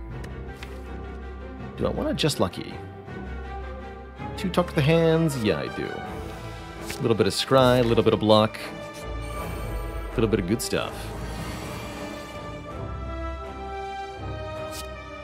What's this? Also note the Miracle getting upgraded by Warp Tongs. Very good. I guess I don't need to play Deviform for 3 energy when I can play it for nothing. Easy.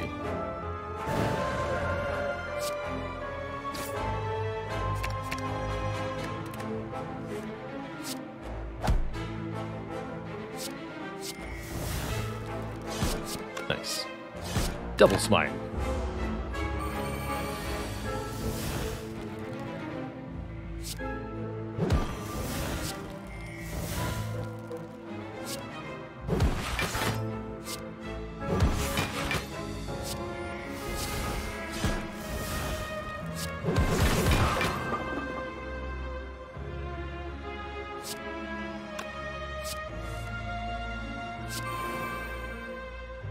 Can't meditate and collect. I guess I don't need to collect. Let's get back that Bowling Bash. It's going to absolutely destroy her. Or wait, I should have gotten the listeners in the drop off. Good. Perfect. So it's just 14 times 5, which is actually too much. Too much damage. Oh, tragic.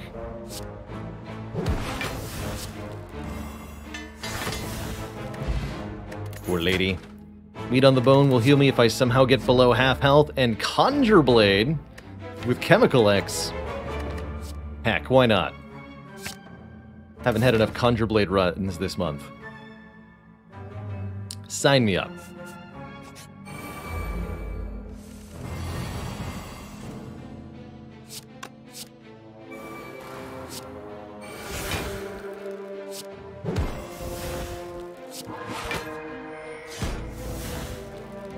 Behold!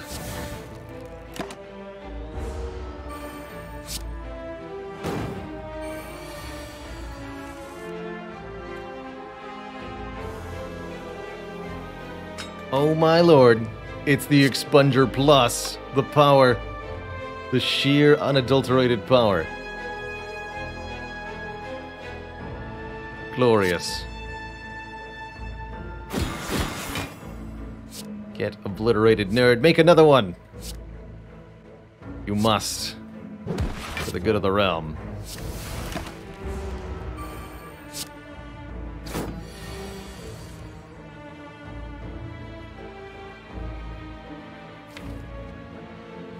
Alright, we're gonna have to figure out how to block, though.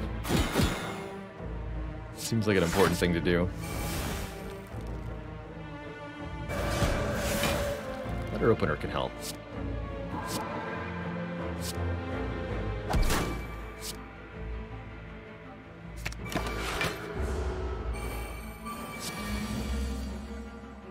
Letter opener can definitely help.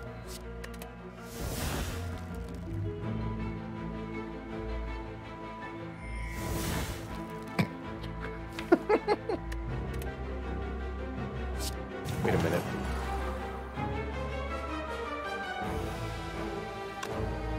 Now, wait just a minute.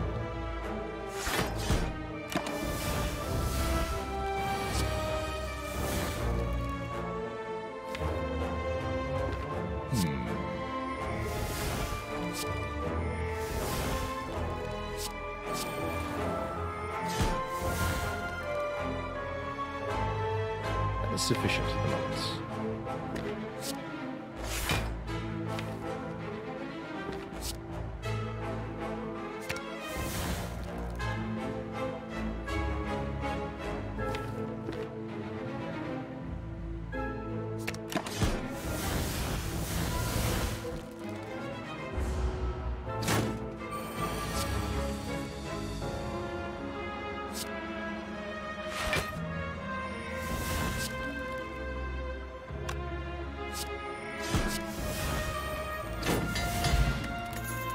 Perfect. But tranquility. Not a bad idea necessarily with the Lotus, actually. Yeah, let's take one more. Mr. Giant Head. Low.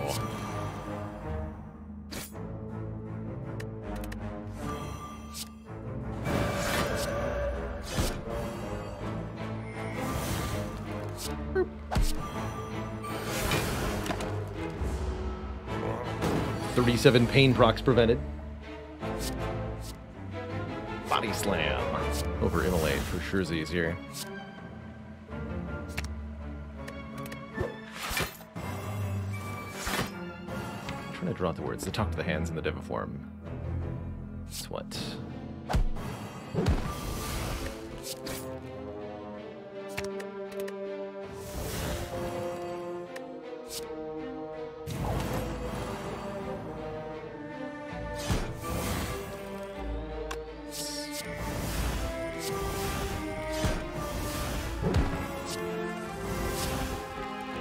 Play that though.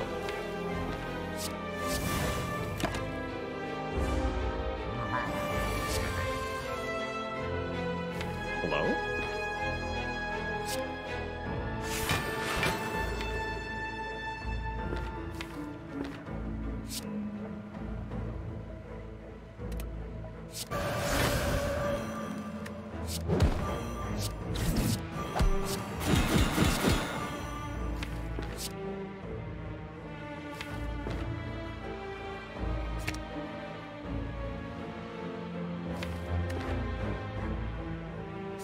The Expunger. A Wrath card, I guess.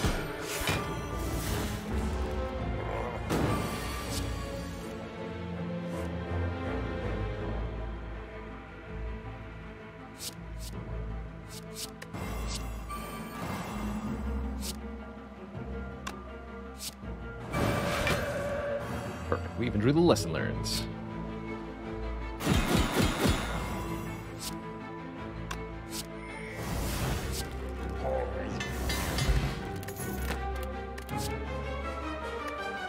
Wreath of Flame could be vaguely interesting. Kind of neat with Conjure Blade, but I don't think we have enough other interactions with it. Gotta take the blue key here, although Frozen Egg to upgrade powers would be pretty satisfying. I need to go this way, and I can go this way. Ending Halls offer me Madnesses, making a card free in hand. And exhausting. I don't think so. I'll just lose my 4 max health. Nice.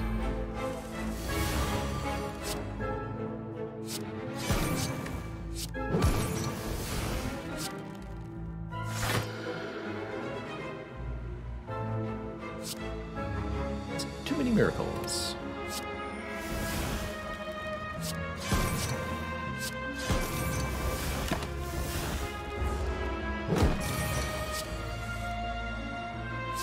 Definitely too many miracles.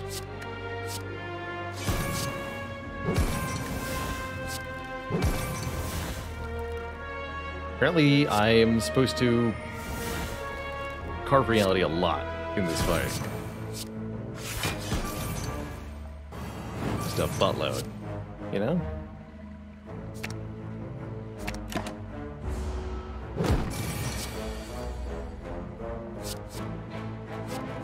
It's here. The power.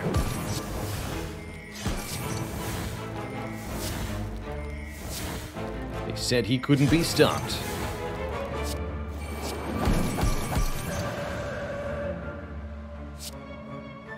"11 hits. Wait, 10 hits. Right, it wasn't placed. And again.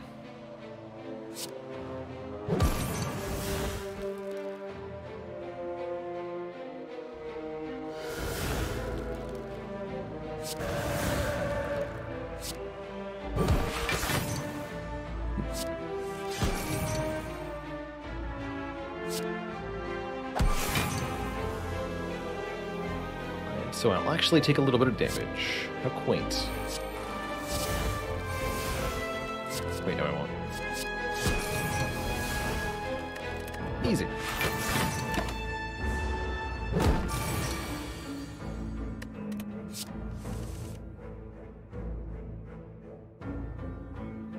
Hello and welcome, El Roberto. Have a seat and enjoy. Glad you like the extension. If you don't know, by the way, and you're watching on a desktop, you can mouse over the relics on screen to get a description of them. You can also open up the deck list by, I think the D hotkey will actually work with the Twitch extension. But you can also click on the little square icon in the top corner.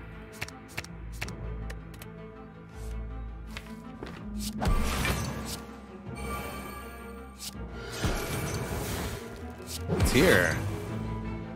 One more turn of Master Reality, I'm in. Upgrade the random cards.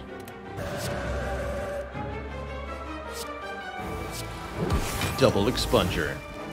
Double your fun.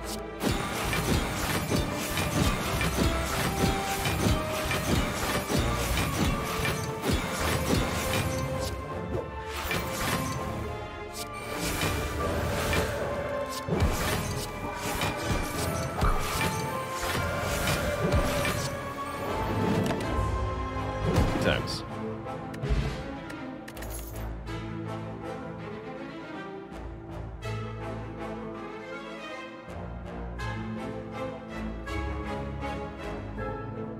That's right. You can also highlight over an enemy to see their status effects.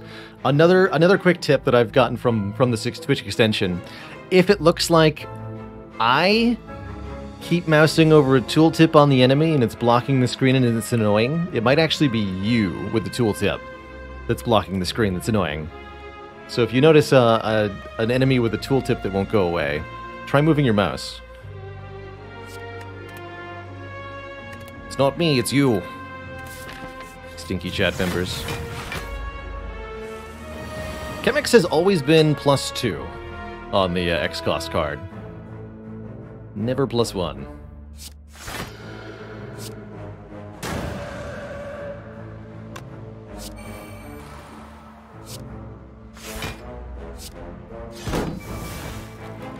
Yeah.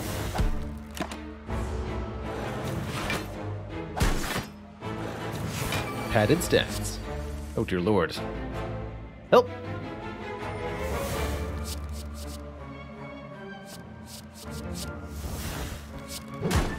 The wheelie good kick.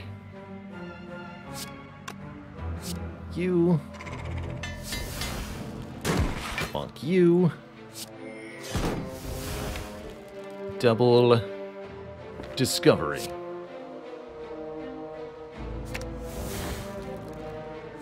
Free Ragnarok and a card I can't add to my hand. death. That's right. +1 is when the card is upgraded, not by the chemical X itself. Another Tranquility Plus, huh? Nah, I don't need a third one.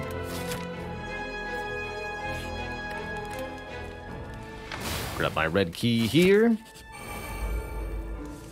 And we're gonna bop the Repto.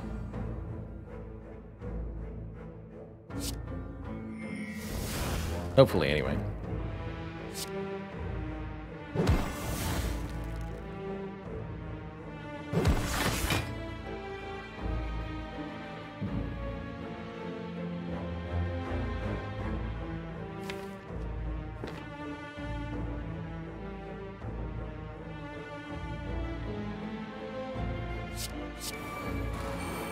Rush down, battle him. We'll see if I regret that.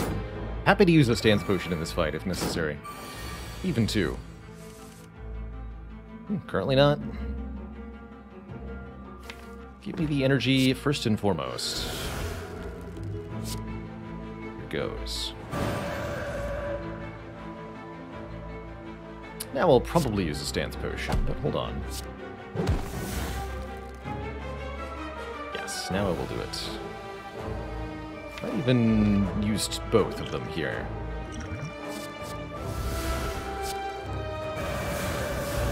Aha! There we go.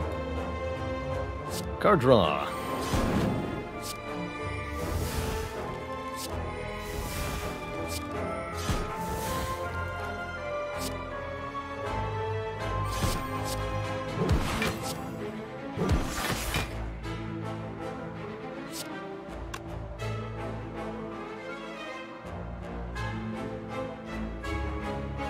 Looks like it's time to go back into calm here. So yes, both stance potions for the Reptomancer. That's a little spooky, actually.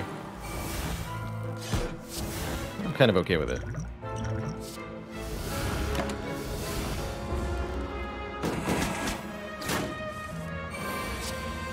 What else were we hoarding for them for, if not this?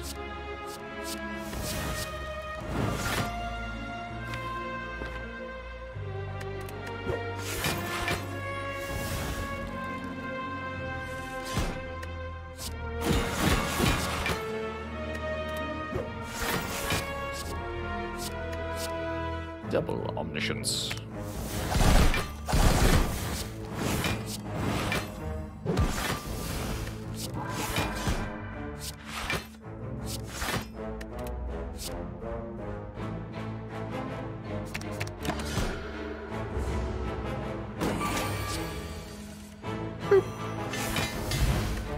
Damaru gives us one mantra per turn. That definitely could lead to us entering Divinity in a few fights.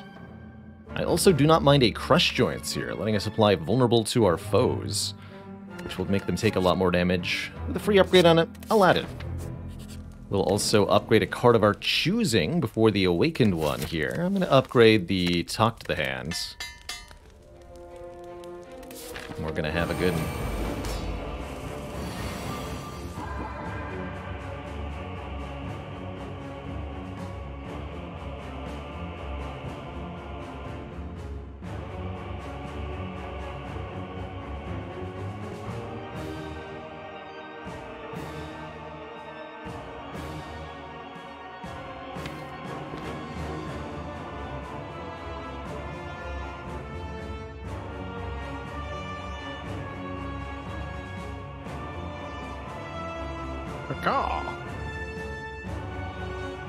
Let's start with Vigilance Crescendo.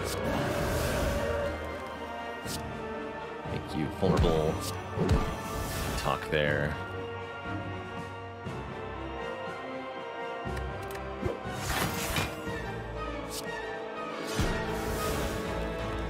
The rush down. Rush down feels relevant. As Defect have 33, we started the challenge on Defect, so Defect is the first to get a kill in every rotation.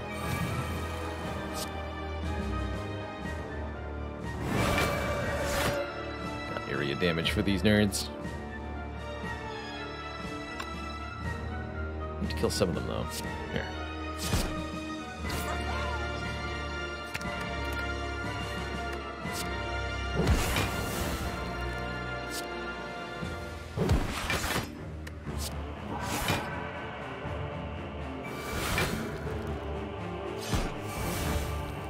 Again. Neat. 5 turns of miracles.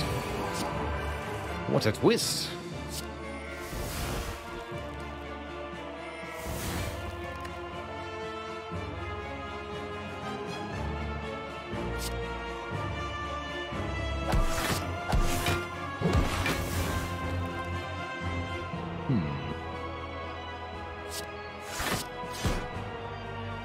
Card. Yeah, that's a good one.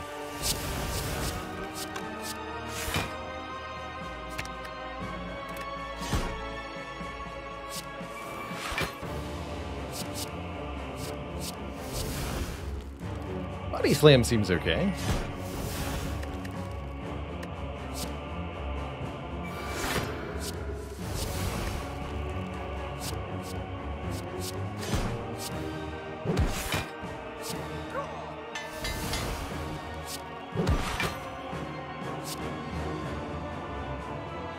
Let's give me back Eruption and the Body Slam. We'll go from here.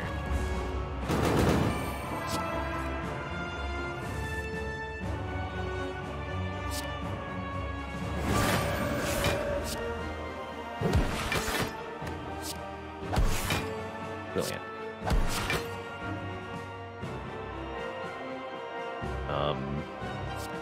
Maybe the Vault?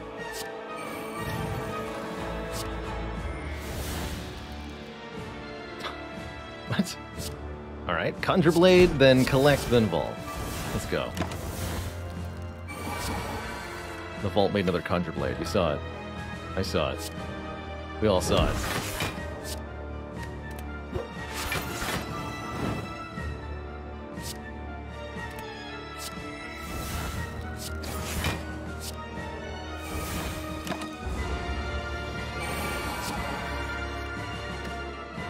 Damage 4 times.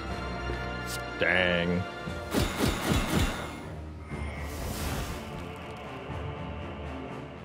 No way to leave Rat Stance, though, huh?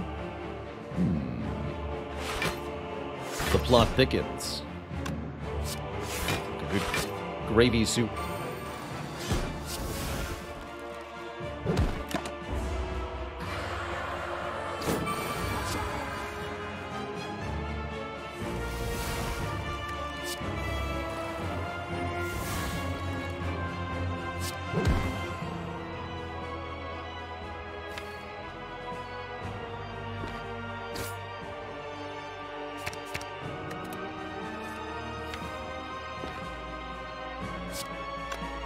Vigilance Inner Peace here? Yeah. Actually, Vigilance Empty Mind makes more sense. Our second Explunger.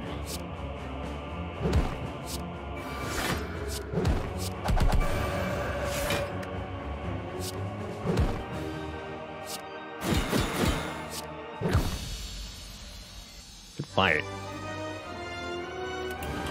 Can you natively get Body Slam as Watcher? Natively through Foreign Influence, yes. If that counts as native. But you don't need a Prismatic Shard or Dead Branch or anything to get it. Deceive, I guess. Good old Time Eater, here to eat some time.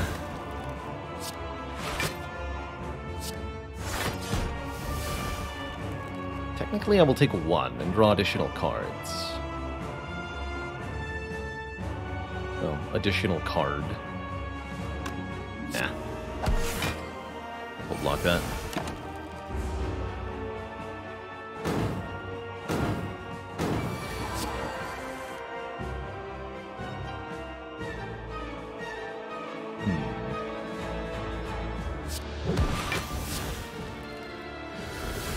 May need to take some minor damage here.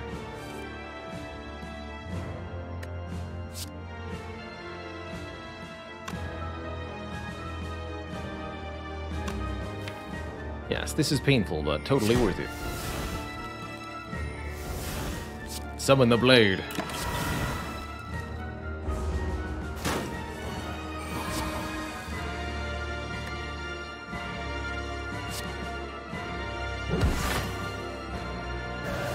Behold its power.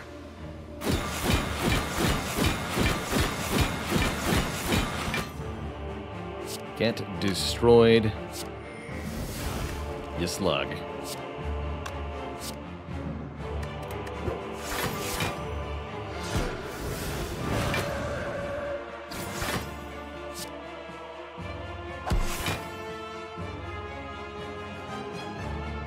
Wait.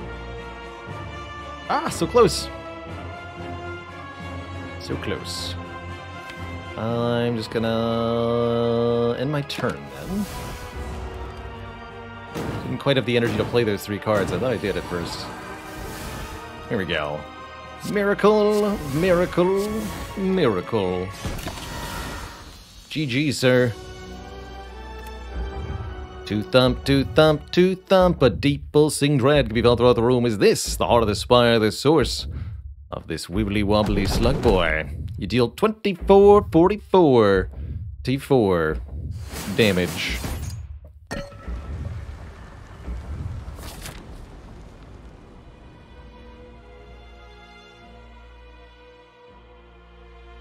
If I could do a run where I had all 4 characters starting relics, what base character would I choose? So I heal, draw more, I have a miracle. Ooh, man. I have a lightning orb. I think I would do that on Ironclad. Ironclad with a miracle sounds really good. You need to say plus. I demand it.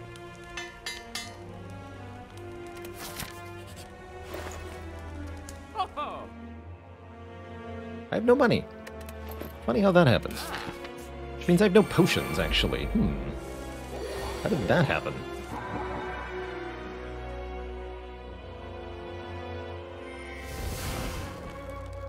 I'm going to get beat up on this turn. Don't like it. Definitely want to be drawing that next turn.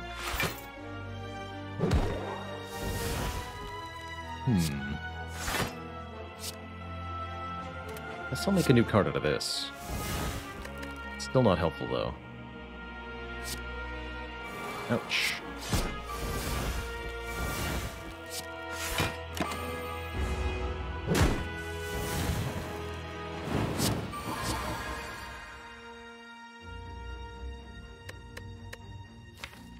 Show me an exit. It's the opposite of an exit.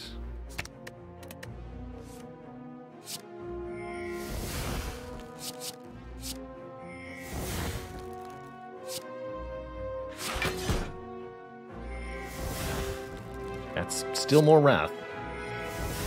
There we go. Cool. So I can go Eruption, Indignation.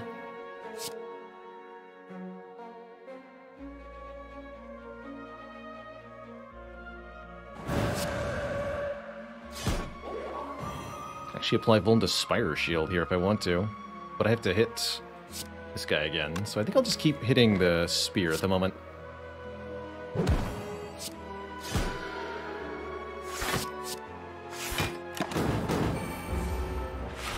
Five more.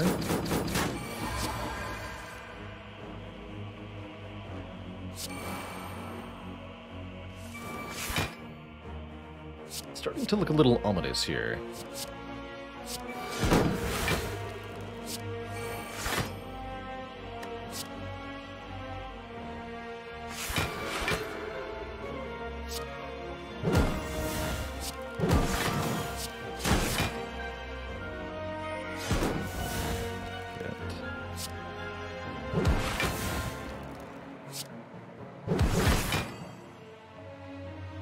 Now we should turn around.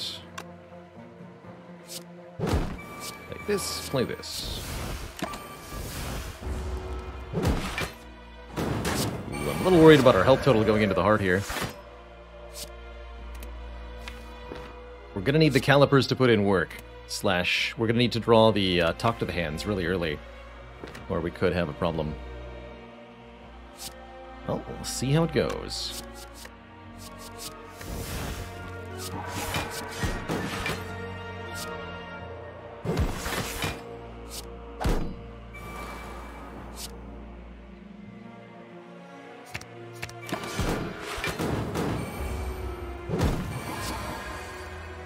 We do have meat on the bone, and we're very, very close to being able to use that. So yes, putting meat on the bone to use would be a very good idea here.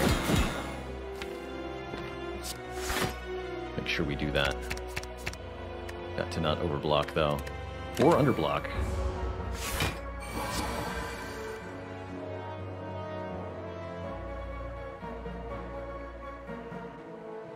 So 38 incoming, half health for us is 34. I gotta take 2.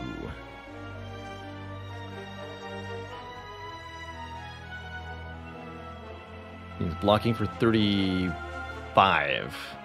Dang. 5 is hard to block for.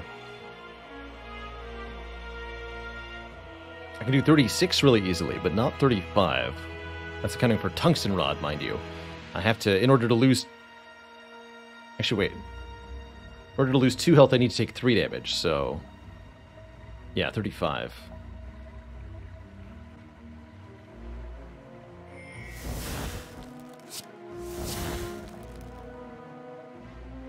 Dang, that would have helped.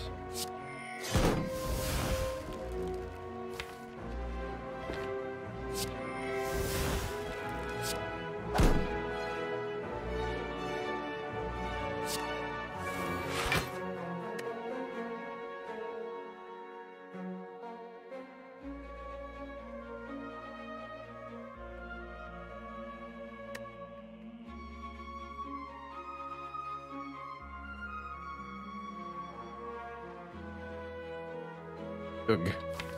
How to math.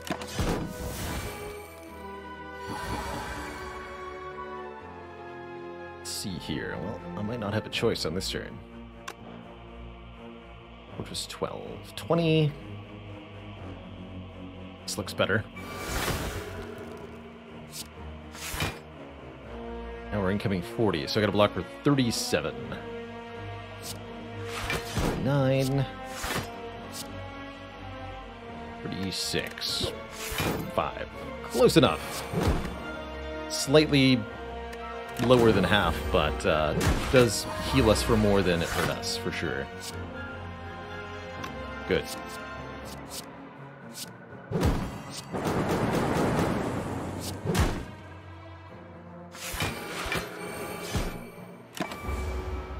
So we'll have 44 health. 54 health. That's pretty good. 54 is a lot better than 30-something. Unfortunately, no potions is definitely going to make this a little difficult. Oh boy, yeah.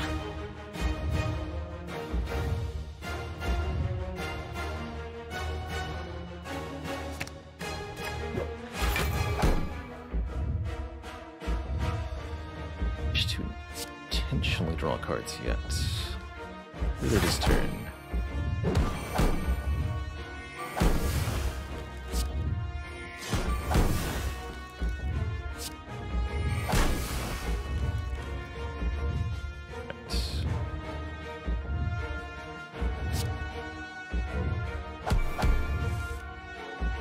There's one talk to the hand, that's good. Foresight, also very good.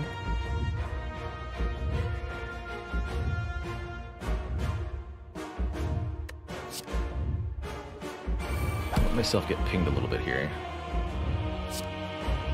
Blocks reasonably well. Ragnarok blocks not well enough. If I want to retain any block, I have to do like Tranquility, Empty Body, Wall of Ragnarok. It's a lot of energy spent that I don't necessarily need to spend.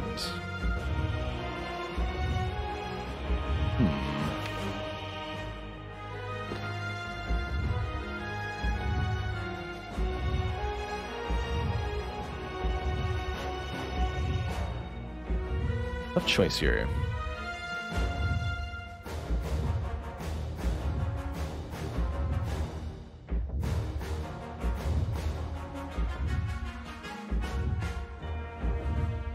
Does that even generate all that much block?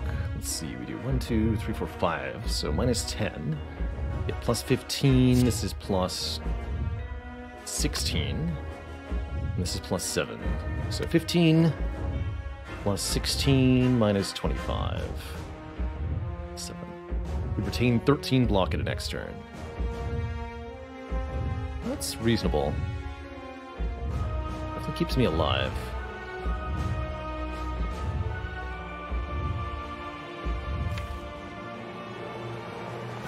But then I lose the tranquility, of course.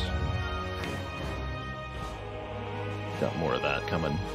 I'll do it. Also generates more cards this turn. So, for example, now I can play the Sash Whip and make the Heart weak for next turn, which I will definitely do. Means we keep the Miracle.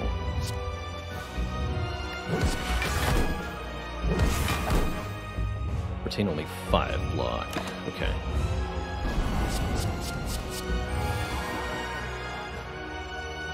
Let's see if this can keep me in the game here.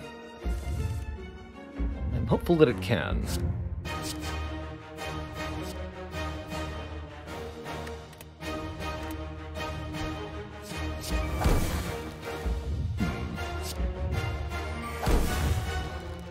Good. A bit weak.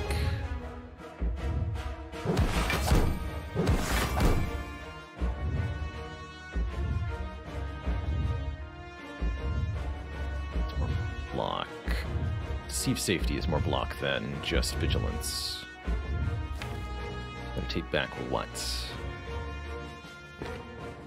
Be a lot less damage next turn. As long as we survive this turn, we should be okay. Pretty close call, though. Let's just see what this safety generates. Nothing useful. Okay. So yeah, we'll go down to basically single digits here. Horrible is wearing off.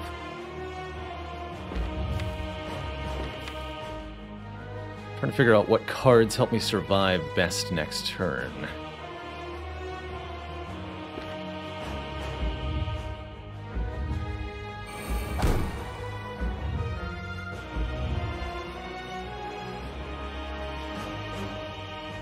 We need to block for about 30.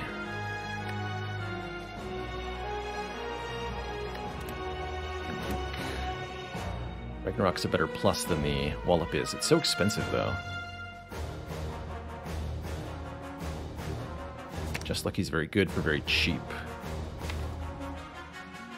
Definitely a little worried about what's coming up. No Empty Mind or anything, huh? Already have a week for next turn. I'll take Just Lucky and Wallop. Already get enough block to survive that way. On 8 health here, which is super spooky. No time for you right now, Collect. I don't know that I'm allowed to play this Eruption, unfortunately. Looks like we do generate enough block to live, though, I think.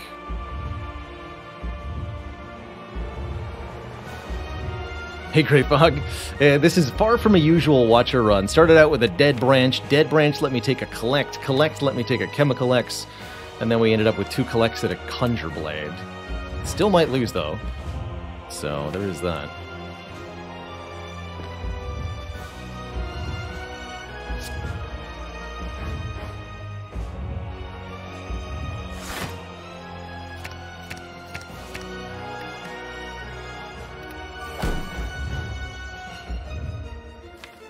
A real shame that the top card was a Calm card. It would have been really nice to Eruption Wall Up, go back into Calm. Oh well. Is enough block, actually? I think we might be dead here.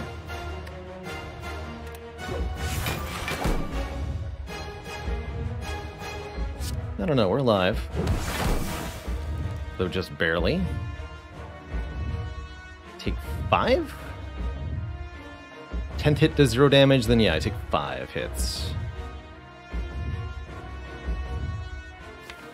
Take 1 if I summon the Conjure Blade.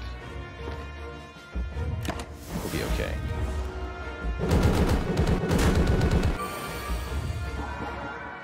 Definitely cutting it close here, though. However, we finally have the important stuff.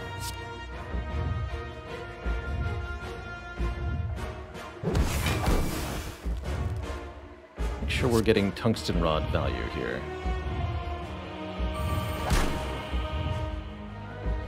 Sprawl is very powerful.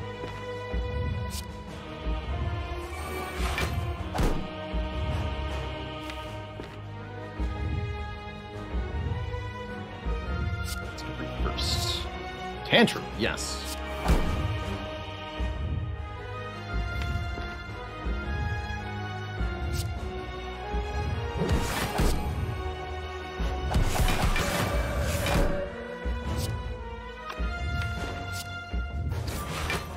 Tantrum. Don't play the flurry yet. We're going to shuffle the deck now. Not going to use this prey. Discovery is back. I discovered Vault. Good.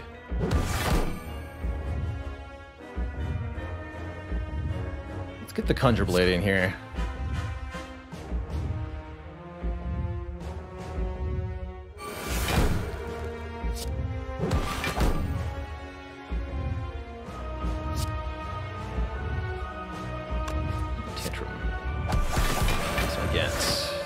Energy. So this summons an X equals 6 Blade. That's pretty good. And because Bolt is 0 cost, I can play it after the X cost card. Retain all the block with Calipers. Here we go. That's why you buy the Discovery, apparently. Cool.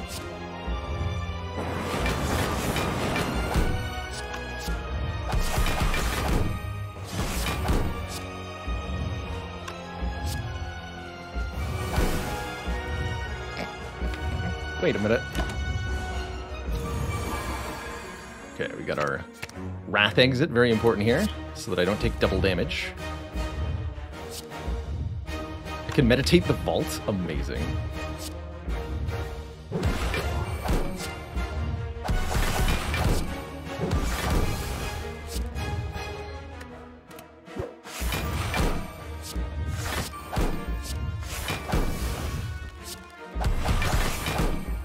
Seems pretty good to me. Vault and Discovery again.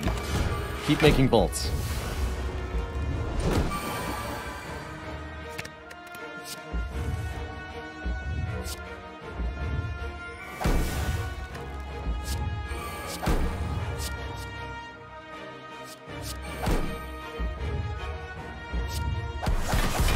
Immense the pew pew.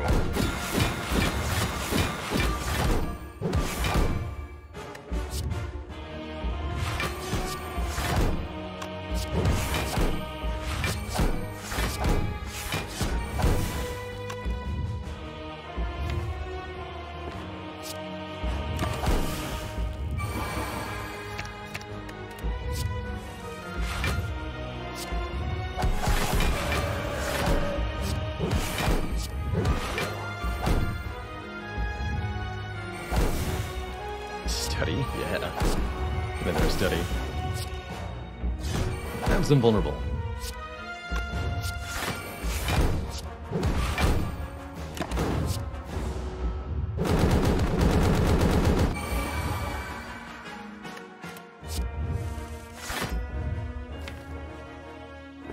We're also divine next turn. Fun fact. Although I can probably kill this turn. From the looks of it.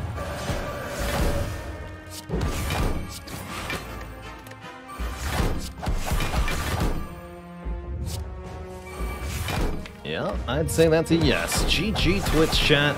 What a run. An absolutely wild, wacky, weird, and wonderful, or should I say, excellent watch a run of Slay the Spire. GG. GG.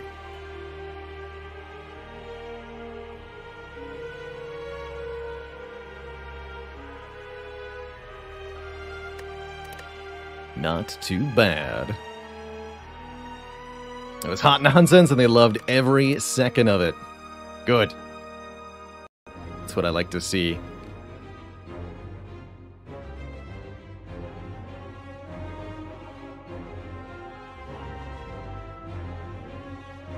Definitely almost lost during that hard fight. 3 health to spare, huh? And so shall I. Oof. So if we hadn't gotten the pair from Shield and Spear, we wouldn't have won that fight. That's pretty close. That was pretty close, but a classic example of if Watcher can survive the first 3 turns against Heart, she can beat the Heart, because after 3 turns, she has her setup in place, and the block is absurd. You should ban the Baylor from the game. He's too good. The audience doesn't know what to do with him. He's too good, man.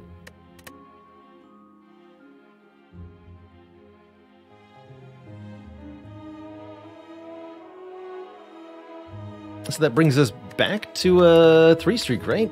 Yeah, watch your defect silence. Not bad. That's already updated too. Sweet. Very, very sweet. So we got 30 kills in April, more or less. Could make it 31. I'm feeling good where we are for today.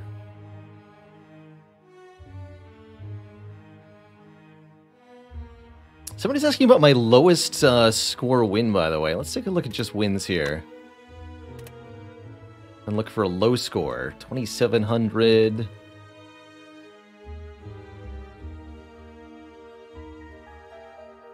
$2,600.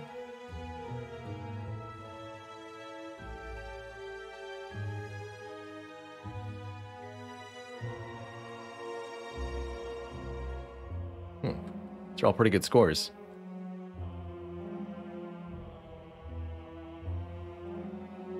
There's definitely not a lowest score thing saved anywhere.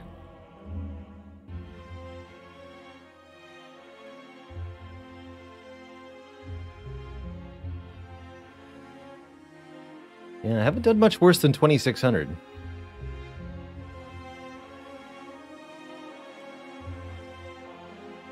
Looks like we're very consistently in the 2,800 to 3,500 range for our points here. Yeah, I don't see anything low there. Our highest score is just shy of 4,000. We had that more recently. I think that was a Watcher run, right? Definitely had a, yeah, there's a 3868, this one. This is one of our best scores. Not the highest of all time. I think we were able to find a 3870 something looking through the run history. But this is about as high as I've been able to memorably achieve.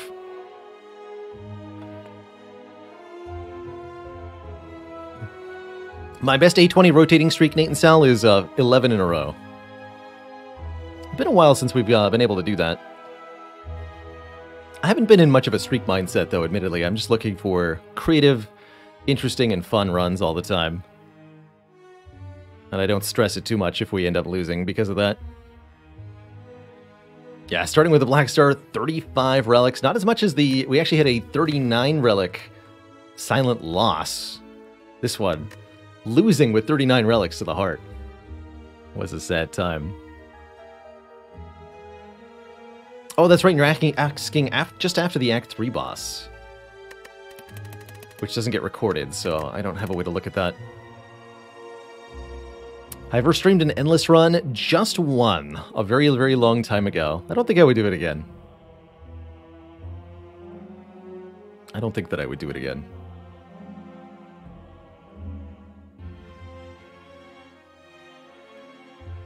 Alright, so I think what I'd like to do is play a little bit more Battle Brothers to end out our week here for the last stream of the week.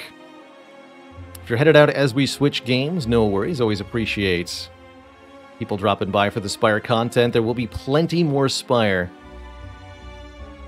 in the future, too. We got 270 more wins to get this year, after all. And only 7 months left to do it. Combatant Companions, I like it. I like it. Actually, what was the one I came up with the other day? Oh yeah, Calamity Cousins. That's the one. Or combat cousins. That's even better. Or combat cousins. Did we find the spiders at the end of yesterday's stream? We did not. That's the first thing we're going to be doing, is looking for spiders. Bet.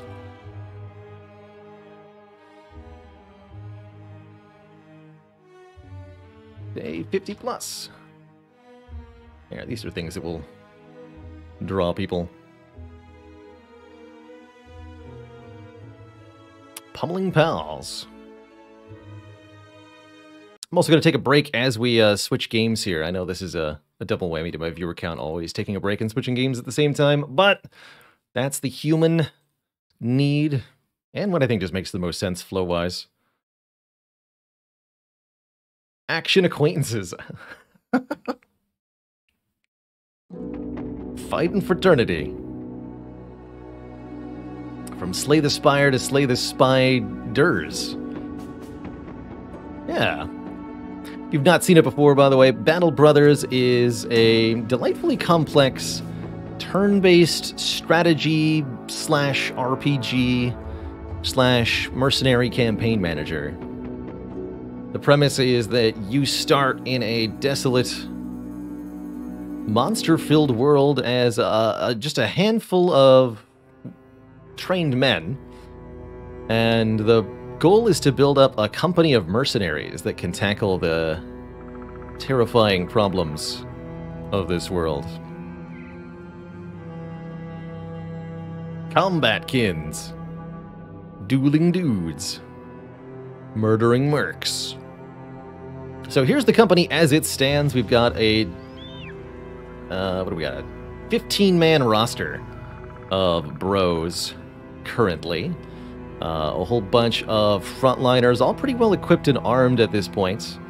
Our backline is a myriad of range combatants we're trying to train up here. Singer the Slinger are one of our oldest bros at this point, with the company for 53 days. Given that the company's only 55 days old, he's been here since literally the first town, pretty much. It doesn't even ask for much. 11 gold daily. Meanwhile, we're paying Samadin 40 gold daily. Oh yeah, because he's the Nomad. He's good. He's got good melee defense. The important people in the company at the moment: Erebus the Enigma, our standard bearer.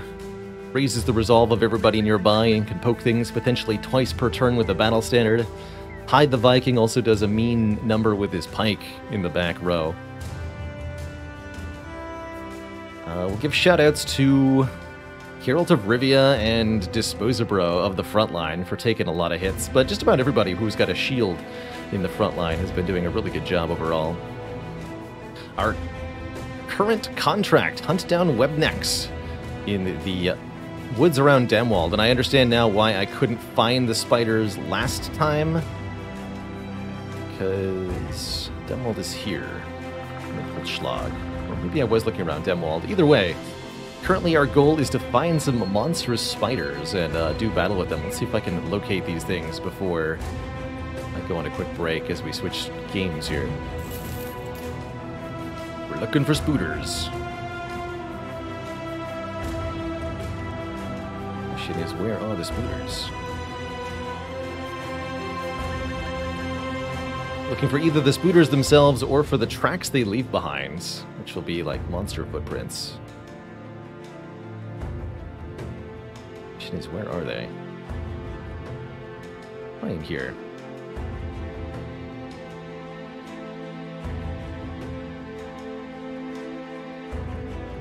Mostly this has been just a giant waste of our time, as we've been completely unable to locate these things. Really rather unfortunate. Like, where the heck are they?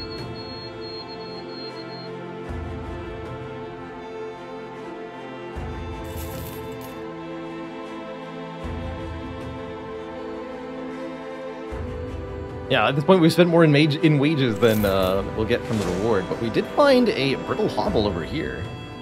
So we'll at least, let's do this as our fight, I guess.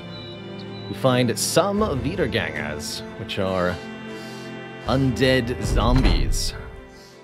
11 of them in total, so this will be a nice, nice even numbers fight.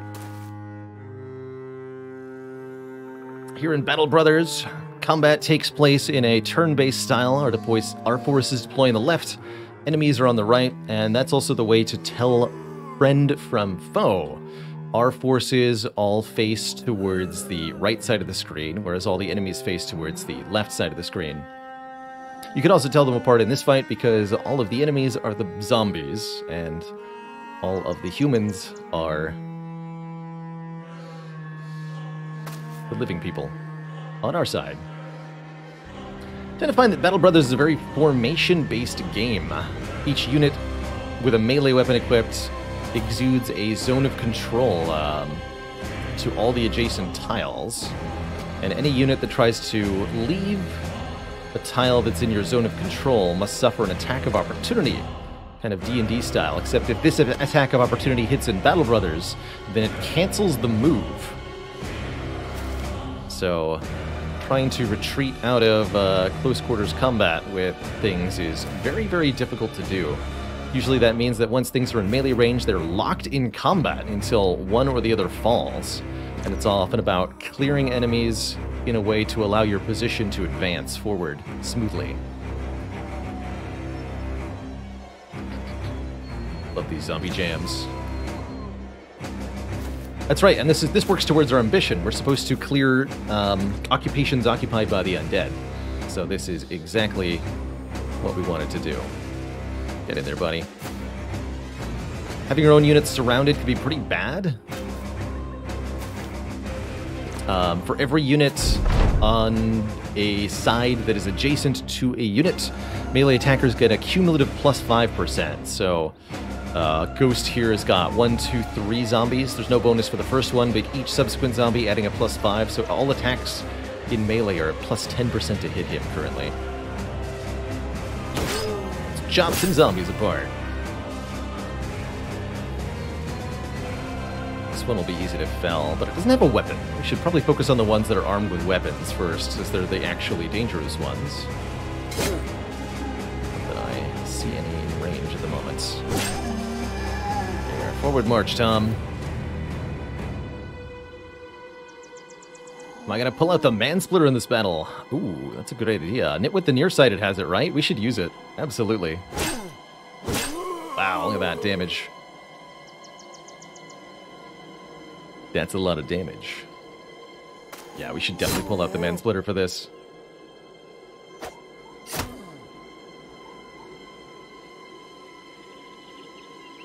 Turns. They can't attack if they move 2 tiles. You're gonna go here. There it is, the Mansplitter. Do it.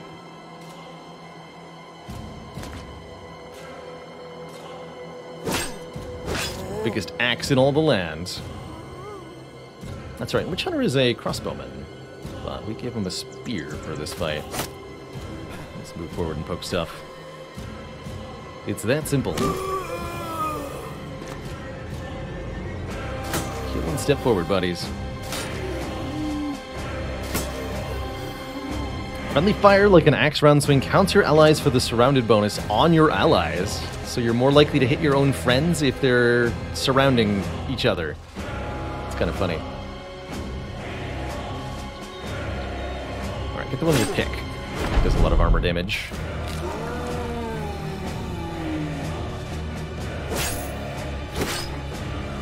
So the annoying gimmick with the zombies is that they come back to life. How fitting, right?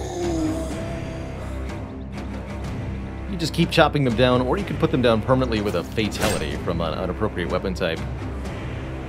Not all weapon types can do fatalities, though.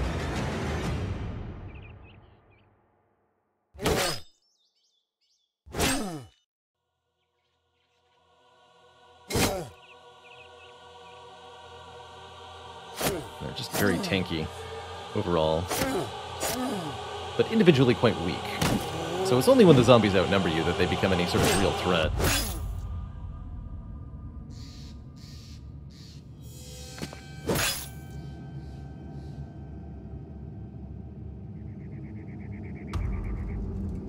Six AP to swing this thing, right?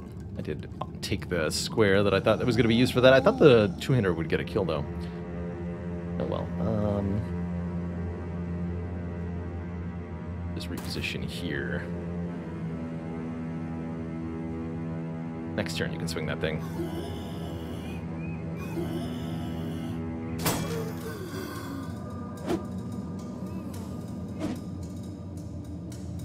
Our men are pretty well trained at avoiding enemy attacks up close, and the zombies have bad accuracy to begin with, so not too likely to hit. You can see, once numbers get on their side, things can start to turn.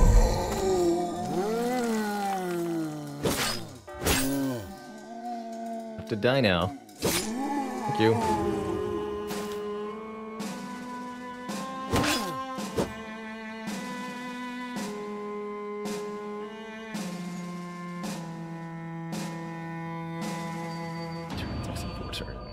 Turns. I'm just gonna wait. I want to swing that axe.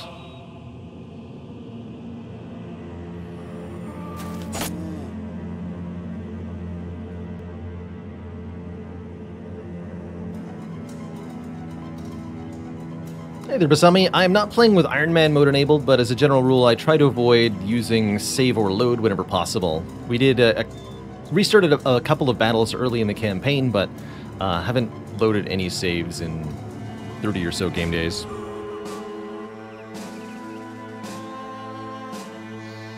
Not using a seed or seeded map or anything like that either. We're just kind of playing this campaign, taking our licks where we're given them, and seeing how it goes. Alright, swing the big axe. 78% chance to hit. This does 135 to 180 damage to health. Holy moly. That zombie's not getting back up, let's just say that.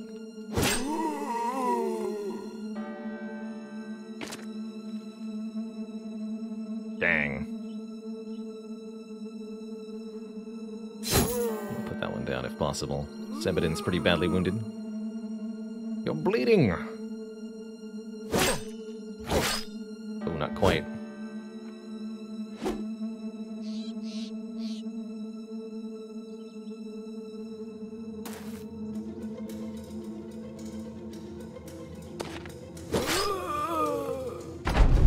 Off with his head. Wow. As you might be able to tell, the same zombie can even get back up multiple times, which can definitely result in a difficult battle. But they're definitely a lot easier to put down on subsequent rounds.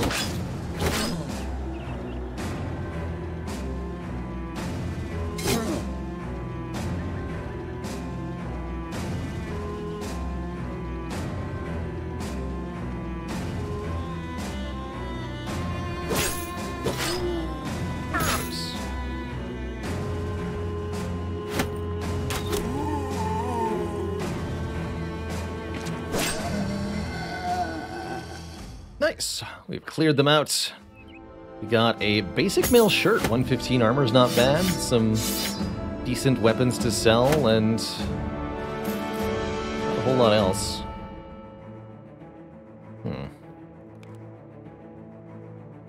Kinda cool. This improvised burial site was the place with all the ancient legionaries, right? Gotta level up for Bro the Bro. When you level up in Battle Bros, all of the stats of the brother roll random amounts, and then you choose 3 stats to assign the rolled bonuses to. Definitely like taking the +4/+4 here. 3 melee attacks the max, so we'll take that too. Lots of health and fatigue on Bro. Leveling up also gives a new perk to our Bro, which we can use to make him even tankier. Level 5 is when you can pick a weapon mastery. Not everybody needs a weapon mastery. You might want other perks instead, but the mastery perks are pretty solid all around.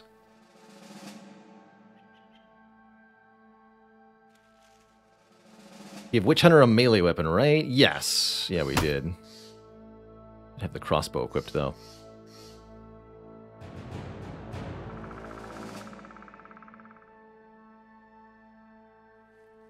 see, so perks for a tanky boy. Lots of fatigue and health.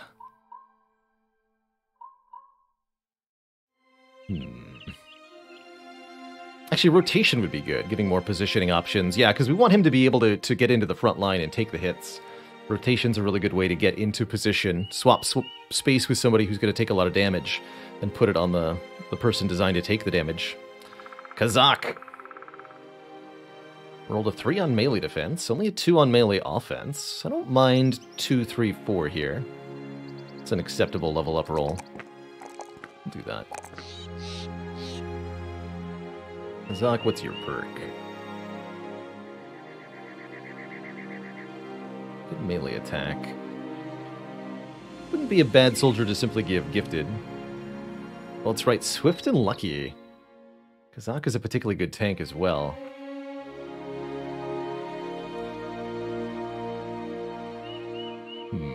Tanking perks. Can't go wrong with 9 lives for the frontliners. Let's do that. Just make sure they don't get struck down unnecessarily. Losing bros always feels bad. Okay. So notably, we have still failed to locate... Here, you can have this 115 armor. Still failed to locate the spooters. Let's head back to Damwald, and if I don't see them with one more quick pass, we're going to abandon this contract. Dog Barker, thank you so much for 21 months of support.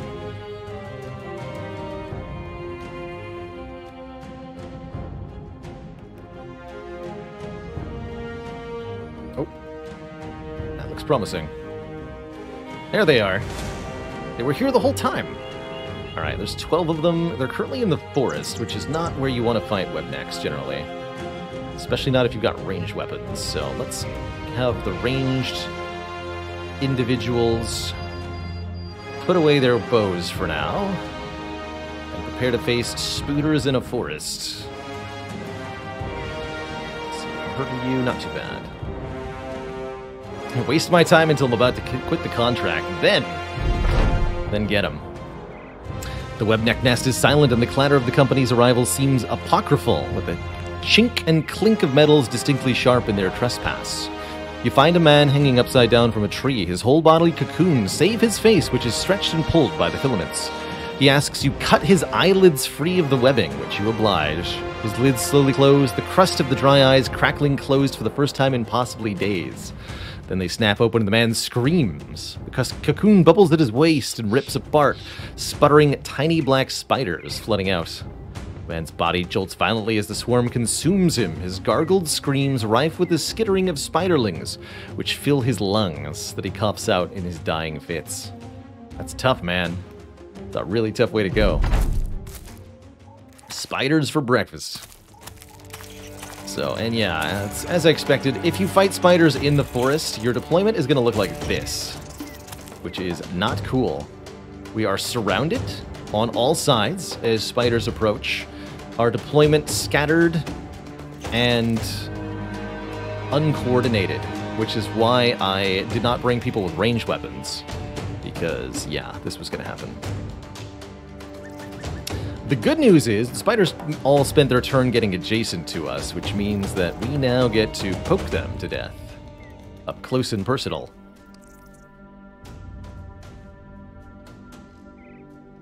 Yeah, many natural choke points here. We'll probably have a pretty easy time defending against these things, especially with our pole arms.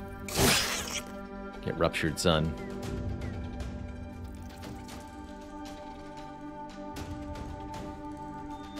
I'd like to make space for Dispose a Bro, but let's do it this way, actually. Strike the web-necked, rotate with this guy. Move here. No, you can't, because that's 3 movement points per tile here in the forest. You're gonna need to wait, buddy. Yeah, some of these choke points are working against me. Some of our soldiers can't even move.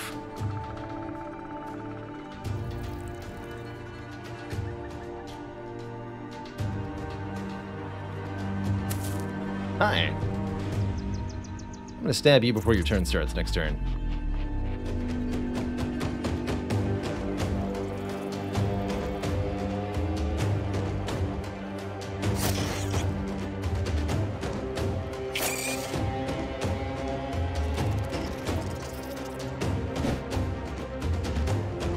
Having a war dog to help with this one might be nice. Summon a dog. Get him, doggo!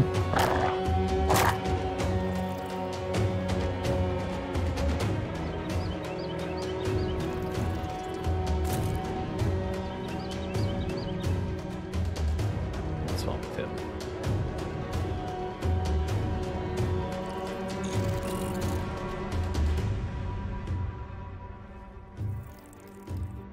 Hide the Viking can poke that if you move out of the way.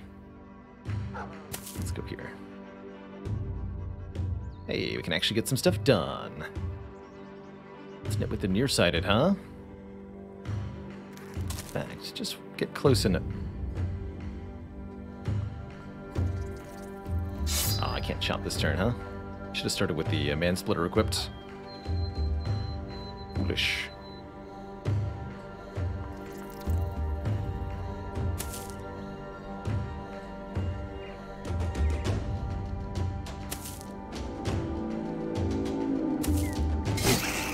First blood.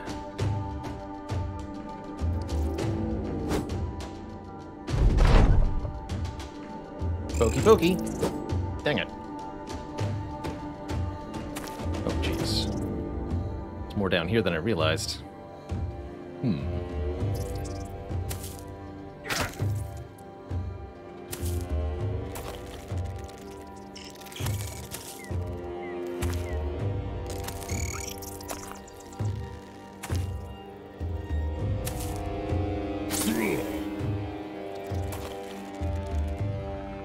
Brother's poisoned.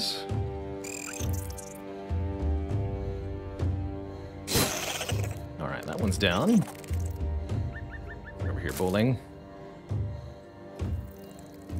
So, brothers who are webbed have much lower defense stats and will take additional armor-piercing damage from the spiders. Therefore, you want to free the entrapped brothers pretty quickly, lest they get surrounded and bit to death by the spooters.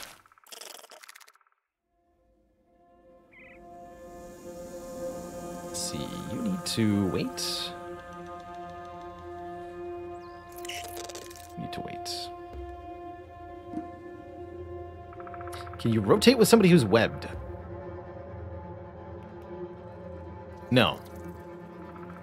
Great question. I was in a position to answer that immediately. The answer is no. This is already done, huh?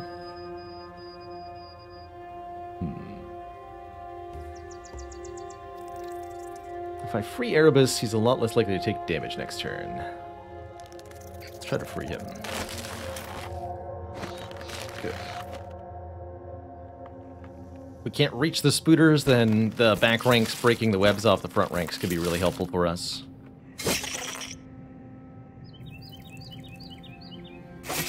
Sweet. 2 spooters down over there. Step forward, Ted. Let's see if another one wants to come.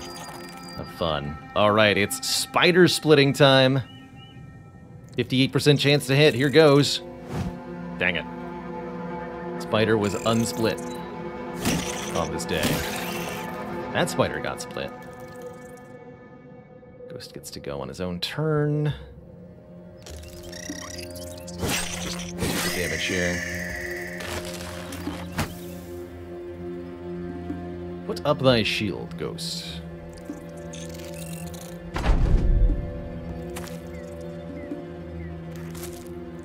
They come.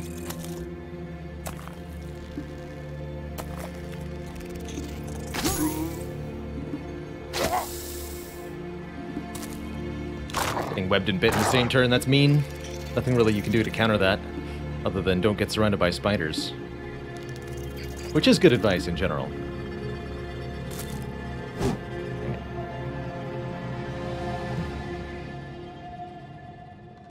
Alright, I think our top priority needs to be to free Ghost here.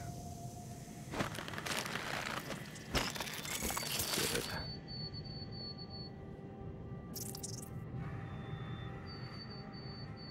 Right.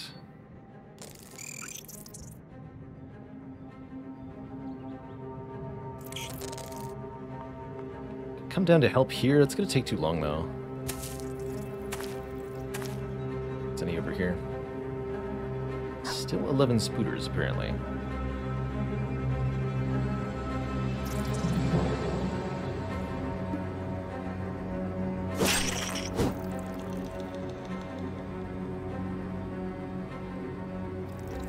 Spooters are blocked by the... Oh, no, we can get over here.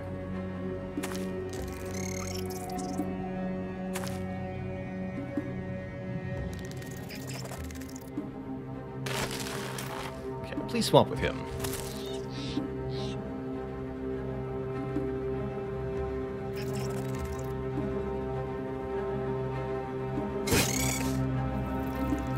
I'll burn him again so he can stab that Spooter before it acts. Alright, here's take 2. Spooter splitting time. Yeah! That one we got. Good. That'll teach those Spooters to Spooter. How dare they? That's right. And Hide the Viking is a pathfinder, so he can move through this forest terrain much more quickly. I'll flank around and stab that Spooter next turn also. Semidin is also a pathfinder. Semidin has been useless this fight, because I've been making wrong moves with him. Alright, you gotta get out of here, Erebus.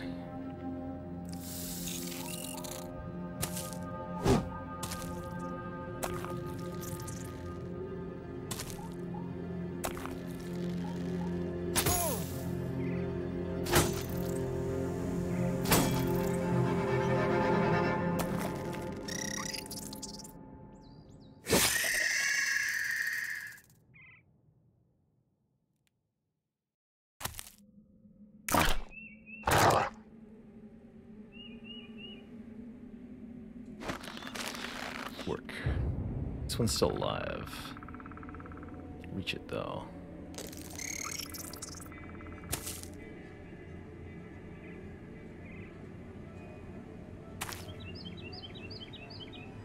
There might be eggs hatching more spiders, so we have to go looking for those.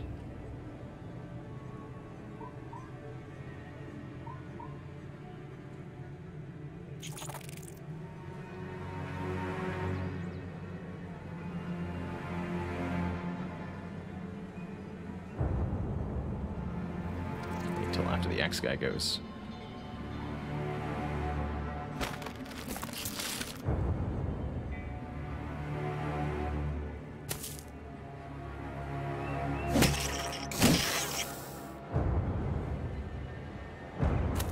Chop to spider. Dang it. Well, 1 out of 3 ain't bad, as they say. Actually, kind of is.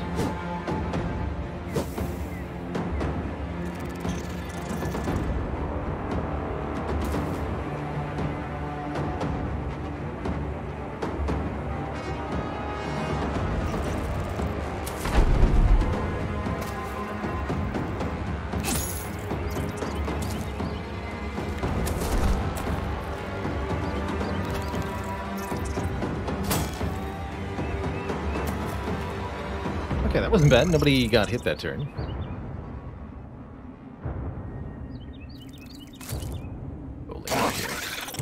Doggo gets a kill. Good work, Doggo. A bit of a precarious position. One of these spiders is fleeing. Looks like we're starting to break their morale. They should be broken shortly.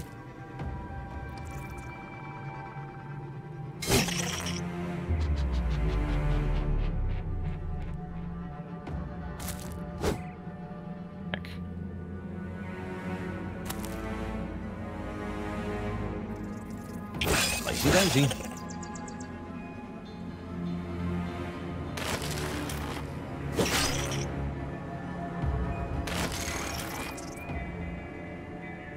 Spiders nearby. One more chance, buddy. Oh, no, you're too fatigued. Too fatigued. It's tough, man.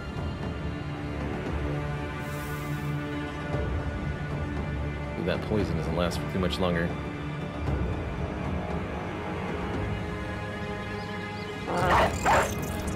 Look around. Find a last minute distraction there.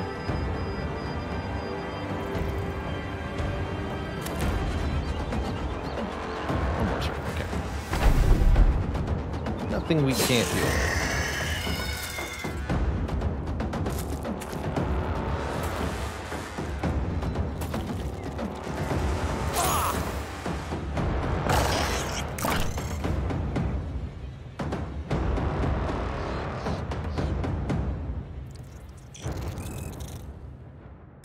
I played Final Fantasy Tactics. I get that fun a lot, but I have not played FFT.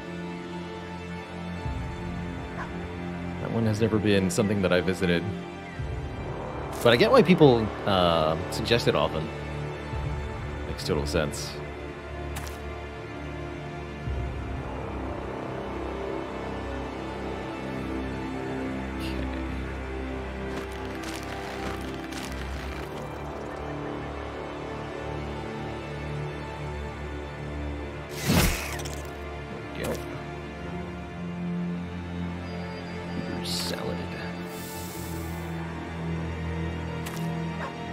Call me Spooter Salad.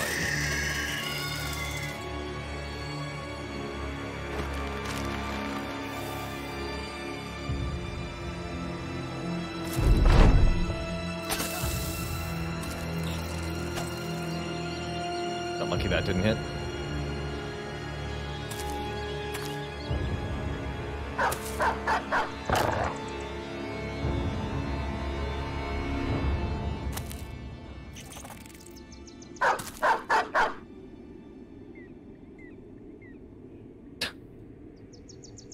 Dang it. There's spooters over here. Not over here.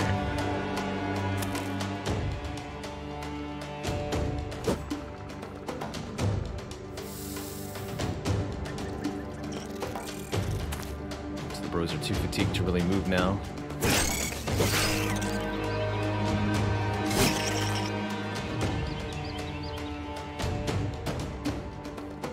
Each soldier accumulates fatigue over time. That's the blue bar here.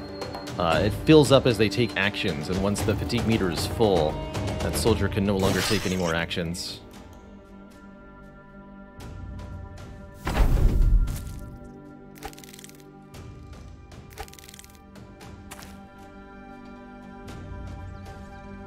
Still 5 spiders, apparently. I don't think we'll have to kill them all. Some of them should run away shortly.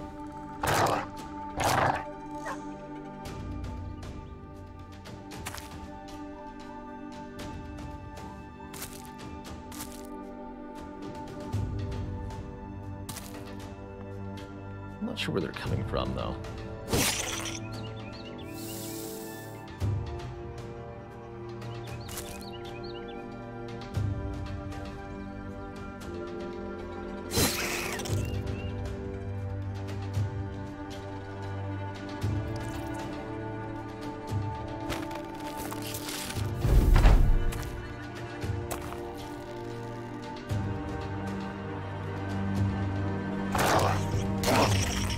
Dogs will be able to find them.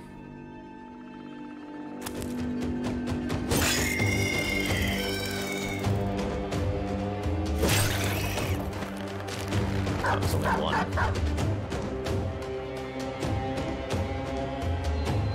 Dog seems to know where it is.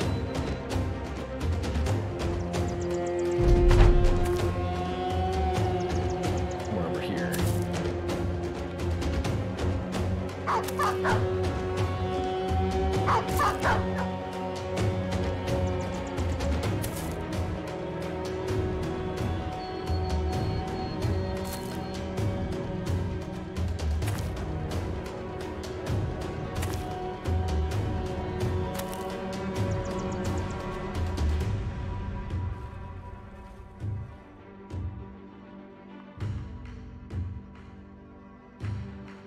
Alright, that spider can leave. Freaking XP overall, about 100 on everybody. We get a little bit of Gossamer, surprisingly little loot, actually, for that many webnecks. Order the whole nest put to the torch. Alright, well, that was an excessive amount of time spent on this quest, but glad we did it. We gain roots and berries, after all. Beautiful. Glee says, how do doggos work? They are definitely very good. Doggos have to be purchased from a kennel. So you permanently pay an amount for the doggo. Costs some action points and stamina to deploy the doggo from a soldier's inventory. But once you do, the doggo is its own unit. You cannot control them. They've got a lot of action points and are very good at chasing down and just harassing enemy units, generally speaking. If a doggo dies after you release it, then it's gone for good. So if the doggo is killed, then it's gone, and so is all the money you spent on it, but maybe it saved somebody's life in the process. So they're reusable as long as they stay alive. Both of those dogs stayed alive in that fight, so they were pretty well used. For these reasons, you don't want to do something like mindlessly deploy them all at the start of a battle. They'll get killed, and you won't have any dogs left. Alright, Nitwit, level up. We said Nitwit wanted to be a switch hitter between melee and ranged attack, while rolling +3 and +4, that's perfect. And we'll give fatigue too, because if he's going to specialize in dual weapons, he's going to need A, the quick hands perk, and B, a lot of fatigue. Can you upgrade the doggo? You can put armor on the doggo. You can have an armored warhound. They either come pre-equipped with armor, or you can purchase armor and add that onto an unarmored dog. And they're a little bit more durable that way. They don't need to be healed. I don't think their health is tracked like like that of your bros. Alright, what's this contract? We've had people being attacked these past weeks. Beasts of some sort are on the loose. We know not what they are, but only who they take. Would you hunt these monsters down, please, Zellsword? Help us. 270 crowns up front, 1,000 when the job's done. That sounds like a difficult monster. Whatever it is. Can you do a little bit better? No, they can't. But I accept your offer nonetheless. So we're going to hunt down whatever terrorizes this poor, innocent village.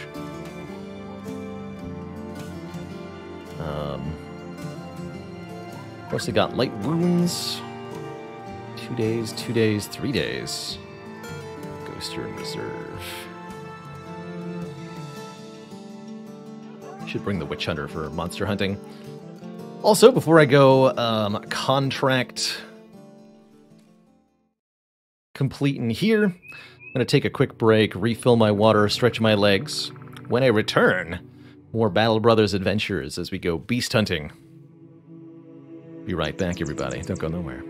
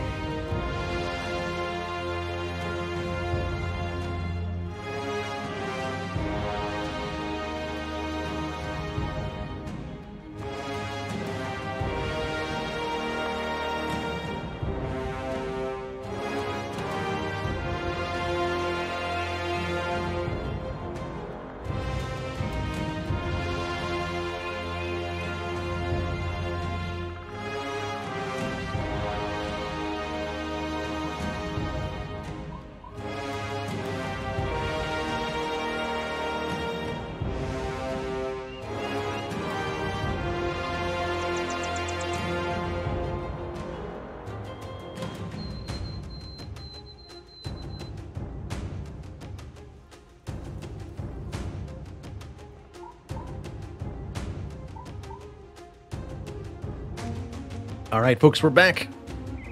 Much appreciate that patience. So we're supposed to follow the beast footsteps. Problem is the footsteps from the spiders are still here, which complicates matters a little bit. Definitely want to take Animal with us.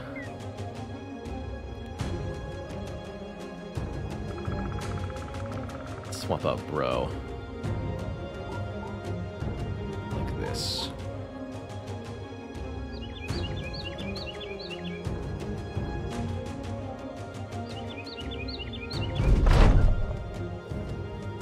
Prestige and renown of the bandits is growing, and we get another retinue slot.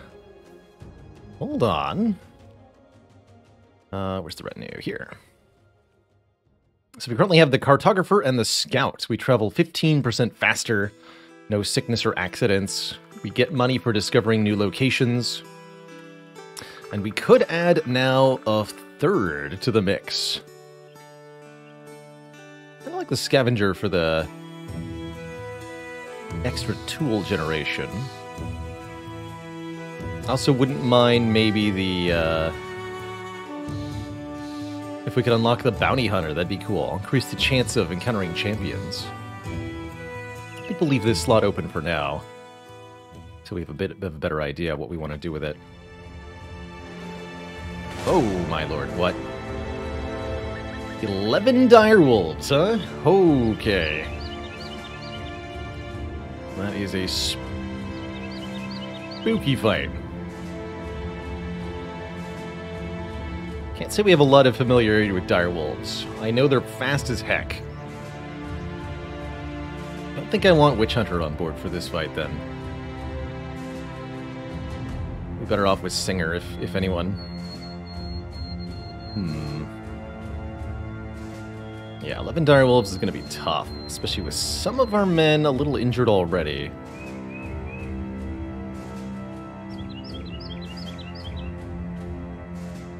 I'd rather deploy them than not have them present, though. We're currently at our limit of mans. I suppose I could hire somebody at the town just so that we have somebody fresh to put in front. We definitely want to get out of the woods here. But they're coming for me, so gonna be here shortly, I think. But yeah, we definitely want to fight out of the field. A bonus for fighting from in camp status, right? No, you're more vulnerable to being caught when camping. That makes sense.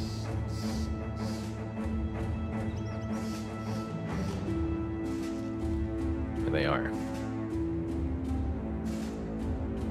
So, last things to check. I bet direwolves are not particularly vulnerable to ranged attacks. Let's swap these guys, actually. That makes more sense to me. Bow, pull, bow, pull, bow, pull. That seems like a pretty good formation, actually.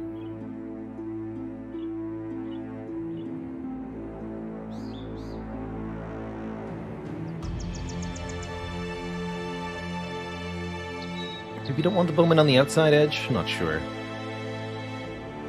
Oh well. Lots of direwolves.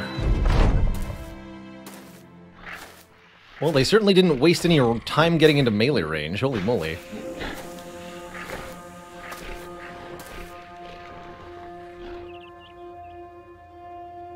That's terrifying. So, direwolves have 150 health.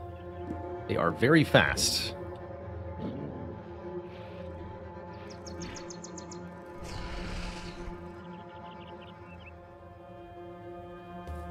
Yeah, I imagine this one's going to try to flank around.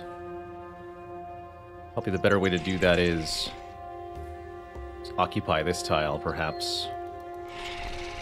Don't want to be fighting wolves with a height advantage. Frenzied direwolf. Oh, some of them are frenzied. I don't know the distinction, and I am terrified.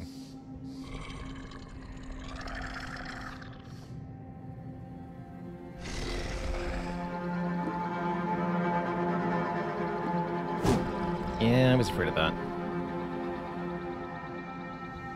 Oh boy. 2. just want to throw javelins at him with the throwing mastery.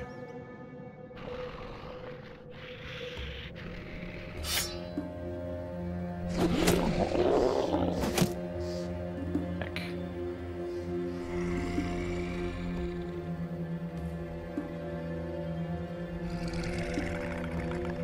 Frontline definitely needs to have their shields up at the end of the turn.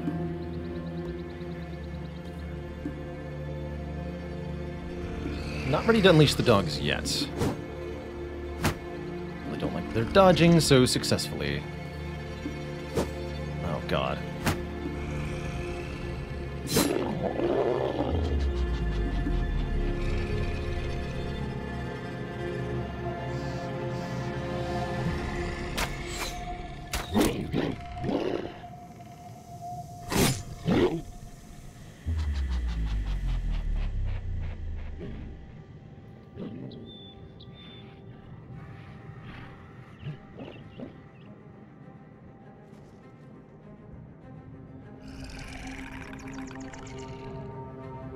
I move here, this one won't be able to move.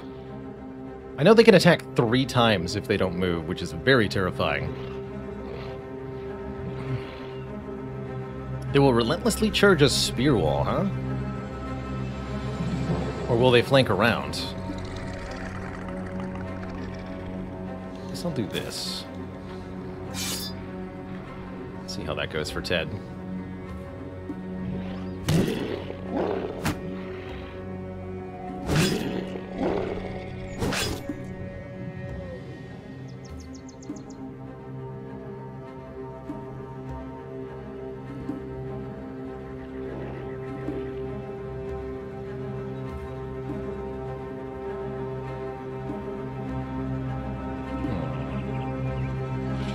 Moving forward seems like a bad idea.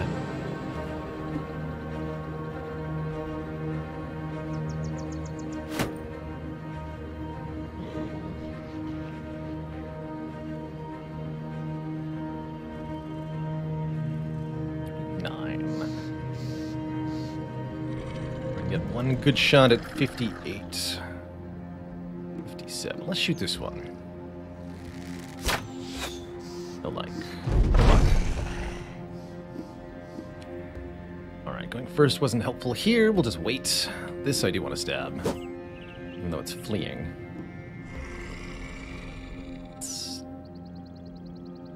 Adrenaline one more time. I gotta be careful about the fatigue build-up, though. Alright, shields are up. Hopefully this is gonna be okay for at least one round.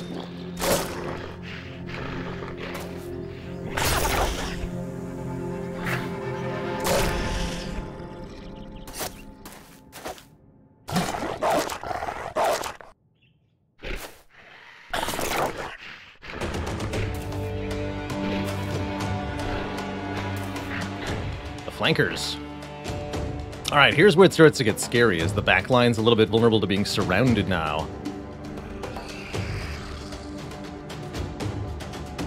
We need to pick some targets to focus on and get some kills quickly here.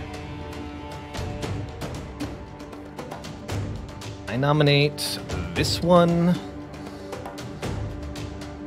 and this one as the ones to kill this round, if possible. To prevent the flanks from being too vulnerable here.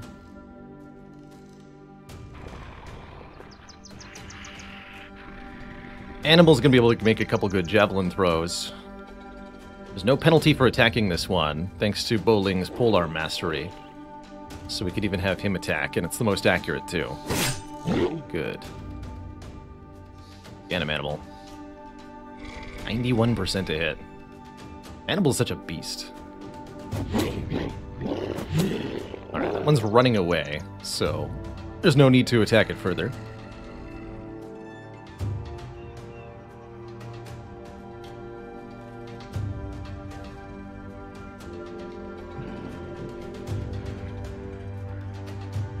Not sure about the frontliners here. Got a lot of things we need to kill now. But they're the beasts. Aren't they?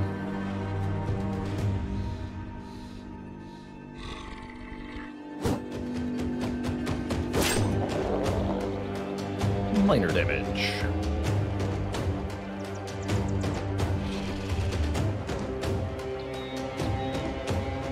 Those are both running. Attack this one. Let's do it.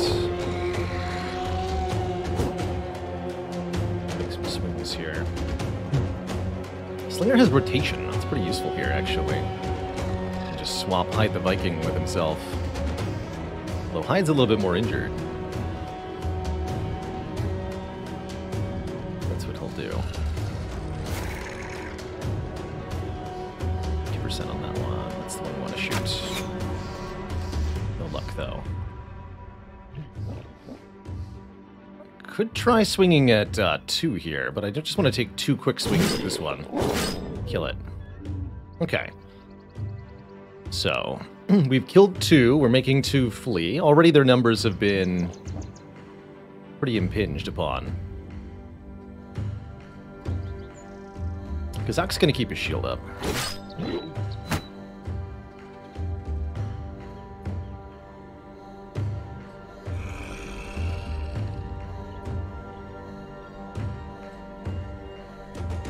This one is the most injured.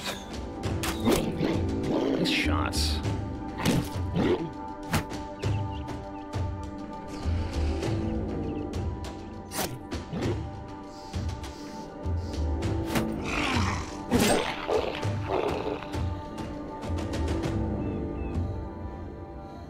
This one. Good. And I can even poke it again before it acts. Actually.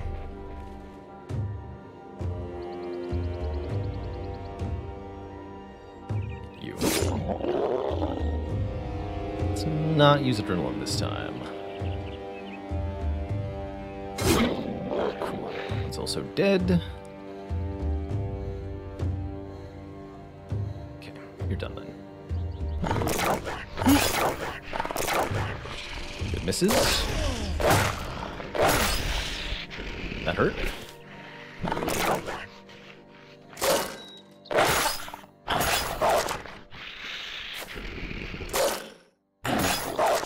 Okay. Minor wounds on a lot of people, but everybody's holding strong for now, and if we can cause enough of them to flee this round, we won't have to survive another round of attacks.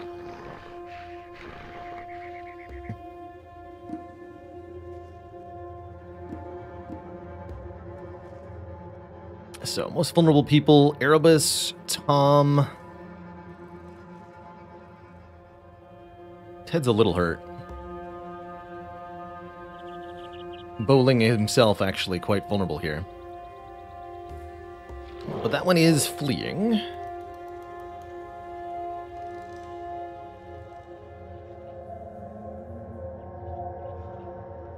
Interesting, that doesn't get the surrounded bonus. Oh, because, Animal doesn't have a melee weapon equipped, that's why. That makes sense. Right, let's kill that one. No dice. No luck. 8%. This one's got pretty good melee defense. Here, I think now is the time to deploy the dogs. Actually, where possible.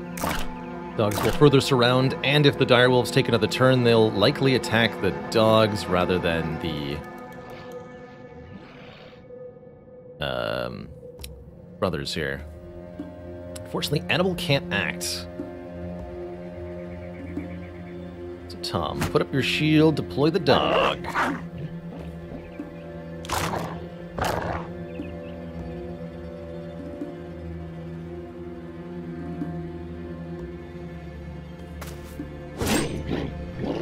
Also running now.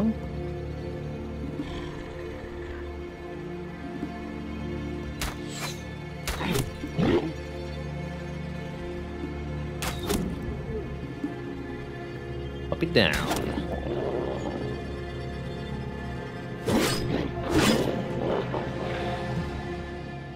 Headless doggo. Oh, not enough fatigue to unleash the hound. Fair enough.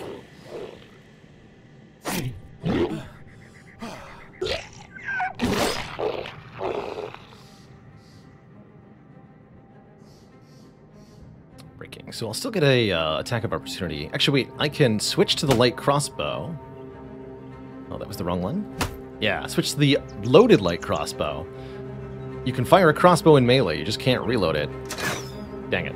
Worth a shot, though.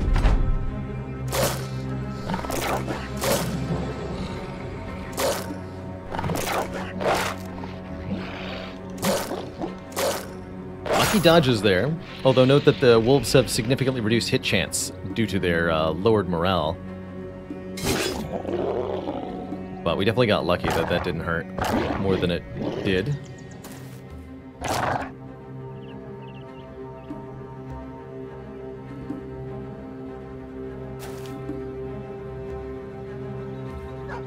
I'm allowed to reload. This guy is running away.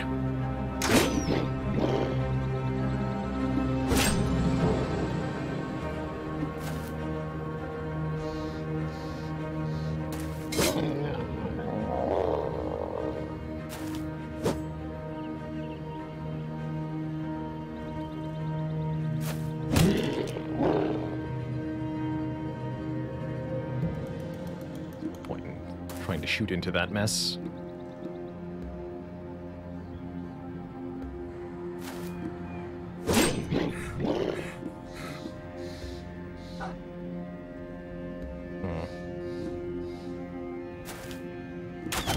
There we go. Kill that one too.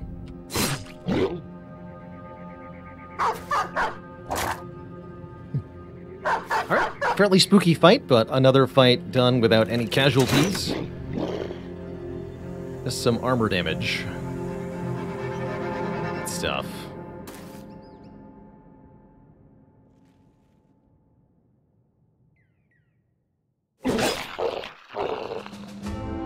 Animal leveled up. Beautiful. We also get 5 unusually large wolf pelts and some strange meat. Tasty.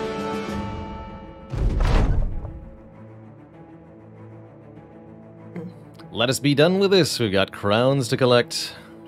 Yeah, that's a lot of pelts. Is the festival still happening here? I don't think it is, right? No, there's no price modifier on those pelts here anymore. Might be able to purchase these wood and sell them at a premium here. I'll definitely take those tools. Oh yeah, it's 61 out of 99. So currently those sell for 91 apiece, meaning we got a bonus quite a lot, actually. 3 of them make a good armor upgrade. Good stuff. Don't have a mod list for my Battle Brothers yet. The current mods we're using are floating combat text, which has been super helpful, and all information on mouse overs, so I get a full breakdown of enemy stats. I can see their health rather than an approximation. Pretty nice. Wait, what? Is militiaman's built 350?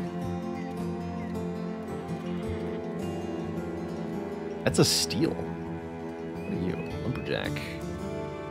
Probably expensive lumberjack. Yeah, it's because he's not coming with an expensive weapon. Well, let's see what Sigmar's skills are. Could be worthwhile. 57 with a star in melee, 46 with a star in ranged. Interesting. Another switch hitter, potentially. The trait Gluttonous. Consumes extra provisions.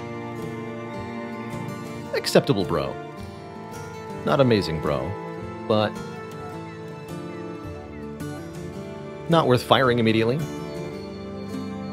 I don't think. This town has a taxidermist, that's right. So we can make a direwolf pelt mantle. Plus 15 durability. Reduce the resolve of any opponents engaged in melee by -5. And I can also use 1 to make a war dog armor. Cool. I'd say the taxidermist is definitely the mechanic of Battle Brothers that I have the least amount of familiarity with. I've no idea what trophies are worth getting and turning in versus what are worth selling. But this does seem very good. Let's craft it.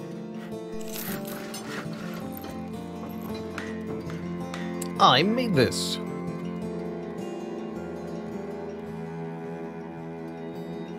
Really like that reduced resolve. So what's our best armor right now? We've got a 115. I don't think we have any 125s, right? This is 95, 110, 110. Actually, what's the 115's fatigue penalty? Minus 12. Okay, so that is just better than the 110s. And this one's already got an armor mod. Okay, so let's put it on Ted Destroyer's 115 armor here. That's the best armor we currently have. He's got a furry... Oh, he looks crazy looking. Cool. But is that who we actually want that armor on? I don't think so. I think I want that on Samadin right now, on our two-handed swordsman. I want him to have the best armor available, because without a shield, he's taking more hits. And definitely most fitting for the man with the highest damage output on the front line to be intimidating opponents. So Samadin will wear that armor. And we'll get to level up 4 more range skill. Yes.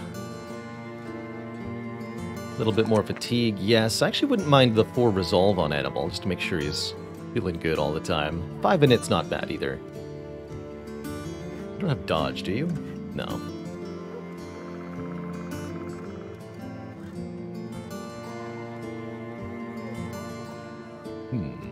Some fun options for Animal. We could get AP on reload, or AP on kill. Headhunter is kind of interesting for somebody who's armed with the ranged weapons too, particularly with a crossbow.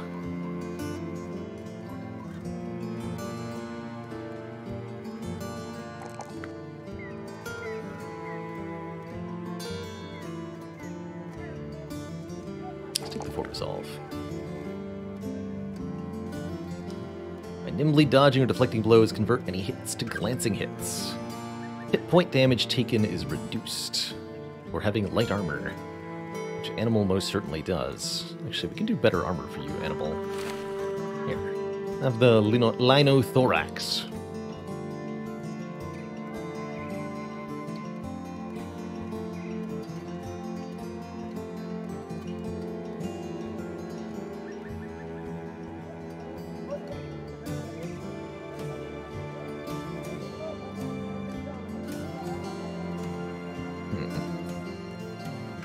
Specialization could be interesting too.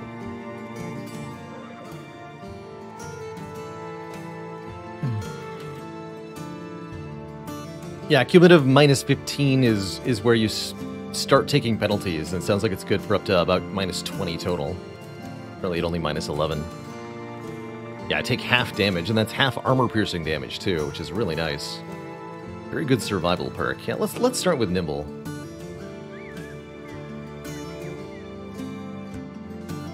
I really would like to go, like, Berserk Killing Frenzy on our best range specialists, too, so they can start to slaughter stuff. We got some more perks with which to do that. Nimble it is. Definitely a good way to make sure Animal doesn't die, ever. Okay, so this was the ridiculous contract for, yeah, Hunt for Schrotz and Lindworms. Gaining absolutely sad amounts of money per, considering the beasts we're having to hunt here.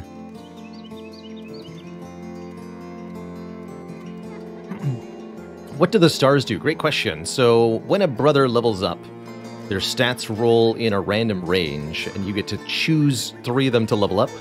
Any skill that has a star essentially increases the minimum roll of that stat. So several stars in a stat guarantees that that stat will have a high roll every single time you level up.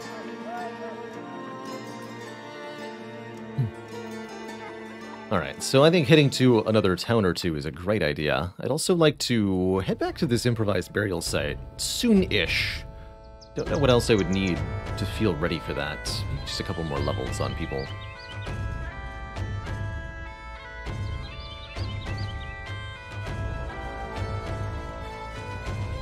I wouldn't mind adventuring from Torgir's home, seeing what's out there. We could also maybe poke into this fog of war near Holzschlag. I think I'd like to head up back to Horn and see if there's any contracts here.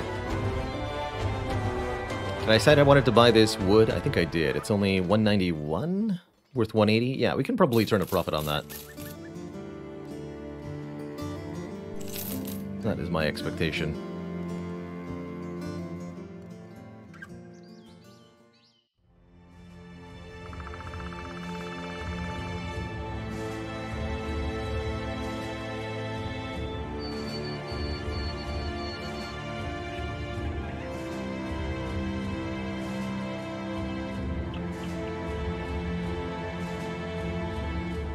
Shortcut across the mountain. Yeah, exactly. A weak background that rolls really well on the level up stats or has good stars assigned can end up outperforming what should be a character from a better or stronger background.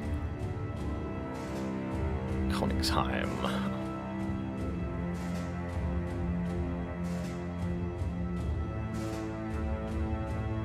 To the southwest. I'm probably not going to take that.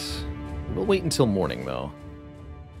I'd like to have a look at what is for sale here.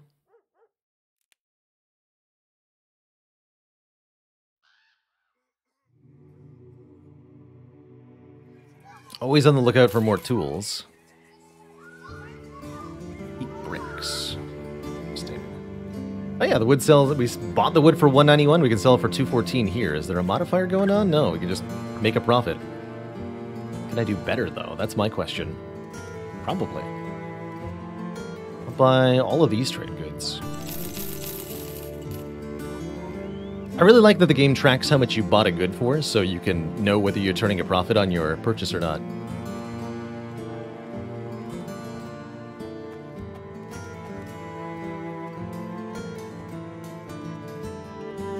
Hold out and believe that I can do slightly better.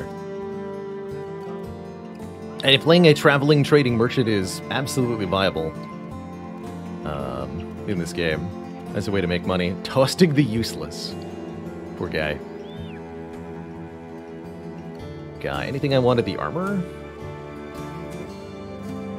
Kite shield is 25 range events. Here's a heater shield.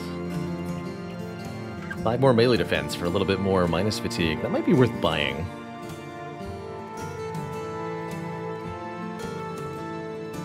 Plus 10 durability for 172. That's a steal, actually. Let's take that.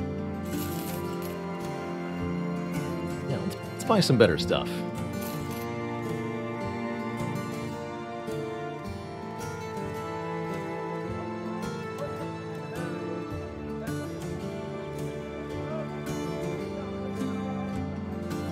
All right, who's the bro that I want to be tankiest here? I also need more company color paint. Can I get that at the marketplace? Remover. Blue and white paint. No, no company paint.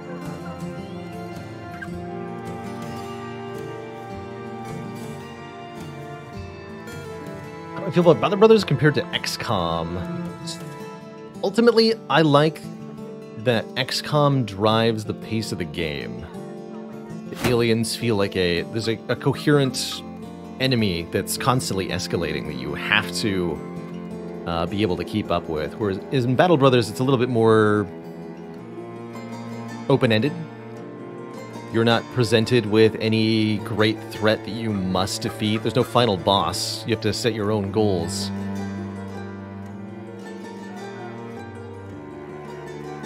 And that's not necessarily a better or worse thing, but I tend to prefer having kind of an end goal set for me. Final boss to beat, a final challenge to take down.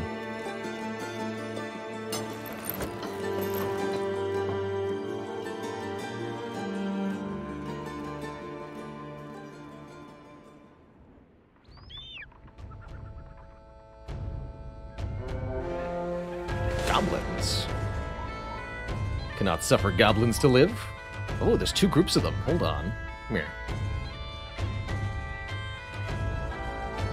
You first. Kind of went out of my way here, but... regardless. Man, they're really good at landing that poison shot on turn 1, huh?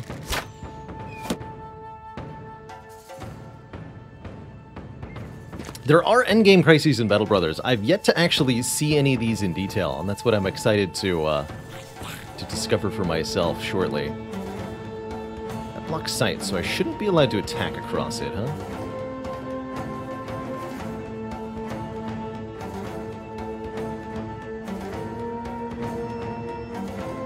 Okay, we're gonna wait also.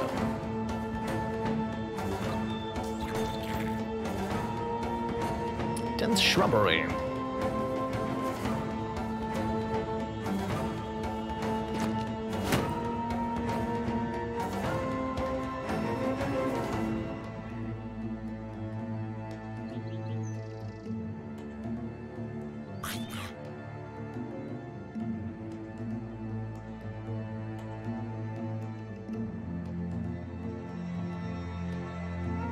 Second chance.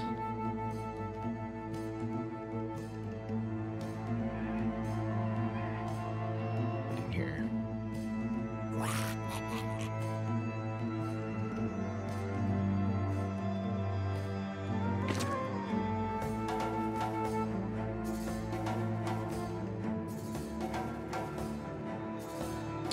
Poison means Disposable only has 6 AP for this fight.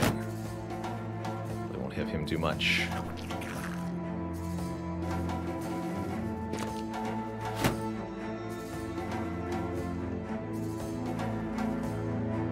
As well. Snuffy92, thank you so much for 9 months of support.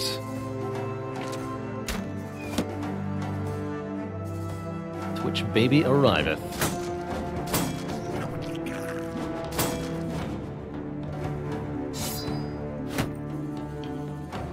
Ambushers and skirmishers, that's it, huh? Nothing more traditional. Alright, bowling. Since I cannot stab, we're gonna run over here.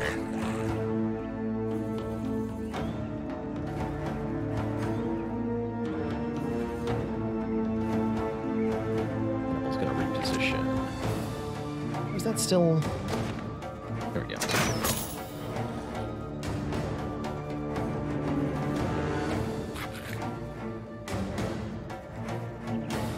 Movement and sight. That should be a safe-ish move. I can even run forth and engage in melee next turn right away. That seems rather suicidal for Hide the Viking, though.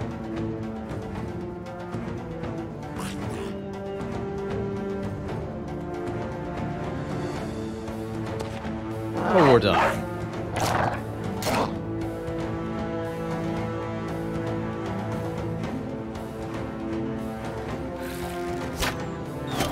Shot, Singer.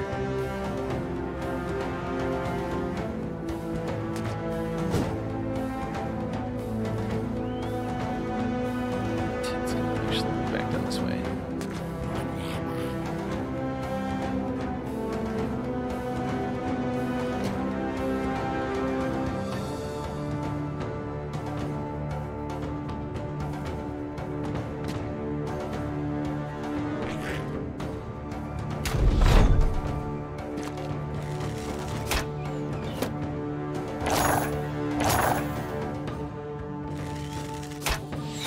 Poison the dog, not me.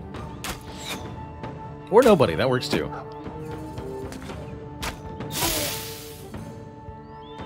That's almost nobody. Nobody important.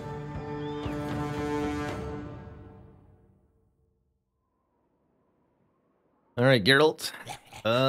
You might regret this, but... please prevent these things from making ranged attacks on me.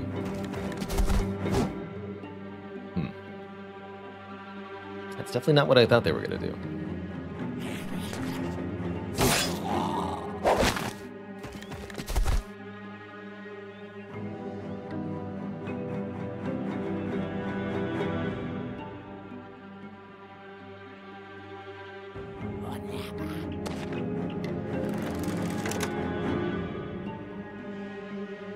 Actually want to surround it before I try stabbing it.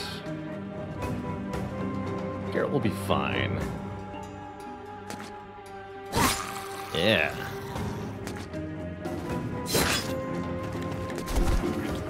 Oof, nasty hit.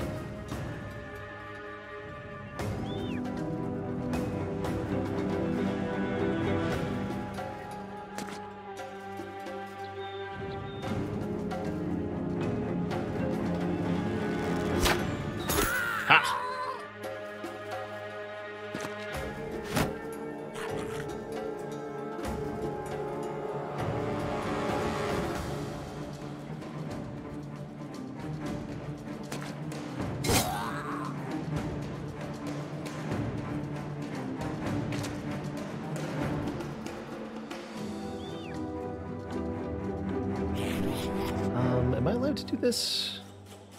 No. Okay.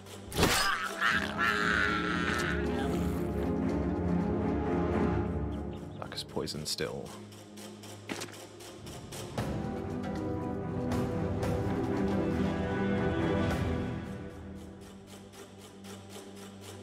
$31 with a careful shot. Pretty bad odds. I tried chopping a goblin in half, but let's take some blink shots. Spoozabro, less poison now. Move up a bit.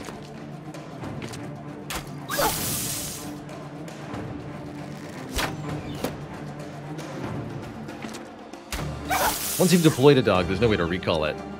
So I can't, for example, bring that hound back into my inventory to save it. It's gonna do whatever it wants. Looks like it's running away, so good choice, dog.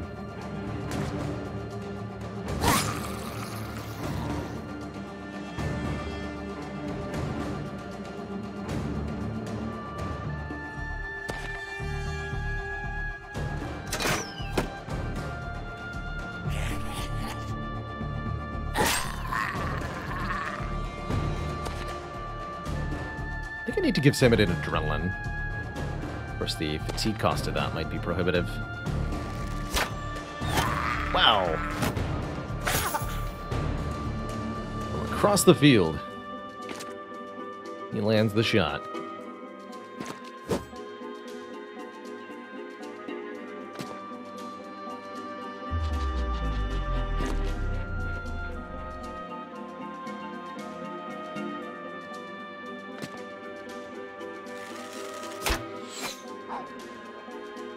Definitely thought I was going to bonk somebody on their noggin with that.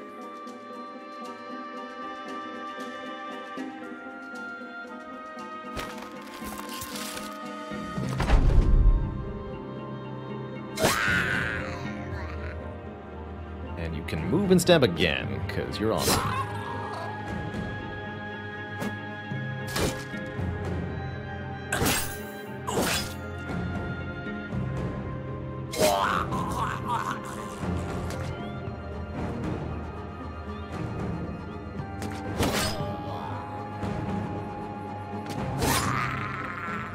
Wasn't too bad.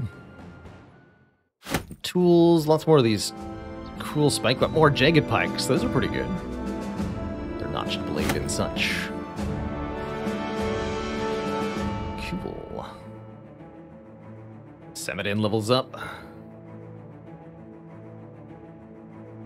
Relatively mediocre stats on this particular level up. I guess I'll take 2 melee attack, 2 melee defense, and 3 fatigue. That seems fine. Actually, are you a dodge tank? I might take 4 initiative. No.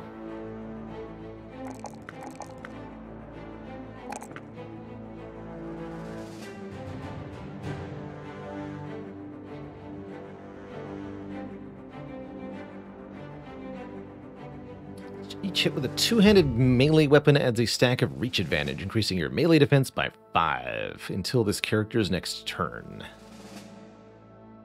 So hitting with the sword will give him 5 melee defense for a turn. Hitting twice would be plus 10. That could be pretty useful.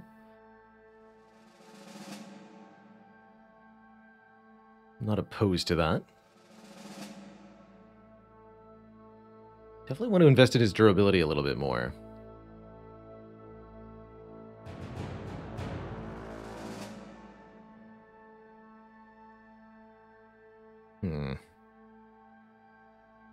Yeah, Underdog's nice, right? Because the 2-handed weapons have attacks that hit multiple foes. So being surrounded is what you need to be in order to do optimal damage with the weapon.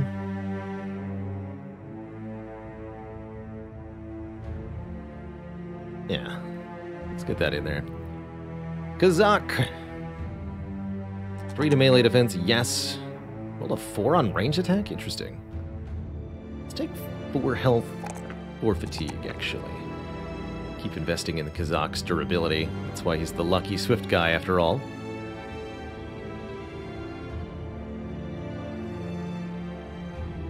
Definitely would not mind giving Kazak dodge. Again, his initiative's not quite high enough for that to be really good. Shield Expert's more broadly useful. Nothing wrong with Shield Expert. Or when you can't decide on what to give somebody, nothing wrong with Gifted.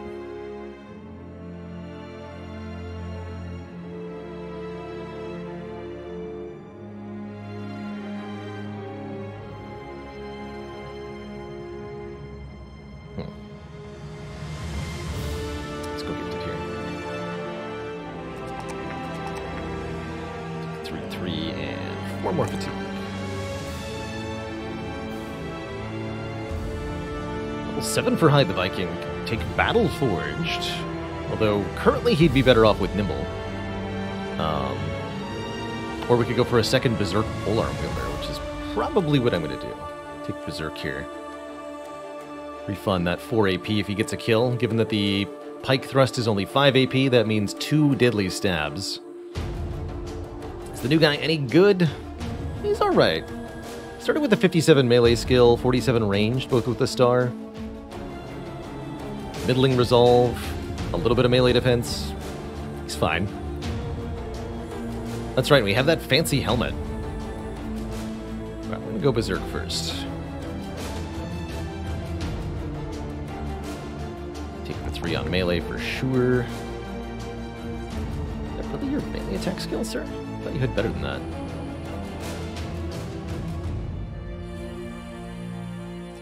Let's up that initiative a little bit more. I'll take a +4 here.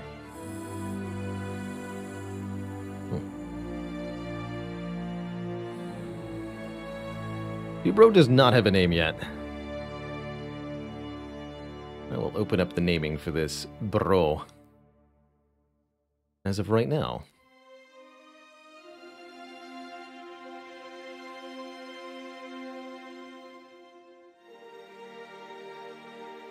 Yokel Ono. Oof. You got it.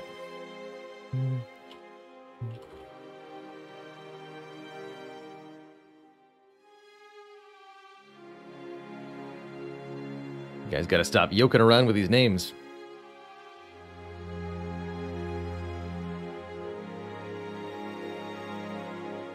Alright. Don't think we're gonna be able to find that other goblin group. Oh, spoke too soon. Ha.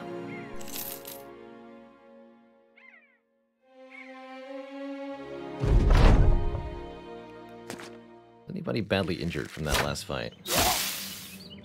Yes, Erebus was. Well, I probably shouldn't have deployed Erebus here, but that's okay. Make sure he doesn't get hit again.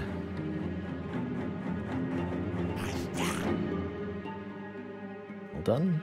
No, these guys... 2 of them didn't take a shot yet. Whatever.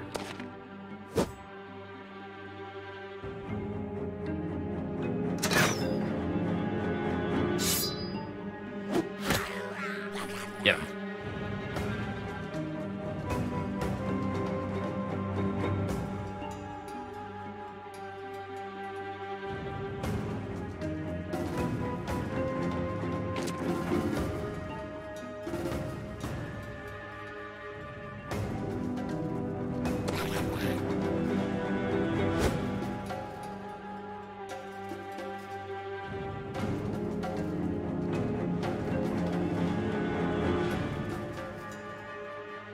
Bad lines of fire here.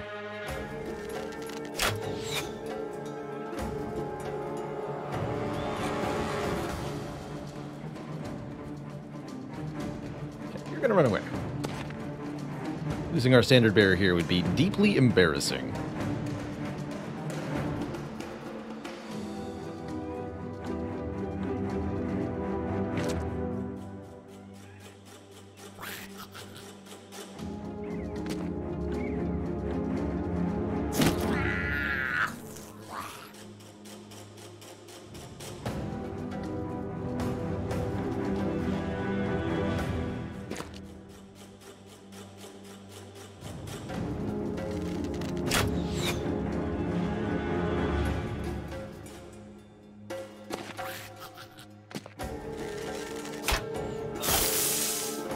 got Samadin.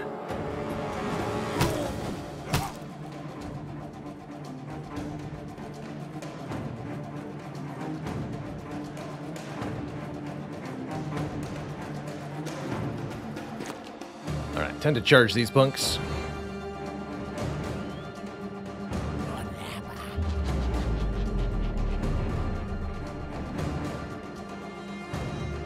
Spear wall up, huh? That's cute.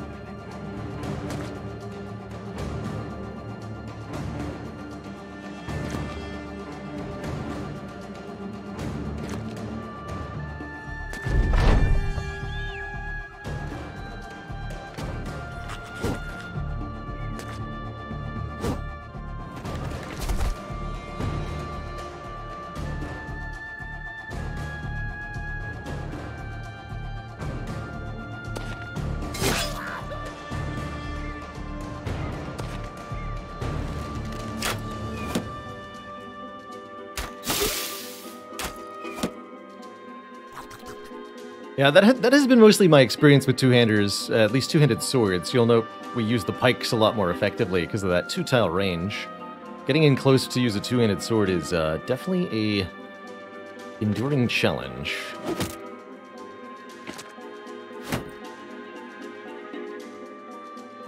Alright, Kazak, you should fall back because you're badly injured. Got a shield wall up. Alright, doggo. Give us a hand.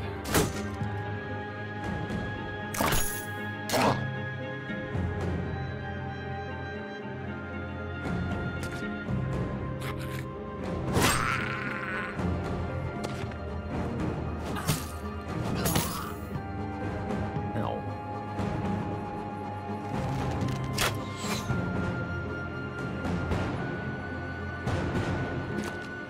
No more ranged attacks.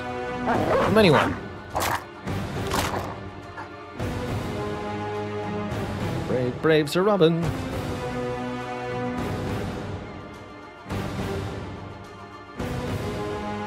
Okay, there's no longer any clear lines of fire. That's also okay.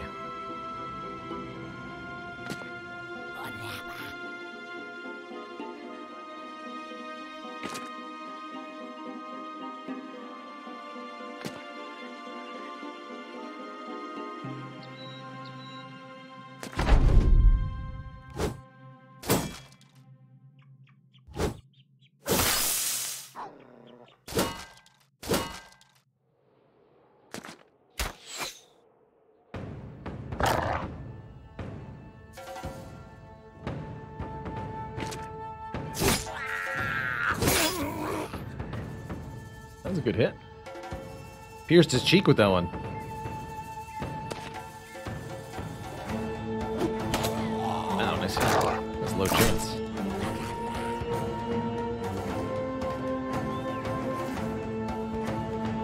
Let's see if it drops the shield wall. No.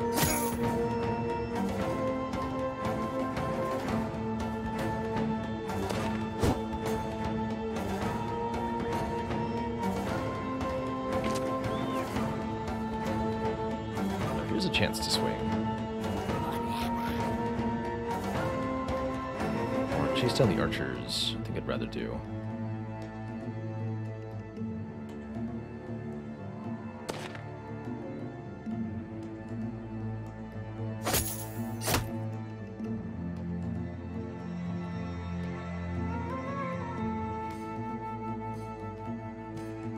It's a little injured. Over here.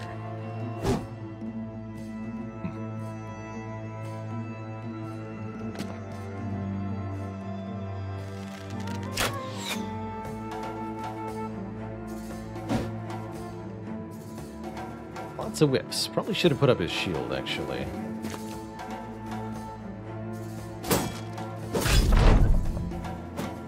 I like the choices I just made.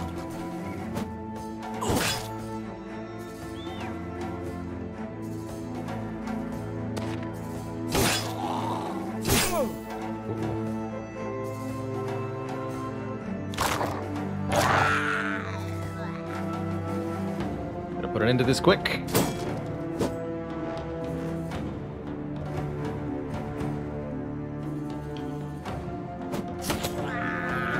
Nice throw, Animal. That guy's running.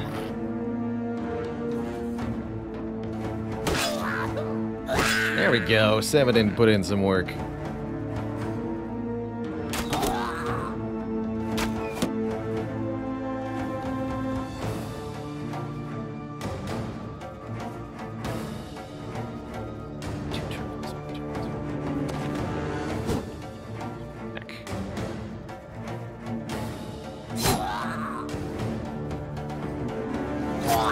Okay. Only one fleeing one left. And we killed before the bleed kicked in, so no excessively serious injuries there, luckily. Really worked in our favor. Alright, well, we should definitely take some people out of the fighting line. Yeah, dispose of bro, pierce cheek, pierce chest. Have a seat, sir. Sebedin's okay. Hide the Viking, not so much. Erebus, not so much. Put in Witch Hunter. Put in Ghost. Let's equip Yokel Onal with stuff. Yeah, and probably optimal to equip them with gear from the people who are currently sitting out. Dispose of Bro's stuff will do, although his stuff's broken, so needs repairing too. But Bro the Bro's... Actually, he'll be in too. Bro the Bro, you're back in. I don't have to equip Yokel Onal for now. So we were trying to make our way over to Torgir's home for all that, but we got distracted by goblins. I'm glad we did. It was some good experience.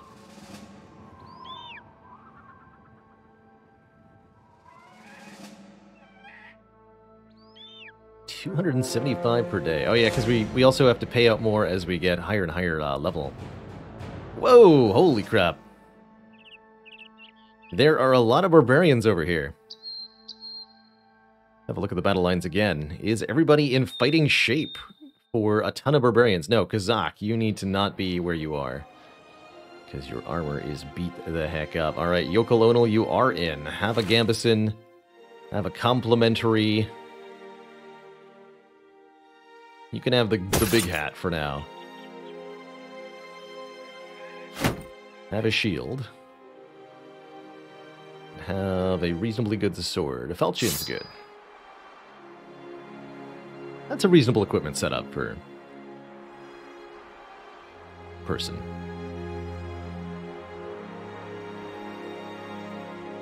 It would be helpful to swap out the standard too a little bit, I suppose. We could swap the pike for the standard. The pike actually does do more damage. It also feels disrespectful to Erebus on some strange level. So these are large groups of simple barbarians. These are the experienced barbarians. I'm not sure if we're going to end up fighting all three. They're actually going to run past me. Interesting. I will not allow that. A plethora of barbarians. Whoa, 27? What? Oh, dear God. That is not what the... Oh, because I'm fighting both the 12 and the 15 at once. Oh, my. I understand what I just did to myself. I thought those would be separate fights. Alright, so this should be a fun fight. 27 men and they're naked men. They could definitely overwhelm us with numbers here if we're not careful, but on a man-to-man basis, these guys are not worth our weight.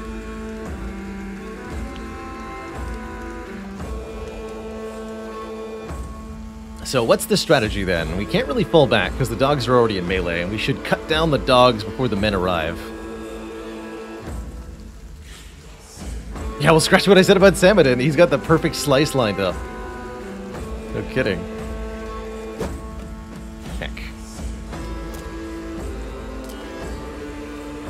Yeah, my hope is that we can inflict mass demoralizations by getting some really vicious kills early here.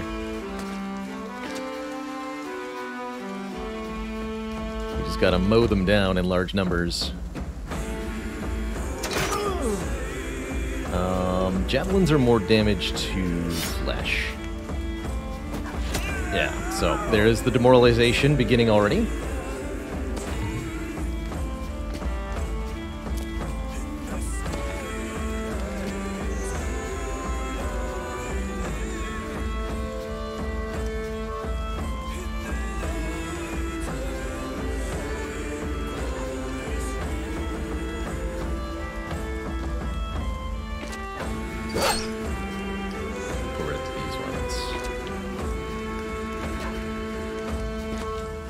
That's a lot of barbarians, man.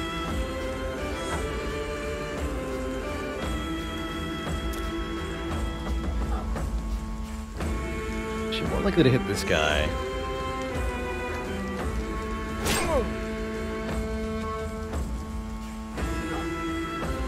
So if I swap with Dispose of Bro can make 2 attacks on that guy.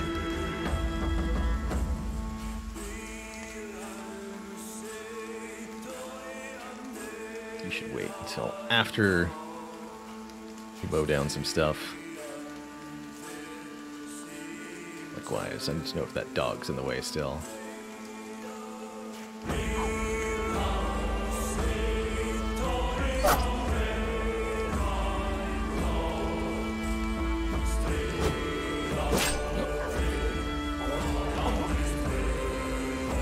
Split him! Oh, missed the guy in the back, but that poor dog is no more. Probably have a Ted Destroyer use Spear Wall now.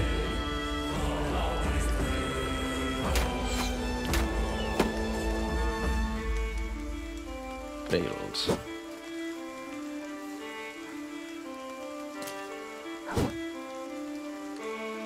Also failed.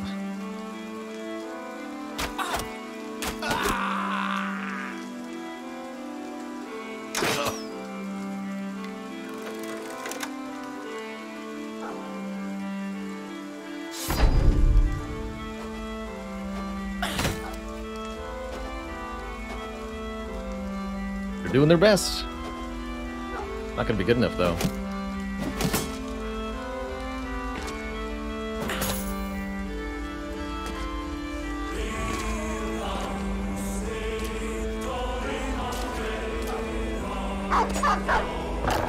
So much for Spear Wall.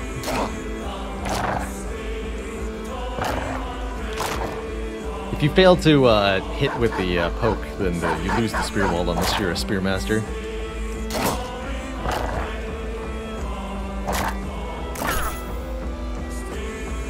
Alright, so that was most of their turns. At least they're not quite done, but let's try to kill that one that's about to act, actually. Yeah.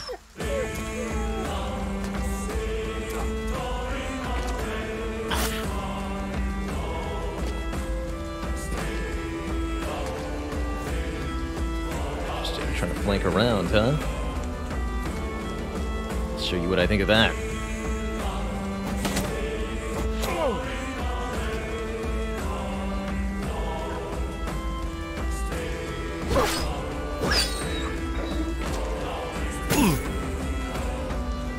Also, these guys are equipped with weapons that barely do any damage. Barbarian weapons are, at least inexperienced barbarian weapons are very sad.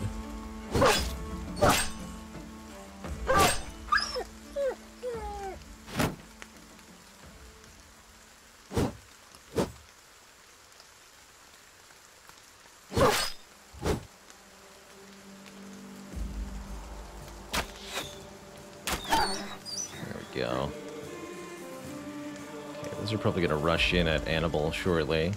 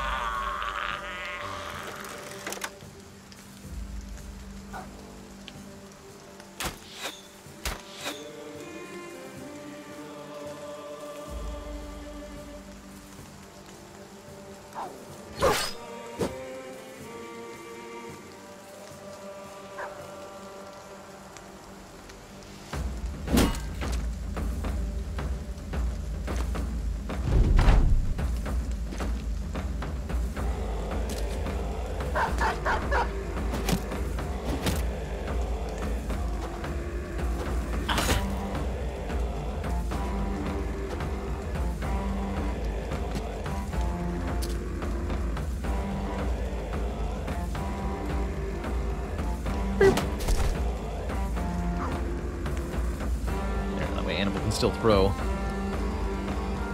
Something I haven't rectified is that Annabelle actually doesn't have a ranged weapon at all. Here, intercede so that nobody else can do that.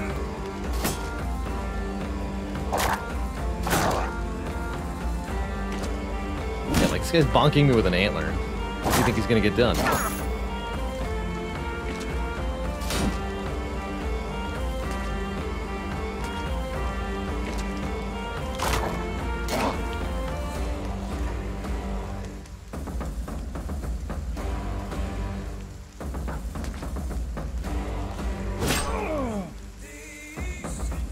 Demoralized.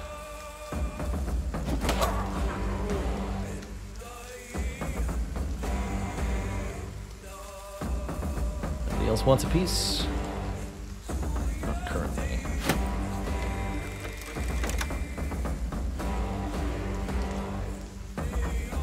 So we can swap places with somebody as Slinger, but nobody's in a position to actually let me fire, so I'll just pull out the spear and give a pokey pokey.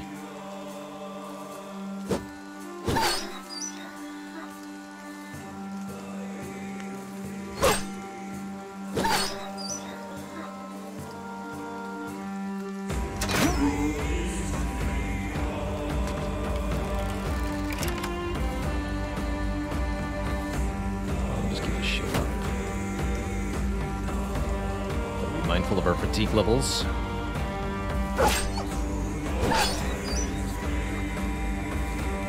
Alright, well, it's down to even numbers now. I don't think these barbarians are doing too hot here.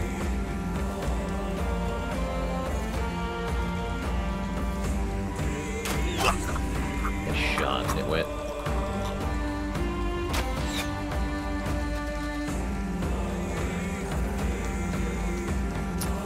Some stamina, please.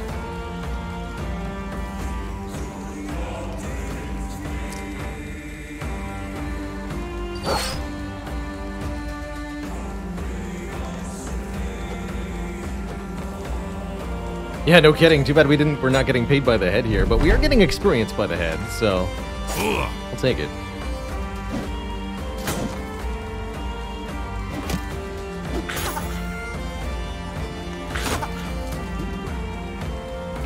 Definitely glad we gave Annabelle the nimble. That's a lot of throwing weapons to the face.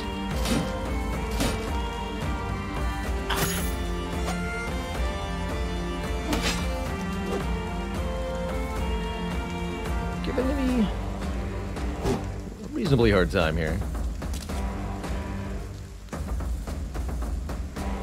You're running away.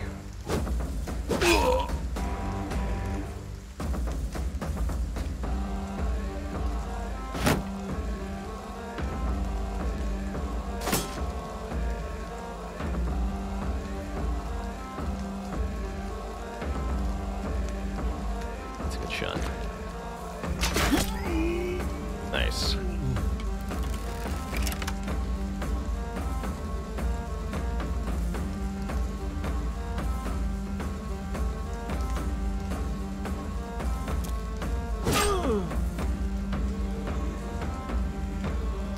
I'm allowed to swing in a way that doesn't target my friendlies here. Kind of weird how the greatsword targeting works. Dang it, those were 80s. Come on.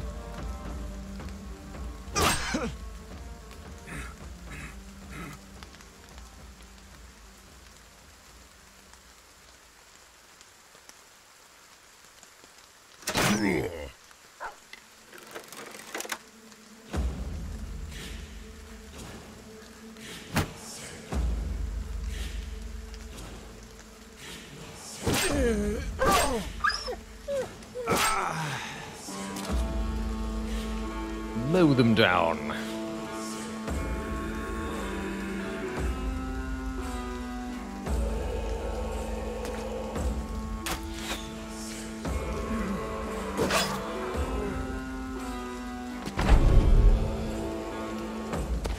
Alright, that guy made the smart choice.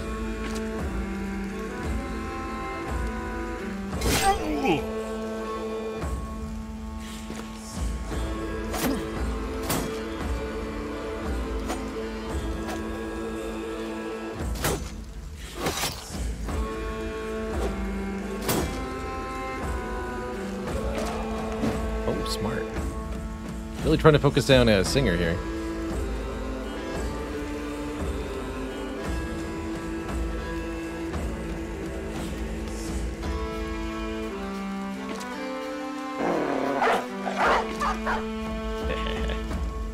Thought you could get away, did you?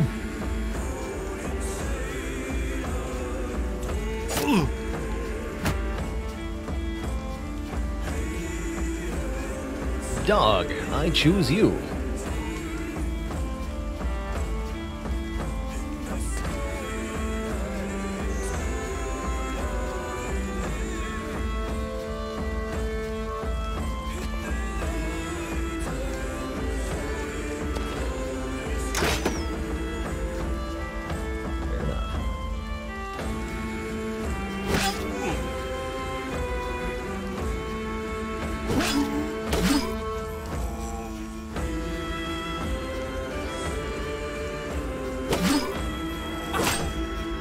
Go.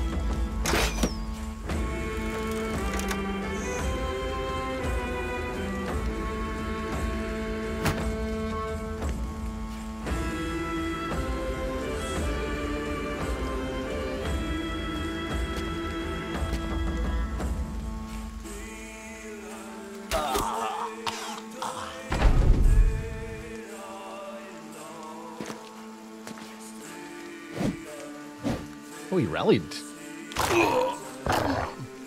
gonna lose a fight with the dog, though.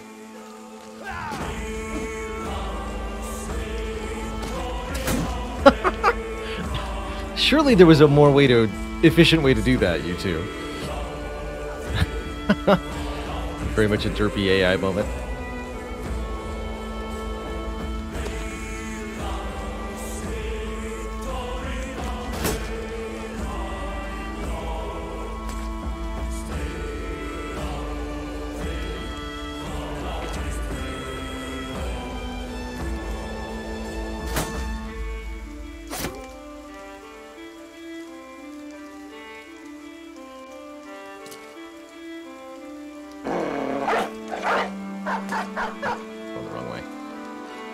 Chase down the other guy over there. I think he's gonna get away.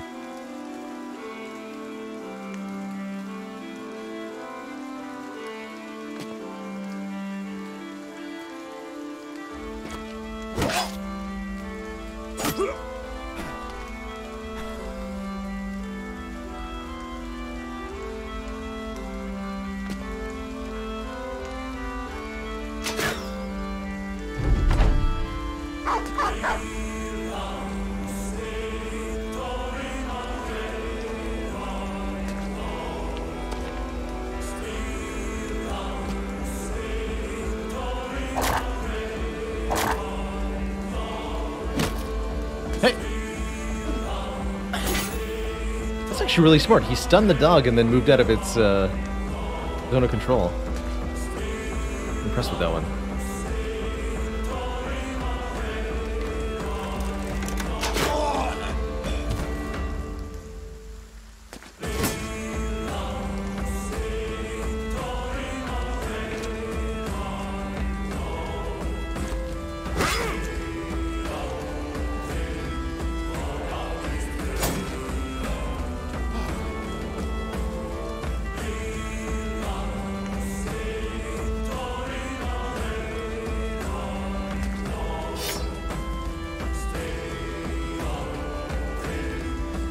You wait.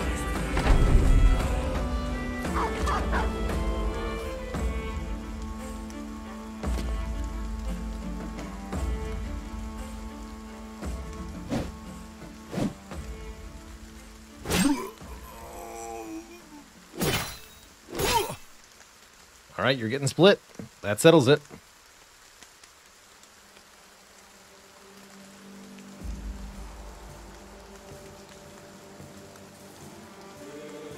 Get him! Yeah! 112. Crushed in the face. Get tons of ammunition. Yeah, look at these claw clubs. Totally garbage gear and weapons. The bead necklace is nice, though. This is the basic supply stuff. The rest, take it or leave it. Nah, just leave it. Alright, do I follow up by taking out the 7 regular barbarians? That'd be a much easier fight. Look at all these level ups. That was so much XP. Holy moly. Yeah, that was well worth mowing down a horde of inexperienced barbarian troops. You know how it goes.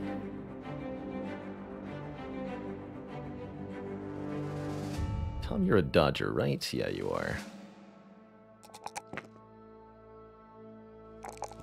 Should go with the melee defense.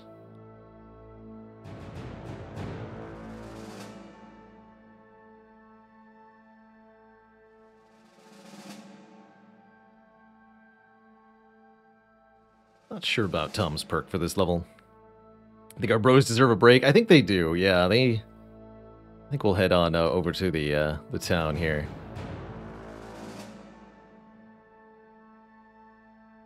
Could give Tom a mastery perk. Be fun to do something like give him dagger mastery. Knife people in the face.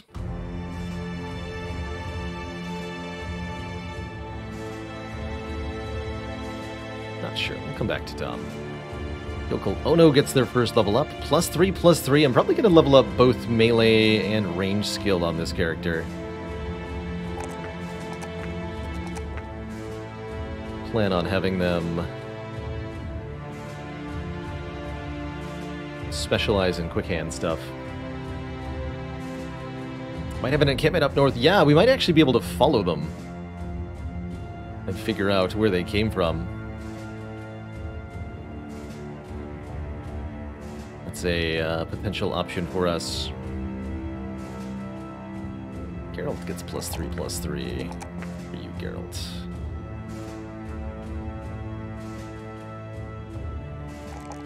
T2.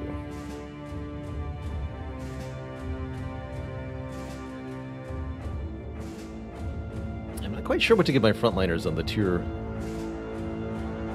higher perks. I know I want to give them Nimble or Battle Forged is appropriate.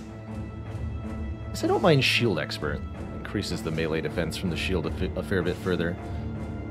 Geralt doesn't have Gifted yet. That's a good choice. Tom already does. This would be another good rotation bro, actually. Yeah, let's pick up another rotation skill.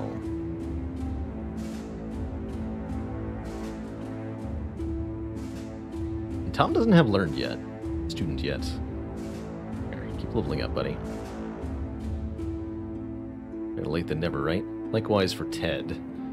Please take student.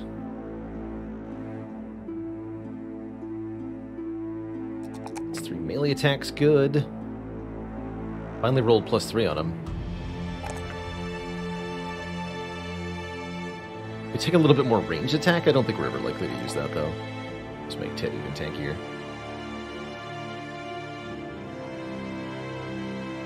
Nitwit the nearsighted. Another one of our switch hitters here. Definitely needs more fatigue. I think the double attack stats is what we're focusing on. This is our hunter that turned out to be not good at range skill very much. Had 2 stars in melee instead. Like a fool.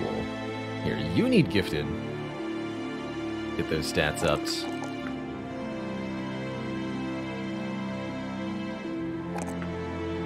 Big time.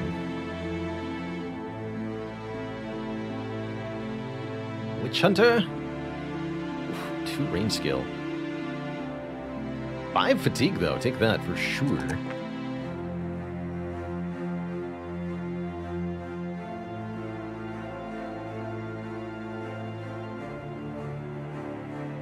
I'll take the 3 on melee defense. Give Witch Hunter quick hands, but could be another good quick hands user. I'll take the offense.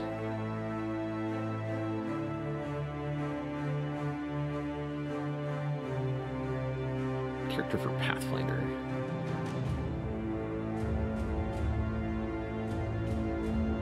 Okay, level up's assigned. Get out of here. We'll go poking around the north shortly, although I was intending more to poke over here. Looks like we're out of tools. We need a lot more tools.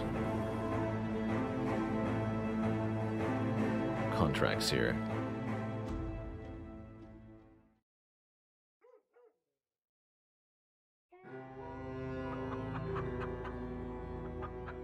We do have tools, though.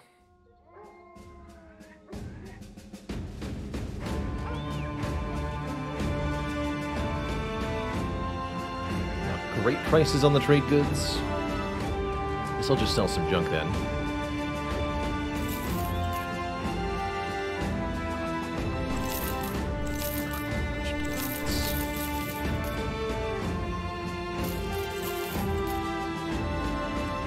What do tools do? Tools are used to repair damaged inventory items. So anytime our brothers take damage to their armor, we need to use tools to repair that. Anytime their weapons take durability damage, we need to use tools to repair that. So they're a constantly being consumed resource by the company that we need to... Welcome, Drake the War Dog. That we need to maintain. Or else.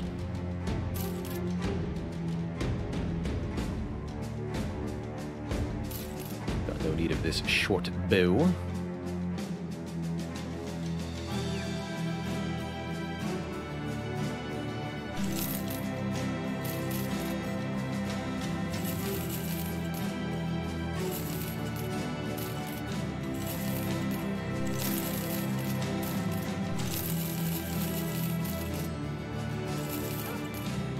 Valuable, so hold on to them for a bit.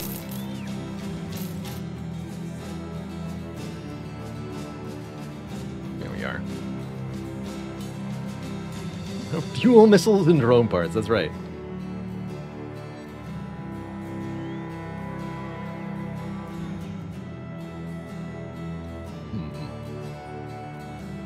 This is starting to get expensive.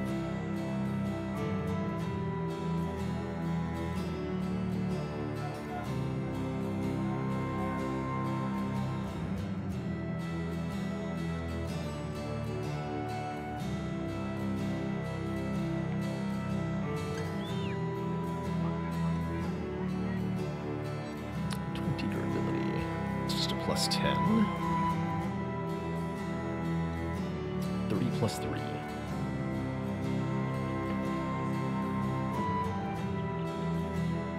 Pretty high quality helmets here, too.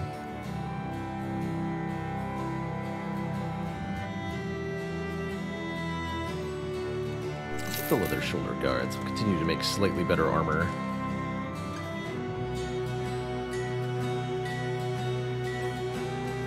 Some of the frontliners.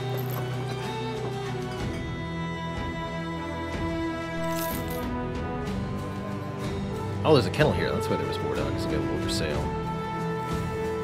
Armored warhounds. Let's get a couple of those. This would be very good.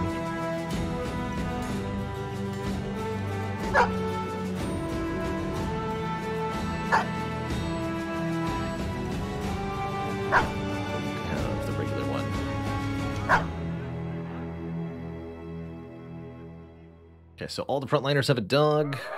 Ghost doesn't have one. Good.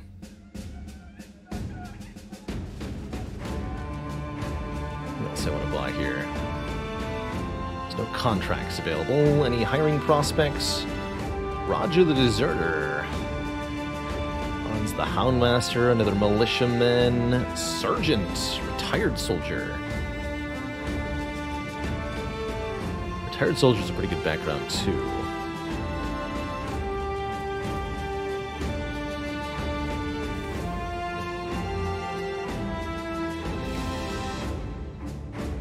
Sword. Oh, that's a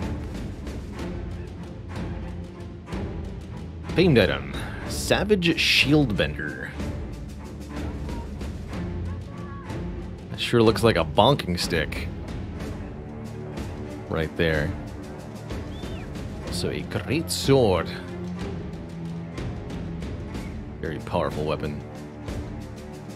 Do Houndmasters give bonuses to doggos? Yes, the Houndmaster deploys dogs at confident morale, so they'll have bonus dodge chance and 2-hit chance.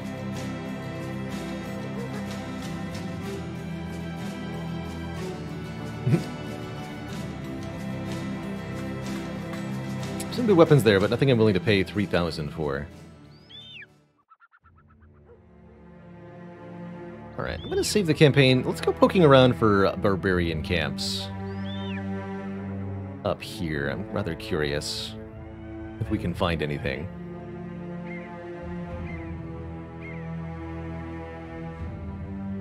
Give enough rations, right? Yeah, we'll be okay for a little bit. Also have a chance to tame wolves in special events. That's cool. Those footprints are spooky. What is that? A necromancer. Lots of armored Wiedergangers and a fallen hero. Oh, these are undead footprints. Bunch of Wiedergangers. Okay, let's take those out. That is our ambition, is to slay the undead in large quantities, so Wiedergangers are good opponents.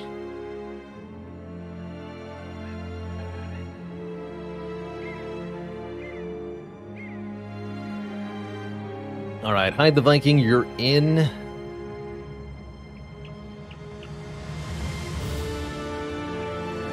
Witch Hunter, you're out for this fight.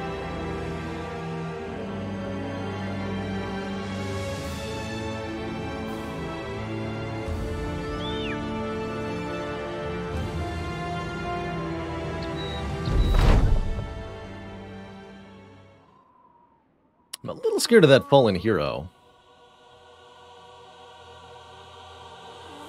But I suspect that if we...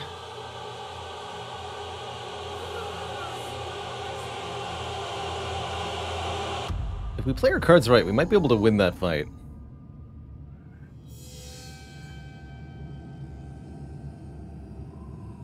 Unfortunately, this isn't a card game, so I don't think I'm going to be able to do that.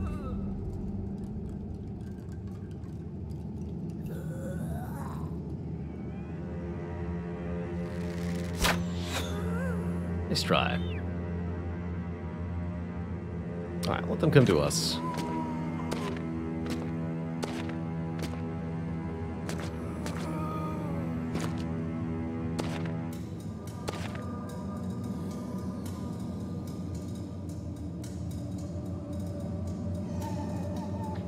Zombies have 6 AP, so they can move 2 tiles, but not attack. So we're going to creep forward 1 tile here. So that we get to just, like, attack the front row next turn.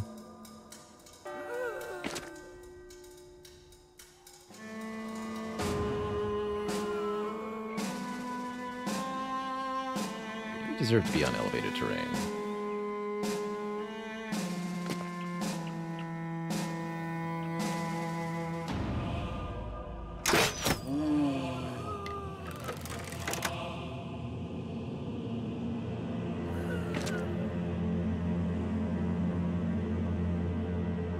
I don't want to use too much ammo in this fight. Probably should have bought more at the town, so I wouldn't be worried about how much I have. Oh well. Sort that out later. But what is Tom using now? Look, I believe he's got an arming sword at the moment. The pretty high-level one-handed sword.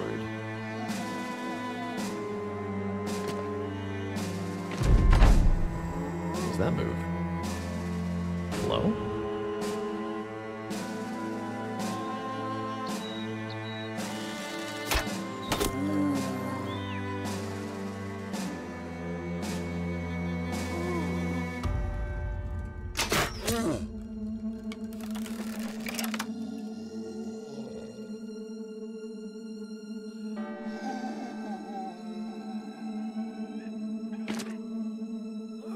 Waited for them to come to us, which they obliged quite happily, actually.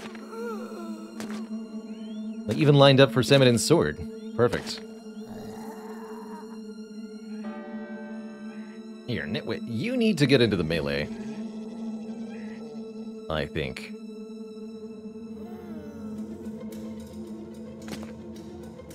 Put that big axe to use.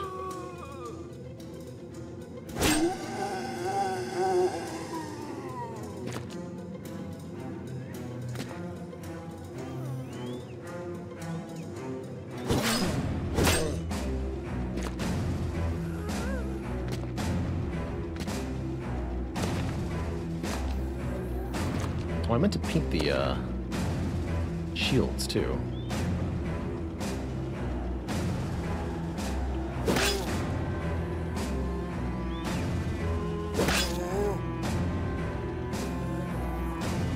This one has 1 health. Sad.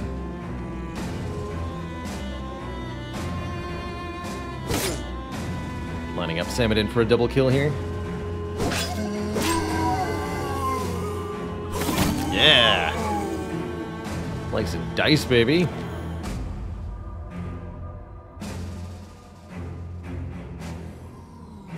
Alright, keep hewing. A couple of those guys will get back up, but that's no problem.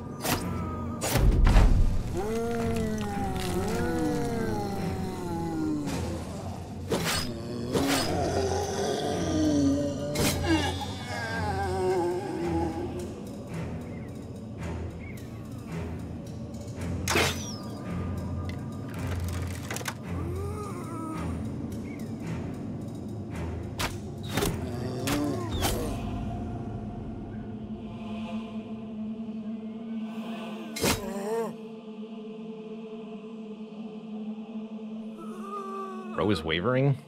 Come on, man. What do you gotta waver about?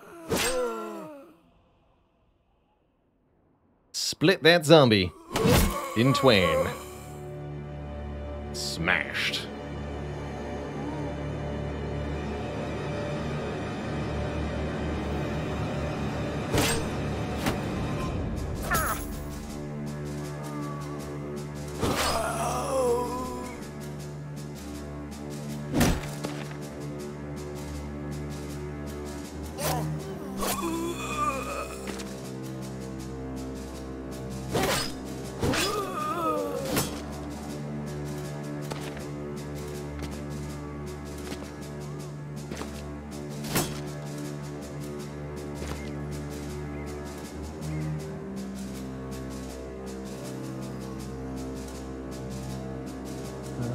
Here.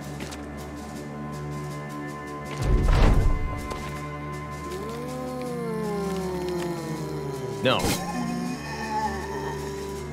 Didn't say you could do that.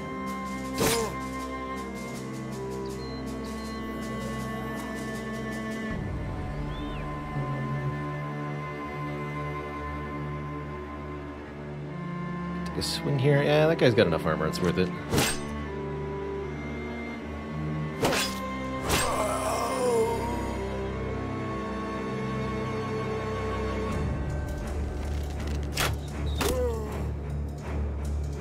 Clear line of fire there. That was the only one that...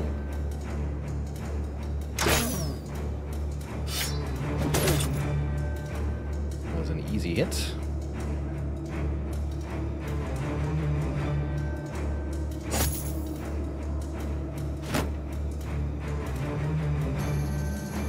Let's have the axe guy go first. Split him. Ooh, good hit, but he lives. Well, unlives.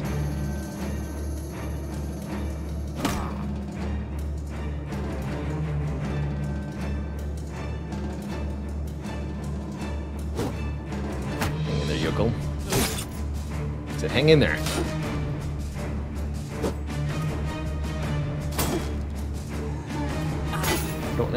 Don't want anyone to get too damaged here, because I'd like to be able to try the fallen hero fight to end the stream.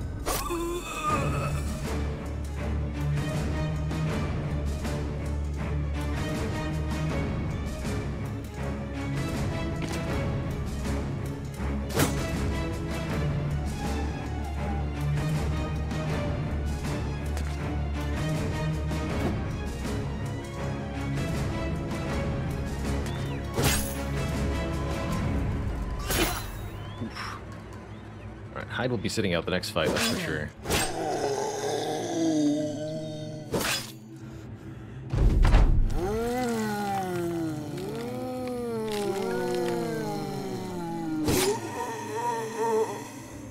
Let's go back down into the grounds.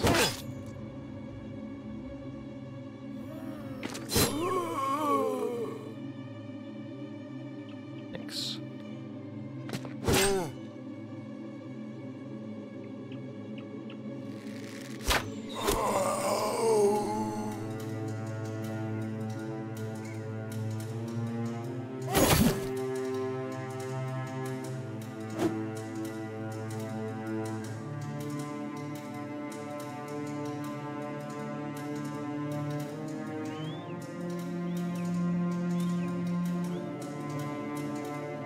I know this is an attack of opportunity, but I really want to. Ah! Spin! Get him. That was very satisfying.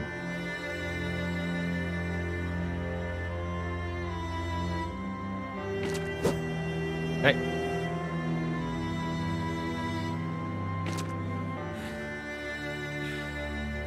Alright, just end the fight, please. Thanks. Spin to win. That was also pretty good XP for everybody. A couple hundred. Got a few tools. A couple half-decent weapons. A couple weapons that aren't half-decent.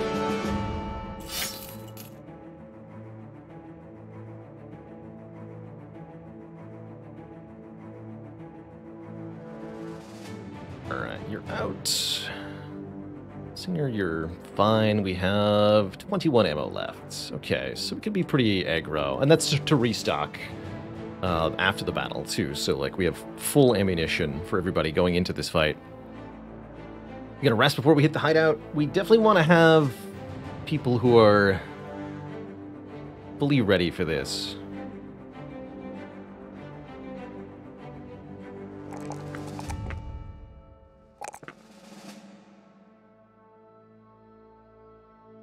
Whatever exactly that means, up to some interpretation. Ghost is a tanky boy. Means we want rotation on him.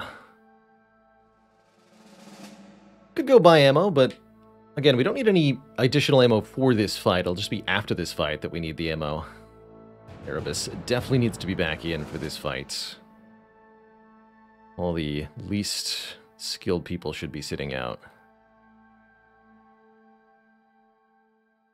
Could maybe swap Witch Hunter for Yokel. Yokel's actually got the better melee attack of the two.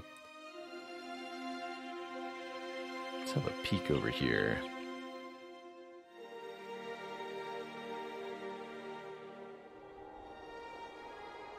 There's also this. Collapsed Fortress, which earned us money for discovering it.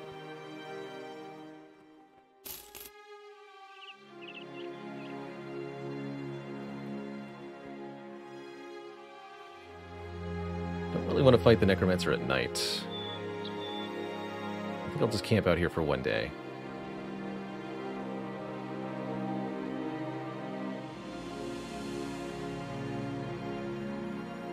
Out of tools, notably. So further repairs will not occur. That means not everybody's going to be topped up completely. I don't really like that, but I'll roll with it.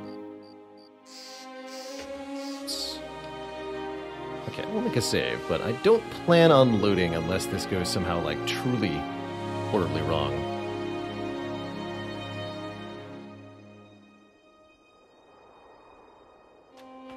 So, one Necromancer, lots of armored Wiedergängers, and one Fallen Hero. Fallen Hero is the creature I'm unfamiliar with. We've faced Necromancers before.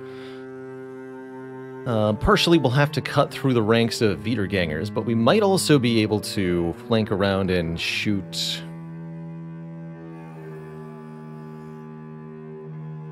the Necromancer with ranged attacks. Let's see, these graves block movement. A couple things block sight. not too concerned here, actually. If we move forward, we might be able to engage with a fairly efficient, like we can have 4 here, whereas they can only have, I guess they'll be able to do 4 here.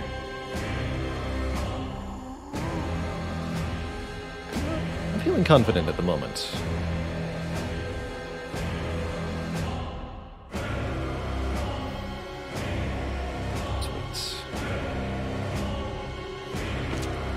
Okay, there's the fallen hero. That's a nasty weapon.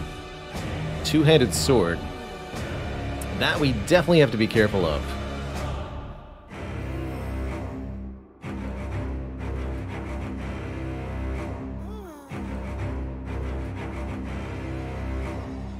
The Necromancer is indeed a wizard of some kind. They've got nasty magic. Probably would want to use our war dogs that we've recently acquired as fodder for this fallen hero.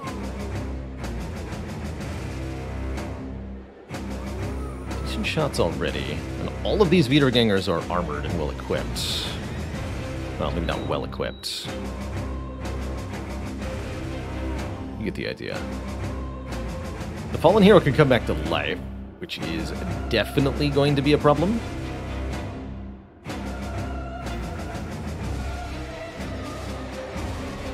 And there's the Necro, actually, right there, so not that far away.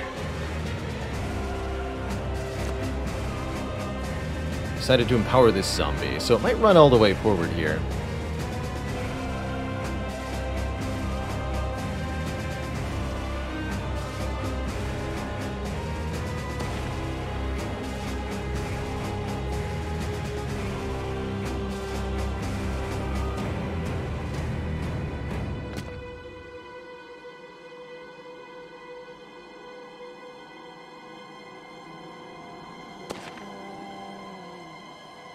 Here's our planned battle line location. Yeah, he does come up. Even gets a hit in. Oof.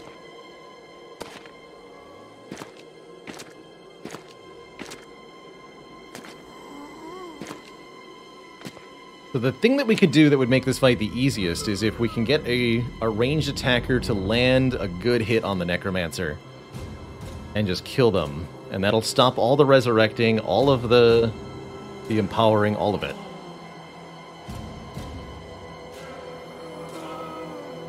You can pick the weapon on the ground when you kill a zombie, so even if he's resurrected, he won't have his weapon. So if we kill the fallen hero and grab that two-handed sword,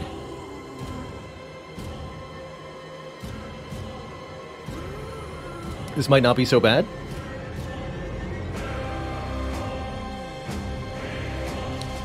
Oh, I can't actually attack because you took... Alright. I'll allow it.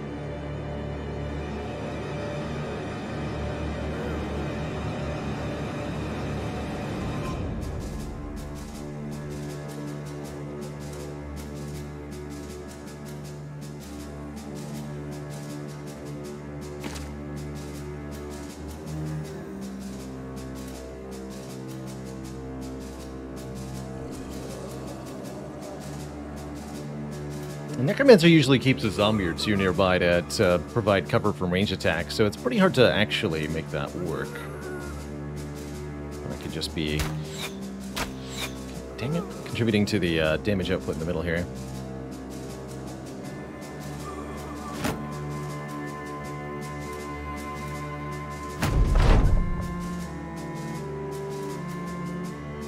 Thanks in one turn. Alright, better put up your shield then, buddy. That's why.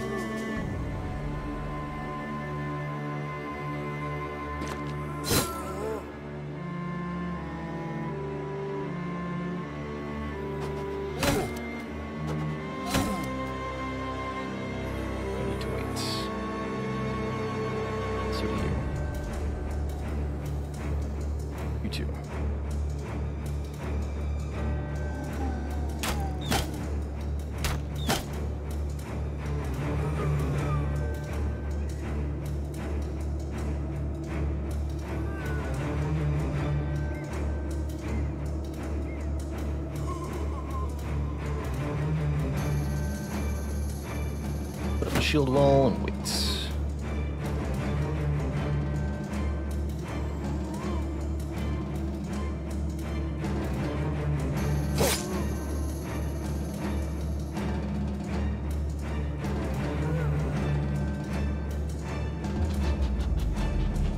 I want to put the possess one next turn.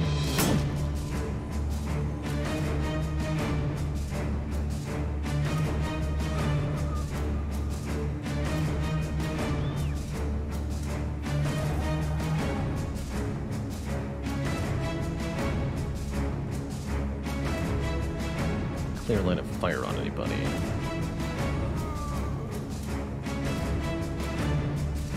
Oh, this guy I do. Works.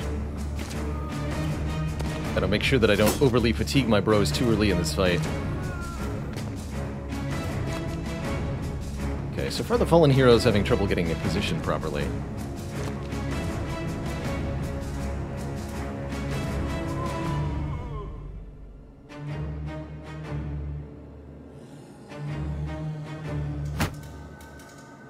On which to put a dog.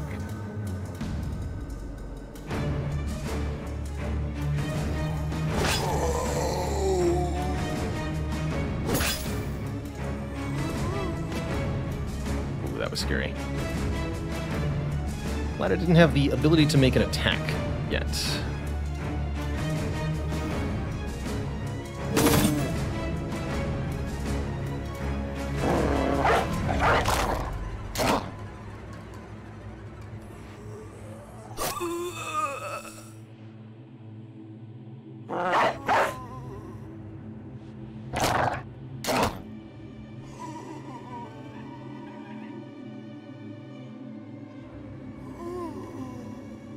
A lot of zombies, man.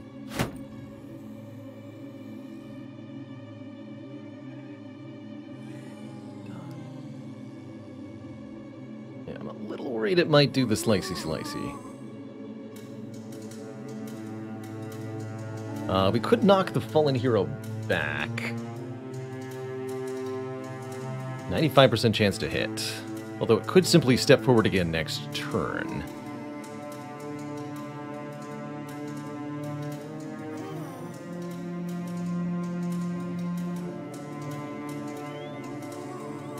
I could knock it back and summon a dog?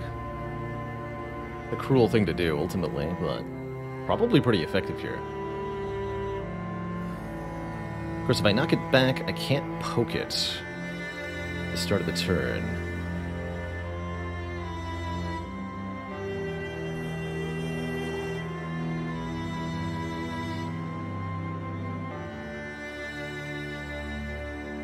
Shield wall's already up.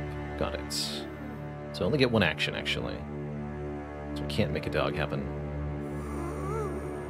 Alright, I'm just gonna hit it now. Oh, dear lord. Ha! Actually, that helps a lot. Thanks.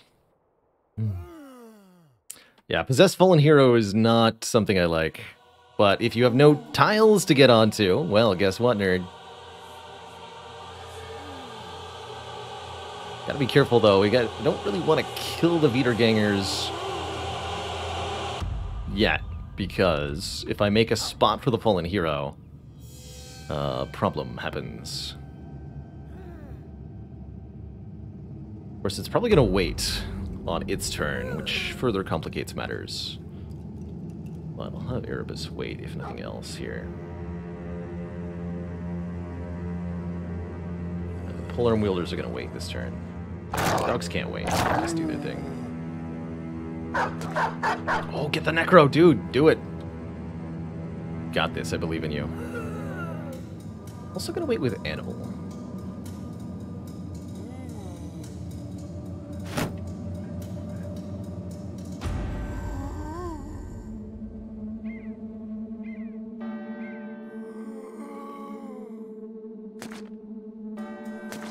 Oh, whoa. Hello. Wasn't he... Wow. He's zooming, though. That said, I'm pretty happy with that move overall, actually. That really doesn't threaten me this turn. It lets me get a whole bunch of damage on the Fallen Hero, actually.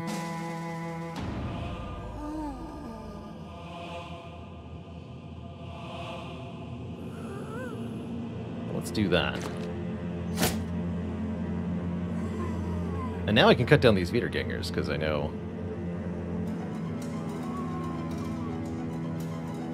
Fallen Hero's not gonna... breach the gap created.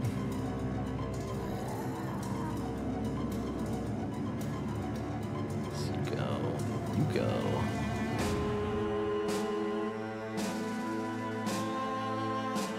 So you're gonna have to weather the attacks.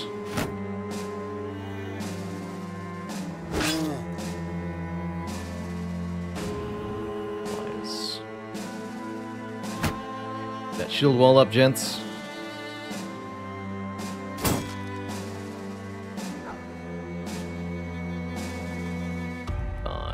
Take 2 shots, buddy. Actually, 2 shots is too much fatigue. Take 1 shot. Make it count. Good hit.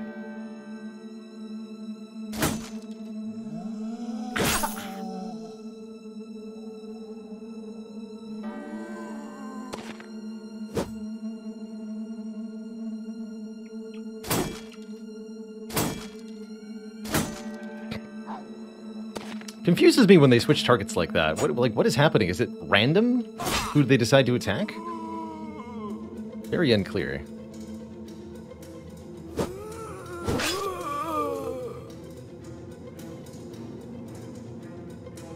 Okay, Ghost. Bro the Bro is suffering from big beating time, so you're gonna swap places and put up the shield wall.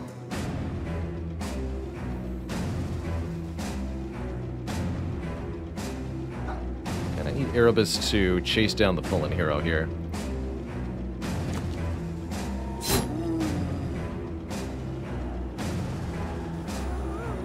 Although I wanted to be able to use Adrenaline, that didn't work out.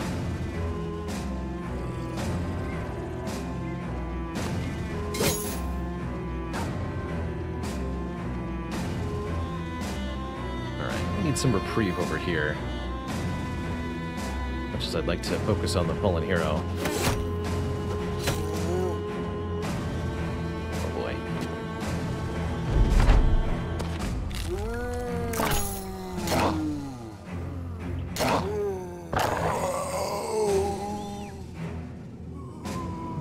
You move. Fallen Hero's probably going to do a double swing on these two.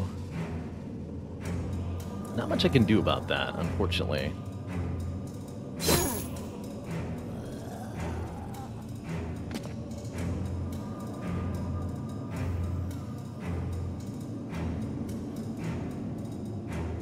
Yeah, I just really hope it's not going to kill anyone.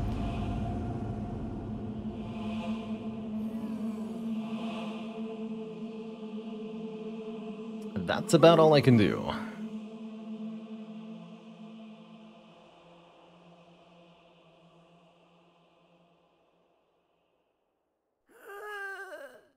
Try to get Geralt more in there. That doesn't seem like it helps me. We need to break through and rush the Necromancer here. That's why I would like Slinger to run over here. Hopefully the Fallen Hero won't chase him down very bad.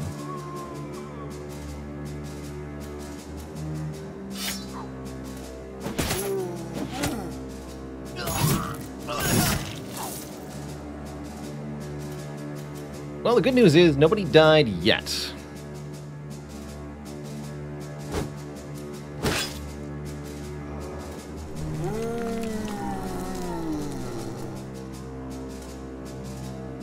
But looking pretty spooky over here. Oh, this thing just prevented Erebus from reaching it.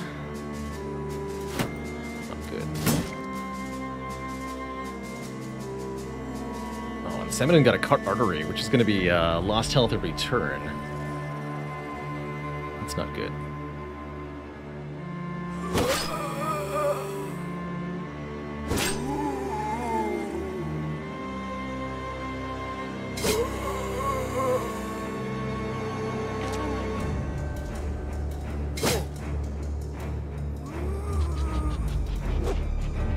Somebody's got a bandage.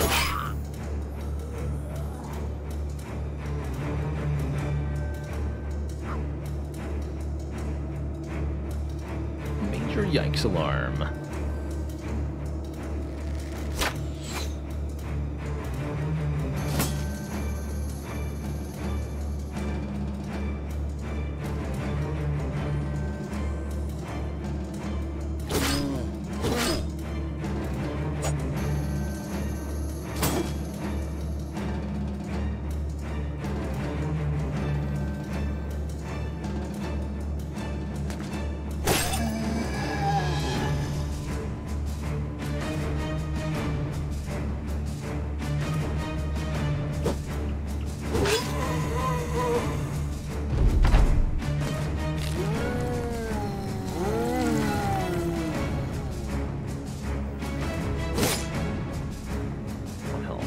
In 20 turns.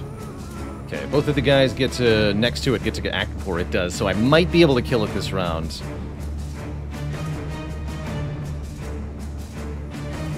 Gotta move forward so that Bowling can make an attack on it.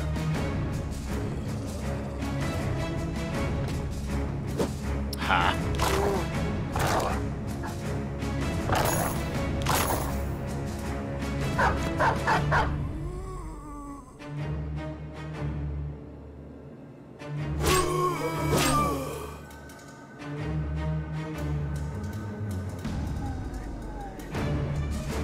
Take a shot up there with Animal, but it's not a good idea.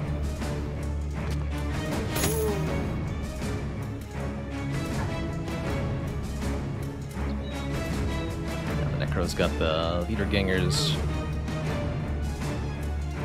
Alright, I need this thing to die.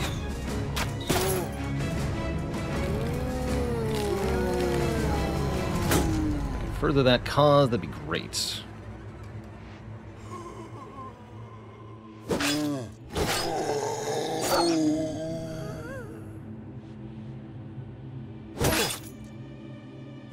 Yes! Samadin, good job!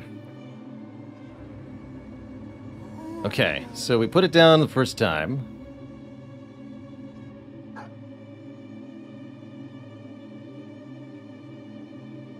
We're relying on you, Ted.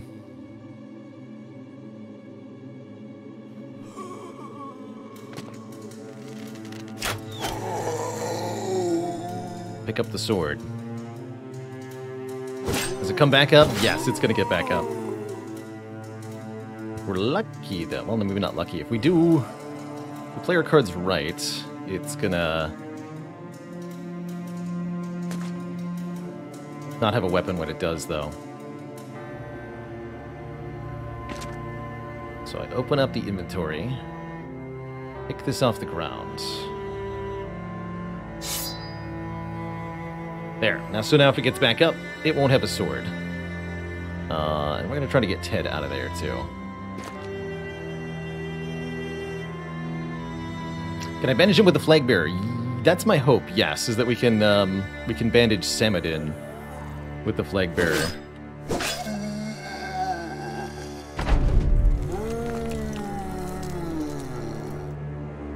There he is. He's back already. And I can't hit him.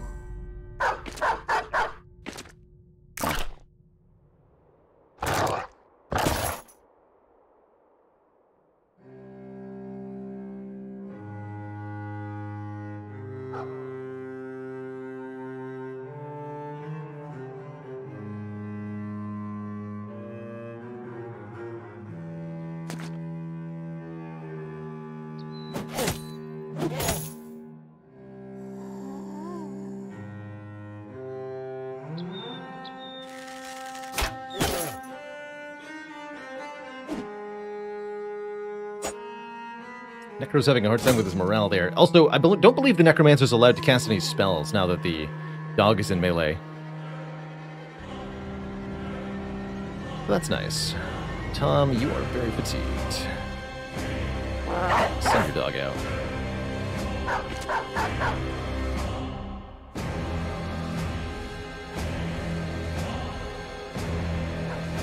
Three hit points each turn. Okay, that's not as bad as I thought, actually. We should be able to win before Semidon bleeds out.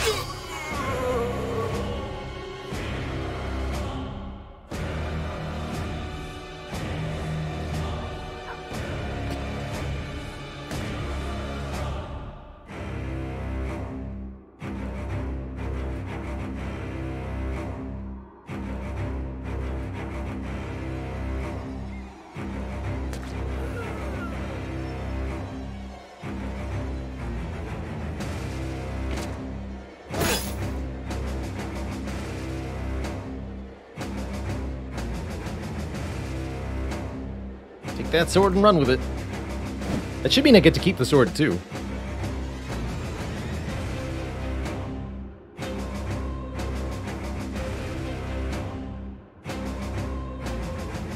Save yourself or another character from bleeding by applying pressure.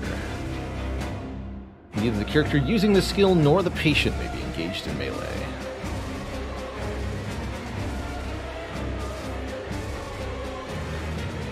Six AP, okay.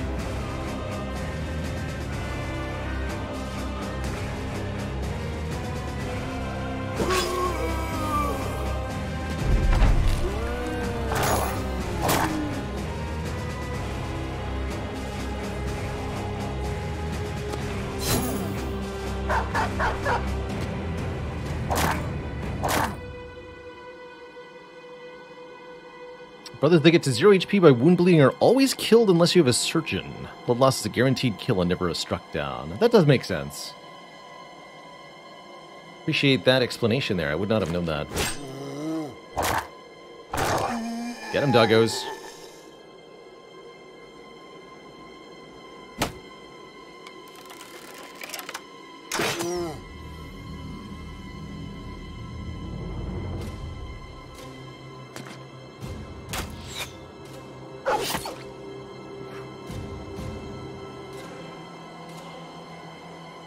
That's it. If our only loss is one dog, this is going to be a good fight.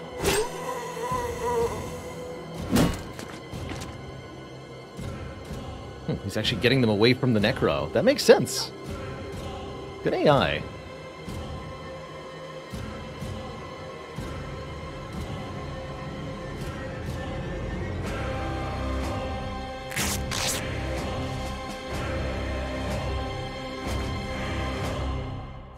Yes, I'm glad we brought that bandage.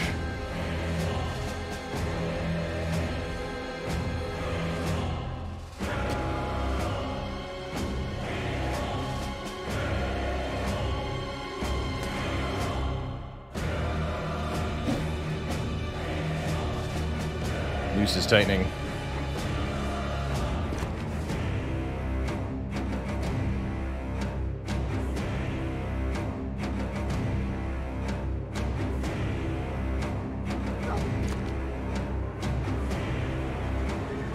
Alright, so back off as well.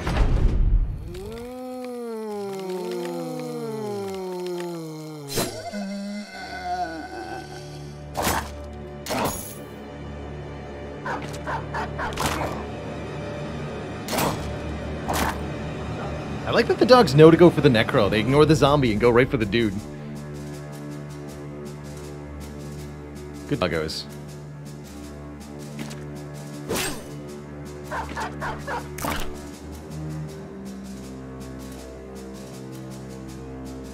Of course, they're blocking my range shots, unfortunately, but...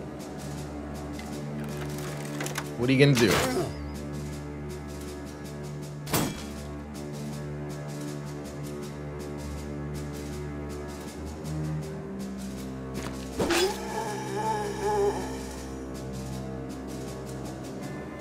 Yeah, they can smell his living tissue. I know what's up.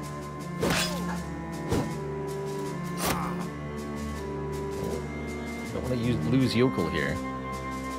What? Line of fire blocked even though you're right behind it? Lame.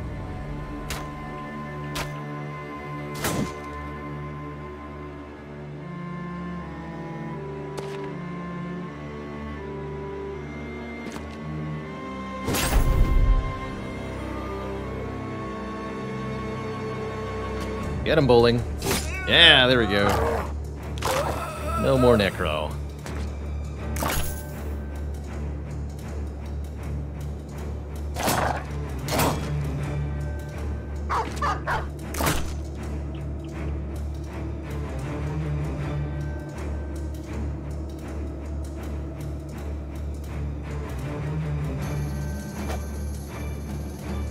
That could have been a fatality there at the very end.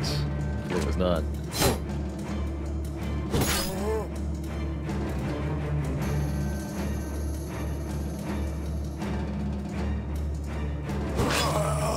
GG. Couple badly battered bros, but otherwise a gloriously successful endeavor, although not a particularly rewarding one. We get a signet ring, a decayed heater shield. Less durability, but it's still a heater shield. And some stuff.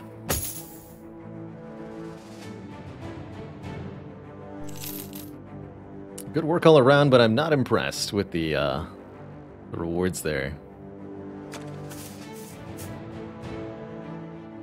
Still, we'll give, let's see, Geralt, you're gonna be our new heater shield, bro. Oh, I can't paint the decaying one? That makes sense. Still gives the 20 melee defense that you want, though.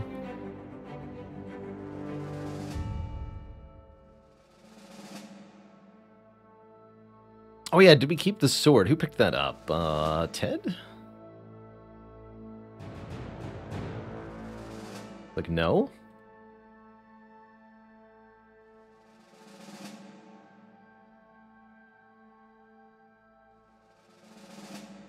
Oh, here it is. Yes, we did keep it. Yes. This thing, long sword. With long two-handed blade that makes for a versatile weapon. So we could give that to Samadin. It does 65 to 85 instead of 50 to 75. However,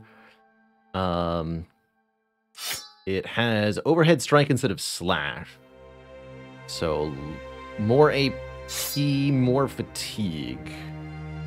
A lot more damage. 85 to 105 versus 50 to 75.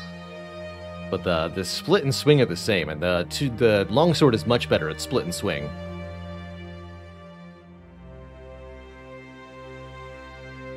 So we'll probably give him the longsword for now. Yokel Ono made it to level 3. Good for you, Yokel.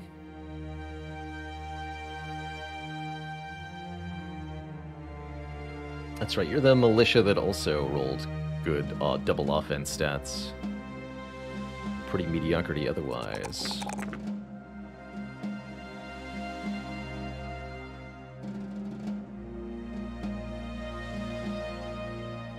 Here, you need to be equipped with javelins.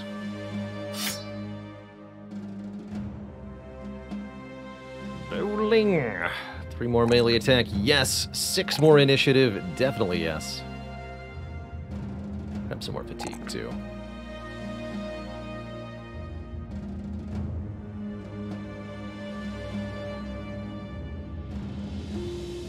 Backstabber on bowling would be a good idea.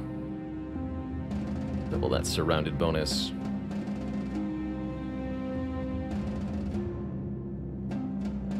Would Mansplitter be good for Nitwit? Nitwit is the one using the Mansplitter, right? Yeah.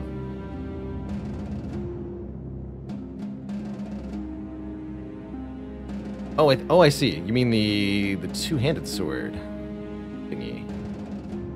Right, this thing, the Warbrands? Could be an interesting swap out on this lad.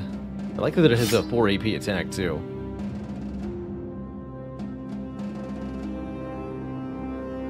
That's a fun little option. I've been enjoying the Mansplitters so far. Let's see, what does Axe Mastery give? More chance to hit on round swing. More shield damage.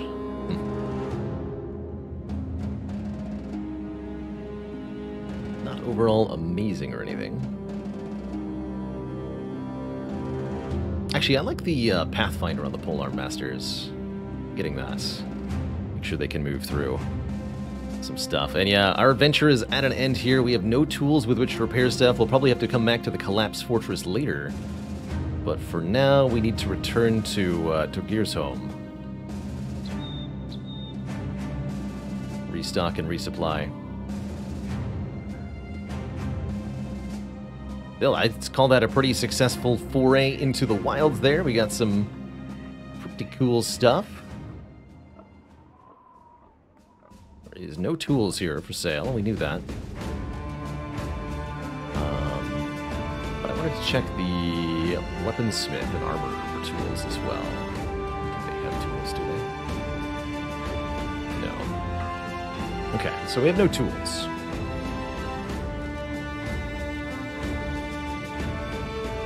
This. My scouts tell me that a northern savage in the northern clan lands is gathering an army. A gathering of idiots is not too out of the ordinary for these primitives, but I believe this one is proclaiming himself king. I need to go to the region of northern clan lands, find this savage king, and kill him.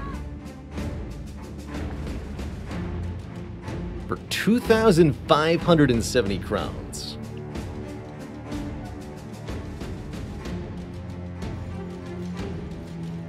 Can you up the ante? No.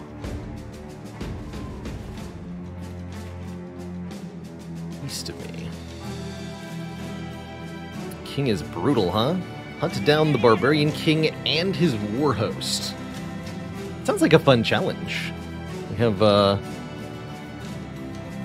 yet to encounter anything that can put a stop to the Valor's bandits, so I think I'm going to continue to escalate a little bit. We're going to fight somebody named a Barbarian King. We're absolutely going to need some ammunition. At a minimum.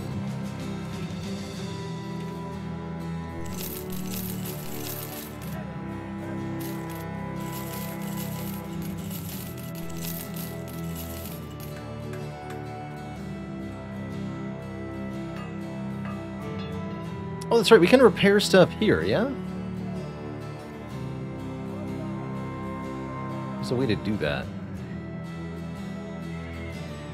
Right?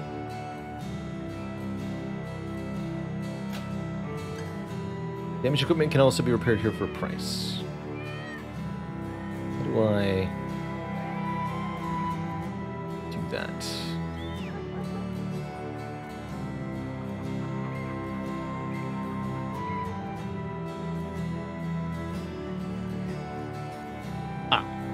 Has to be unequipped. Alt. 4 gold ever repaired. Okay, so let's see. What's badly damaged, for example? Head's armor, 120. What's the repair cost of that? 240 for a full repair. That's kind of reasonable.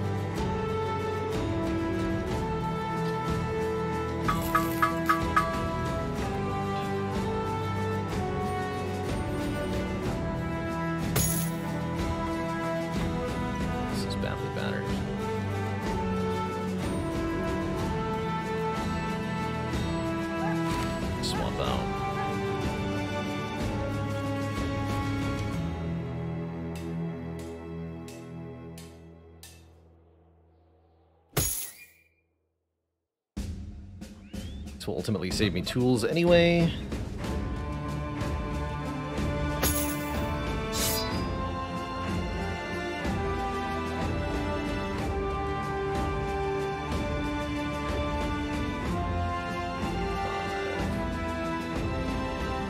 think that's worth paying for.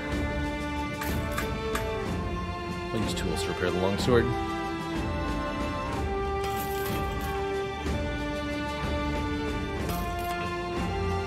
I just want to repair a couple of insignificant items, because there's a follower you can get for repairing enough items at the blacksmith.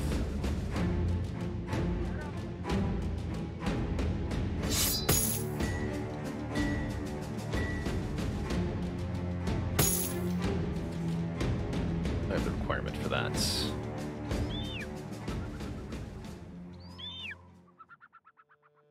Yes. Increase repair speed by 33%. Repair all armor, helmets, weapons, and shields worn by your men, even if they're broken or lost because the man died. I don't think we want that. At least not immediately, but it's nice to have available. Alright, we're going to head back to Horn as the last thing I do with the stream here. See if we can get some actual tools available to us. Oh, but another horde of barbarian thralls. That was such good XP. Okay, we'll finish out with fighting those, actually. Everybody who's wounded off the front lines here.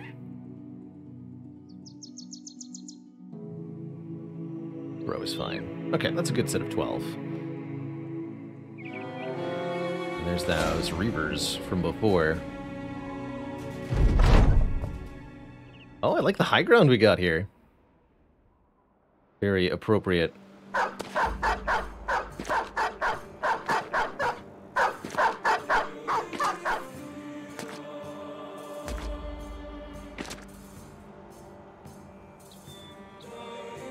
Give me that height advantage.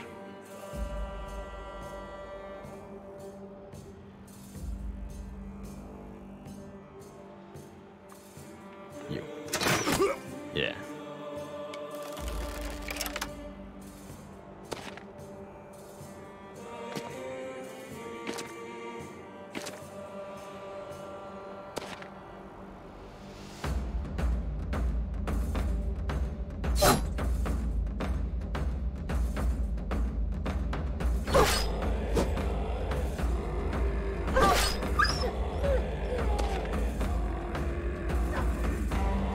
Duggos.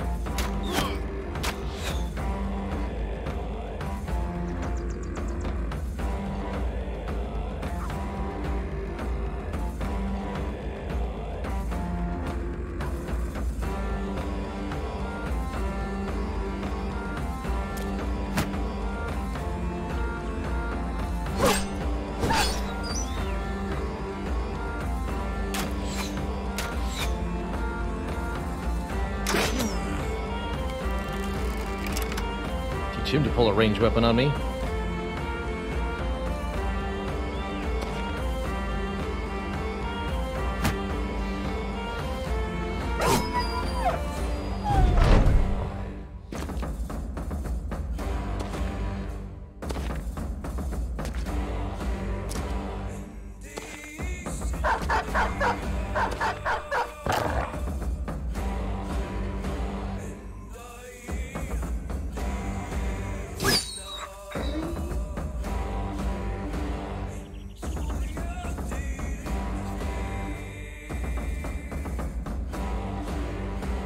Kill that guy.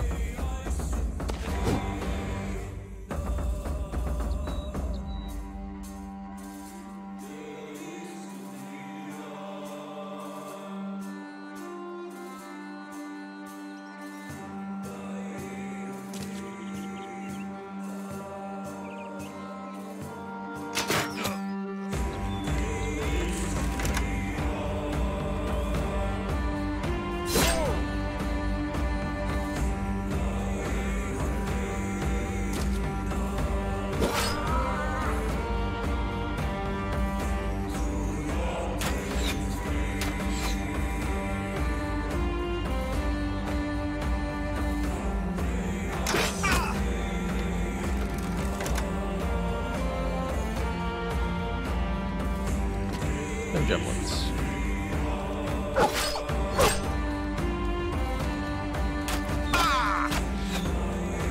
Archers have not been reliable. That's alright.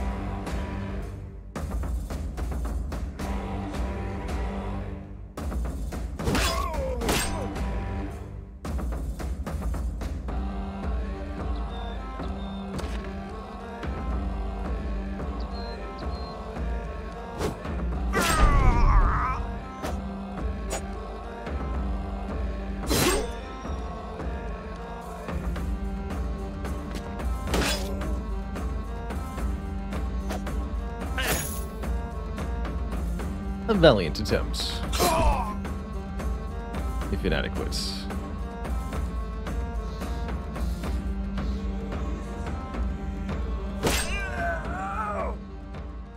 They're about 100 XP per man. We got no tools, but some vaguely useful stuff. Bead necklace, bone figurines, sure. Why not?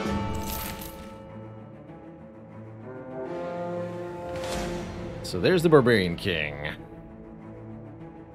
Barbarian Thralls, Barbarian Reavers, and some Warhounds hiding up there. And another group of Barbarian Thralls. Jeez.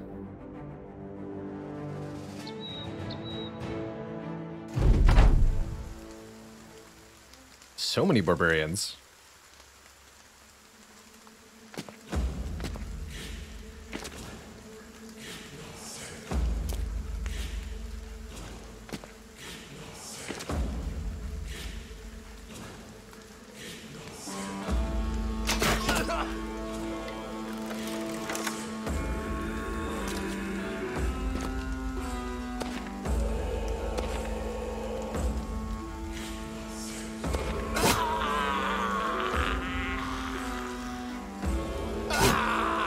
Double kill.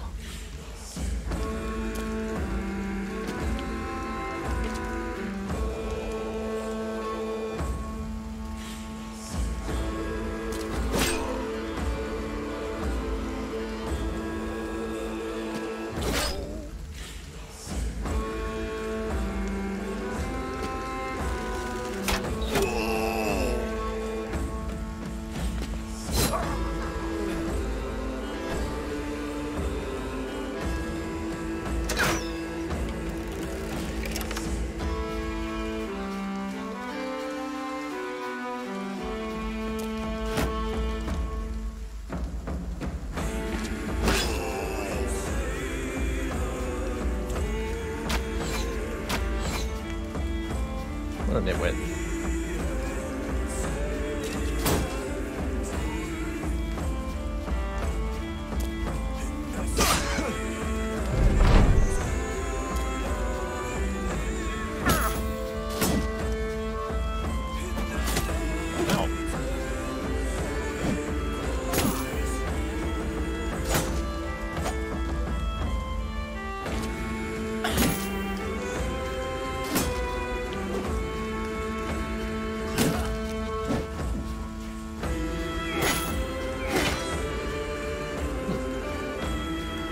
Usually don't put up much of this much of a fight. I'm begrudgingly impressed, actually.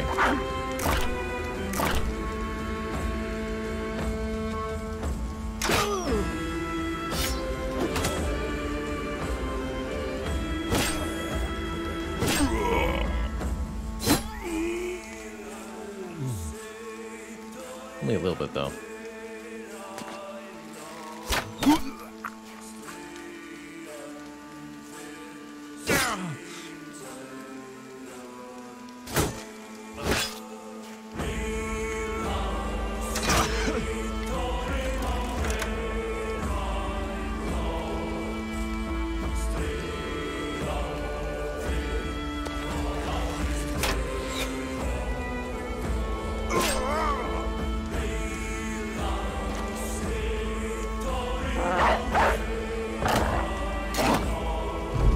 What if some deaths show a morale impact and others do not? Anytime a morale-affecting event occurs, each unit rolls their resolve to determine whether their morale shifts upwards or downwards as appropriate for the situation. So when one of our men kills an enemy, that person and anybody nearby all check their resolve to see if their morale goes up. Likewise, when we kill the enemies or severely wound them, they roll their resolve to determine whether they get to stay at their current morale or if it goes down a stage. So that's why you're seeing some variation on who's getting affected, because everybody has a % chance to be affected when the appropriate action occurs.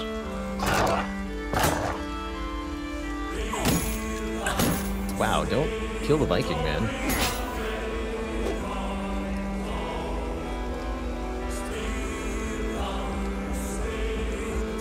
Don't do it. Oh, that is line of fire blocked. Fine.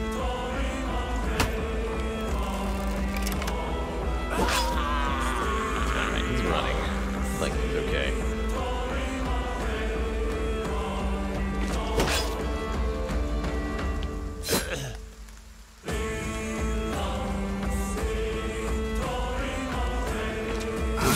Double kill again.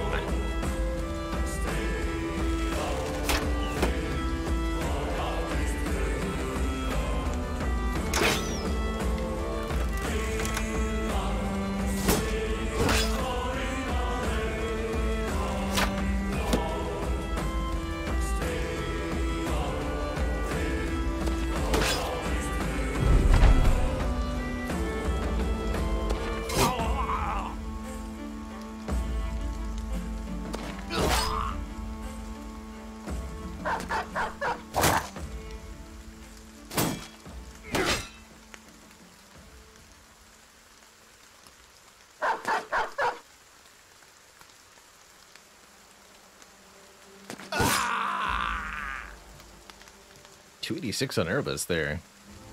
We got some tools. Hooray.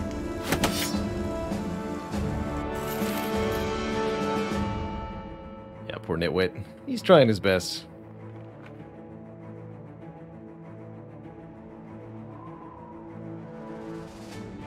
Alright, safe and sound in town.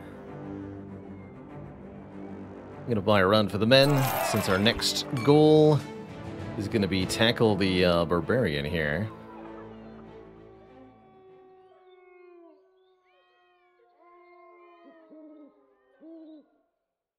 We're just gonna let the market open, see what's for sale, and then save and quit here. Tools, good.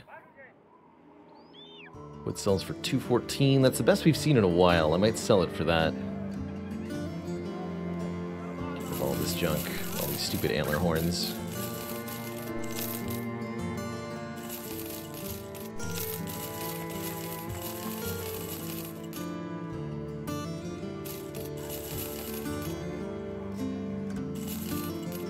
I think I have ammo too.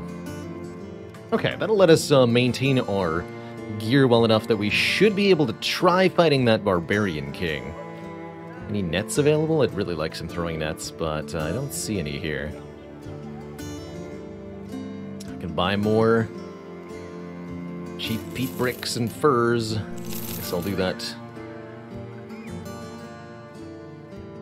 Let's sell this wood at a profit right now. Oops. I didn't mean to sell that. Shame there's no buyback. Oh well, lost a little bit of money there. Guess I'll still buy it back again to make a profit later. Need bandages. We still got one bandage. Guess it wouldn't be the worst thing to have a second.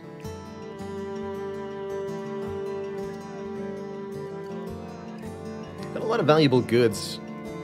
So if we need money, I can liquidate assets at some point, but right now we're holding out for better sale price.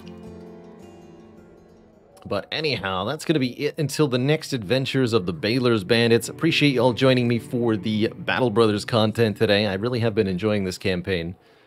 I plan on seeing these gentlemen through until either they are slain to a man by something horrible, or until we successfully resolve our first late-game crisis. And I'm excited for that either way. Toodaloo Tavqua, Matt Burrell, Negative Assurance, Ghost, Lilimp, That's So Delicious, Annabelle, Drax6.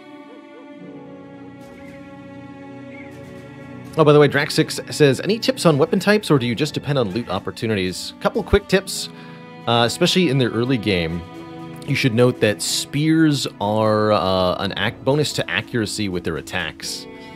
So they can be reliable for getting your low-level men to score some hits. Swords also have a 10% hit chance bonus on their attacks, whereas axes, flails, and maces are at plus 0%, so you might find those a little bit more unreliable.